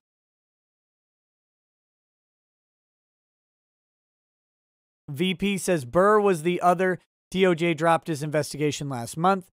Just laugh and honk your nose says, after all that, what was the point of a second impeachment? Nothing. In fact, it probably only solidified Trump's support with his base. 10 Gen Ken says, despite the denouncing of rioting on both sides, normies who aren't watching this will proceed to go do that shortly. Thanks for covering, Nick. Hey, you're welcome, buddy. Thank you. Super Deagle says, see you next week when they try again. Oh, yes. Oh, God, it's Susan Collins. I don't want to listen to her either. The DCV Titan says, whoever got swayed by fabricated and non-existent evidence needs to get kicked out of the office post-haste. Diabluz says, Trump keeps moving forward. Cypher Warrior says, this is what the Raskin Doctrine gets you. Nothing Raven says, how bad riots going to be tonight? Be safe, everyone. Yes, please be safe. Sleepy Marabo says, expect Antifa and BLM riots tonight and several days forward over Trump acquittal. Charles Argo, number 2, says, cheers, Nick from South Africa. I can't watch these hypocrites anymore. I don't blame you. Mitchell Godson says Schumer is denying the conclusion of the hearing. He's inciting people. Impeach, impeach. Snuggle Struggle says the big lie, and there it was. Here comes the docudrama that probably is already made and currently in production. Revisionists at play here making a mockery of our rights and freedoms. How utterly nauseating. Speedy 1993 says Trump is not guilty. Now Chuck says he's guilty. Did he forget the vote just happened? DCV Titan says there's nothing more antithetical to justice than having witnesses sit in judgment of you. Whine more, little bitch. Evil XY says get better at your prosecution, bro. Exactly. If they couldn't convict Donald Trump, it was on them. Entirely on them. They had everything going for them. They had everything going for them in this impeachment, and they couldn't pull it off because they didn't do the work. Michael Vanderveen laid that out very clearly. Very clearly. If you don't think they could have convinced some senators to tuck tail and vote against Trump, oh, they absolutely could have. They just didn't put in the work. Wolfgang Deo says, you lefties won the president. We won the impeachment. Get over it. Oh, so now Schumer is saying that America should be attacked. Dog whistling much there. Jeremiah Bond, welcome to the channel. Thank you very much. Just Laugh and Honk Your Nose says, I guess Chuck just wanted to take time to rehash the entire hearing to let us know just how super guilty Trump actually was. No backsies. Tickleson says, since when did the losers get the last word of the day? KW Soul 21, thank you for the donation. Trip, the left-handed pull-axe, says, let the copium flow. Champagne glasses of farts. 200 Watt Studio says, I thought it was a failed erection, Chuck. Cornholio says, lol, Cope-Harder losers. Maggie Rose says, didn't they just lose this case? What the hell? Yep. Kissing My Ass says, Nick, more merchandising, inciting erections since insert ear t-shirts. Get on it. Jazzboard says, off topic, but my homie from Smokescreen wrote his first book, The Crimson Gods. Consider supporting over on Indiegogo. So yeah, guys, check out Crimson Gods on Indiegogo. Praetor says, congrats, Dems, you won the popular vote. Clown World says, the court of public opinion, they're not even pretending anymore. Flash Coffee says, do you know what an impeachment vote of 66 to 34 is called? Acquittal. It is. Wolfgang Deo says, Schumer just dog whistled again. DCV Titan says, got a better one for you. February 13th, 2021 shall be remembered as the darkest day in American history, where 57 voted to convict someone on fabricated evidence and no actual proof to the claims against them. Vokan Dodenak says, oh no, a colored piece of fabric on a pole, whatever shall we do? Wolfgang Deo says, how close you, Chuck, almost destroyed the USA. Raging Majority says, remember the rhythmic pounding on the doors? It was like the intro for Walk This Way by Aerosmith. Chris Hewitt says, Unity! Gunnar Renee Oy says, the rhythmic pounding on the doors were from the anti-Kavanaugh protesters. Schumer is misremembering, I think. Mega Lone Wolf 20 says, how is this worse than Hoover and the Great Depression? The many presidents that ignored the treaties with indigenous people, the presidents that violated civil rights. How is Trump worse than those? Zeos 386SX says, it's almost as if he had this speech ready knowing Trump would be found innocent. D-Day Cobra says, Trump 2024. Hey, what's up, D-Day Cobra? Thank you for stopping by. Ben Hennigar, welcome to Paralegal Status. Much appreciated. Fiffalapoo says, not guilty. Captain Helmet says, now that Trump has been found not guilty of inciting violence, does he have a case against the media sites which banned him on the basis that he did? No. Timothy Reaper says, Trump, I'm very proud of my lawyers. Very proud of my lawyers. I have the best lawyers, especially Vanderveen. I call him Big Peen Vanderveen. It's a little running joke we have going on. Did a tremendous job. Absolutely phenomenal. Tremendous. Perfect lawyer. Wonderful. Truck and Bear says, no, you're not turtly enough for the Turtle Club. GTFO McConnell. Roland S. says, the turtle has to abdicate. Get rid of him. Tengen Ken says, Schumer. I pray that while justice was not done in this trial, it would be carried forward by the American people. Sounds like a call to violence, Chuck. Sure does. Sure does. JG says, Twitter is melting down hard right now. Oh, of course. Seal Club says, the fact that 7 Republicans voted yay only shows you how much of a sham the first Trump impeachment was, where only Romney voted yes on one of 2 counts. Imani Malik Butler says, 1, thanks for saying my name correctly. Oh, you're welcome. 2, real. Who is responsible for real question, who is responsible for managing the following of the law by the lawmakers? False evidence incites. It would typically be a court, but since Trump wasn't actually convicted, he doesn't really have a remedy. Mr. LHD6 says, so McConnell votes no, then gives the media sound bites they will play forever. He is such a snake. Wolfgang Deo says, I absolutely support McConnell at this moment. If he does not lie right now at the most important trigger point, then the left will go burn things. Florian Eischatten says, that clown show is a perfect example from politics in the Imperium. No wonder Gilliman had to clap some butt cheeks on his return. The guy from that thing says, I don't know why, but watching McConnell talk really makes me want to go get a pair of pliers and a butcher knife. Judo Cricket says, McConnell's ridiculous speech shows exactly why Republicans lost it all this time around. G-Man says, Senate was inconvenienced for a couple hours. Compare that to the people of Iran, Afghanistan, etc., against whom they've all approved endless war. Ty Beard says, I would draw my opposition to a third party. The GOP is doomed with these idiots in charge, so Trump might as well get to it. DCV Titan says, I'll say it again. If the insurrection had succeeded like Den's claim, would anything of value have been lost? Yes. Wolfgang Deo says he's speaking slow for the House to understand. No, he's speaking slow because that's how he speaks.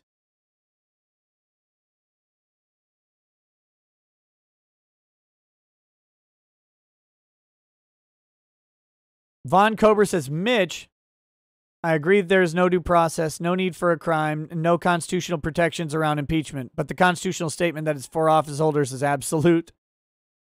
Lord J. Bama fan says, is it too late to drop this class? F the credits.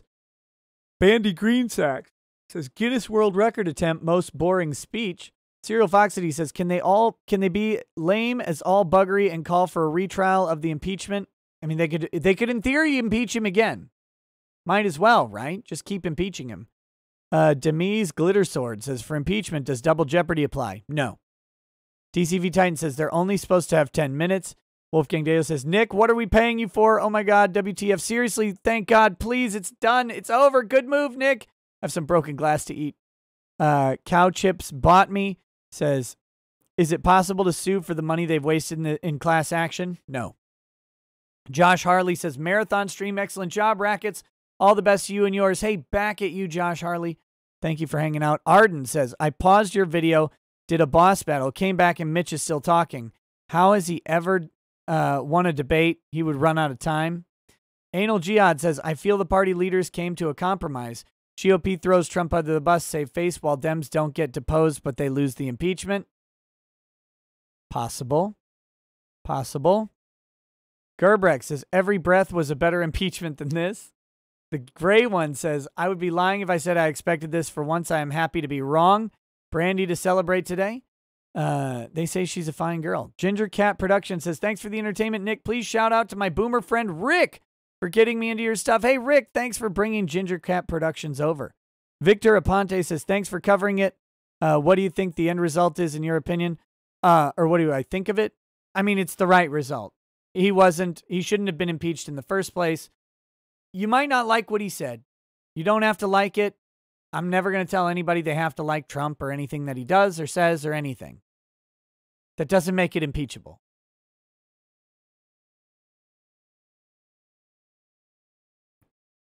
The white community says, I just got here. Do you already hate me? Yes, of course. Racist. Amateur Iconoclast says, I voted for Cassidy. Worst thing I did in 2020. Johnny Cole, welcome to Paralegal. Meshikahari Russ says, I thank you for covering this, Nick, while I've been working all week. It's been a great way to pass the day. I'd rather listen to your coverage than MSM any day. Hey, thank you. Been my pleasure. DCV Titan says, wait, Raskin? I thought it was Ratskin. Funny Valentine 2020 says, what's the likelihood that they try to invoke the 14th Amendment? They're going to have trouble because they don't actually have a defined rebellion at this point, but I'm sure they'll try if Trump were to try and hold office again. The Crow 751 says, edit, I disavow his posturing. Dan 993386 says, who is worse at law, Jamie Raskin or Melinda Scott? Probably still Melinda Scott. Also, I highly recommend watching the Rittenhouse hearing when you have time. It gets very spicy. JG says, Twitter is chanting 14th Amendment Section 3. Good luck. Lagging says, can they now be impeached for the riots tonight? Yes, hopefully. Evil XY, welcome to Paralegal, not another dime. Thank you for the donation. Anime Girl 2.0 says, you know Nancy is reeing so hard right now and tearing papers up. Love it. Go get some rest, Nick. I will in just a few. Wolfgang Deo says, all of that in the Senate was free speech. As such, I forgive all those fucking a-holes and hope that the left continues going after itself. Undead Shogun says, on Twitter, trending is the 14th Amendment right now. Captain Spire says, took your advice and watched your review of this. Hey, hope you enjoyed it. Rotor13 says, Twitter is ablaze as usual. They'll need to refill their prescriptions of Xanax. Sorry, copium. Let the malding continue. Snuggle Struggle says, now that this idiocy is done, it's time to start impeaching proceedings upon Biden. Biden is yet to argue against the pretty damning accusations of sexual assault by his old employee. Victor Apon says, the Democrats are really ridiculous, Nick. Thank you. Hey, thank you, buddy. All right, almost done. Sternage says, just listening to Raskin is making me physically ill. Night of Hope says, this guy is my spirit animal. When we eventually embrace all-out war, I want Van der Veen to be our prime minister. Seems like the kind of OG badass we need to lead the country out of Marxism and slavery. Hated 7 Days to Die says, hey, Nick, sorry I missed the additional vote after conviction. They are able to block him. Will they try to do it without conviction? No. Crusader Saracen says, this just in, personal injury lawyer from the sticks. BTFO's a Harvard law tool live on TV. Crusader Saracen says, Joe Biden, you will refer to me as Mr. President. Respect my authority. Ron DeSantis, the Chad says, I will not, and you can go F yourself. Crusader Saracen says, an object lesson in why a lawyer with practical experience will kick the butt of any academic law professor any day of the week. D.D. Ram says, all the Dems in the back now. Let's learn how to tie a noose, practical for every use. All you need is a piece of rope. Then abandon all your hope. Make a loop. The snake goes down, changes its mind, turns around, climbs back up to the top again. Also says, this is where the fun begins. You take the snake and spiral down, and at the bottom, what has he found? The snake goes into the rabbit's hole. Then you give the top a pull. Now it's ready for liberal use. That's how Democrats tie a noose. Okay. Night of Hope says Trump should just announce his candidacy right now. This idiot is challenging him to do it. He says splitting the party would be great. If this ass clown and his ilk ever won another election, their elites and donor class would abandon them. That would actually be great. Let's just have one party rule so we all know who our slaves are. Screw this. Crusader says, may Allah inflict upon McConnell every type of cancer. Mitch should do us all a favor and F off back to the ocean with the rest of his kind. Night of Hope says, wow, I didn't know the giant turtle could talk out of its vagina. This is amazing. Malik says, I made a mistake watching this crap while at work. There was a silent moment during one of my calls and I ended up blurting out, that's BS. Whoops. Lol. Luckily, customer had me on hold. Didn't say anything when they put me back on. Crusader Saracen says, stop the stream, Nick. They're literally all going to talk and grandstand. There's nothing worth watching. Go enjoy your Saturday. Drink some good wine or make love to your wife or whatever it is you Minnesotans do for fun. Porsky says in McConnell voice, Cato the Censor says, bonus points if you hijack Pastor Louis' stream with Sargon. Vassal Park says, what's the chance of them changing from 2/3 to simple? It's in the Constitution that it's 2/3. They would have to amend it. I don't think that's likely. Lord Cybot says, what do you think of McConnell calling for a criminal investigation now? Go ahead. He already said he doesn't believe that he would actually be guilty of incitement because he didn't incite anything. That was one of their big problems. There was no legal incitement. And Ruben Prime, welcome to the channel. Thank you for joining. All right, guys. Thanks for hanging out today. If you want to keep watching these people talk, you are welcome to. I am going to go enjoy the rest of my Saturday. Y'all have a great day. And if you're not subscribed, hit that subscribe button. We do lots of fun stuff here. We'll talk to you soon. Have a good night. Oh, I get to play my outro. Have a good night. Peace. Peace.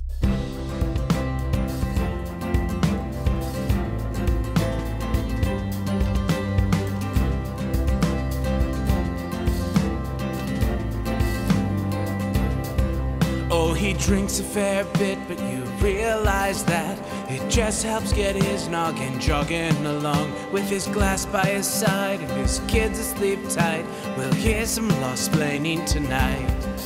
With his microphone muted, we'll laugh at this boomer until he explains it's all part of the plan. Watch his face become redder as he becomes meta, raging at idiots from Twitterland. From the white shores of Maine to the hills of Glenlivet, there's no one who explains the law better than Nick. So pour out a glass for the ones who have passed to make the law what we have now. Oh, his lady is fair, and she handles herself with the grace of one who has borne many children. As the wife of a lawman, she makes sure that he has the time and the place to provide for them there. So pour out an Ardbeg, a Balmore, a Lafroig, the spirits flow as the ones who get unemployed. So pour out a glass for the tea post on Twitter as we hear law-splaining tonight. From the white shores of Nairn to the hills of Glenlivet, there's no one who explains the law better than Nick. So pour out a glass for the ones who have passed to make the law what we are now. Oh, the guests are all plentiful, from Doug T to Drexel. They bring their perspective and spice to the mix. But the reason we're here and the one that we cheer is the one who is showcasing us his career.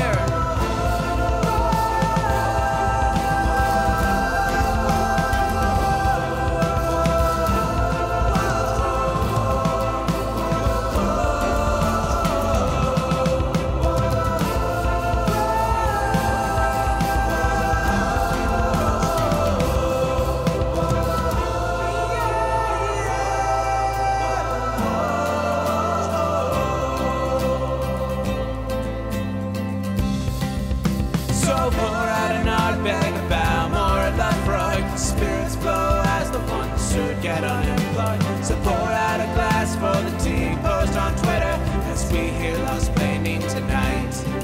From the white shores of Nairn to the hills of Glenlivet, there's no one who explains the law better than Nick. So pour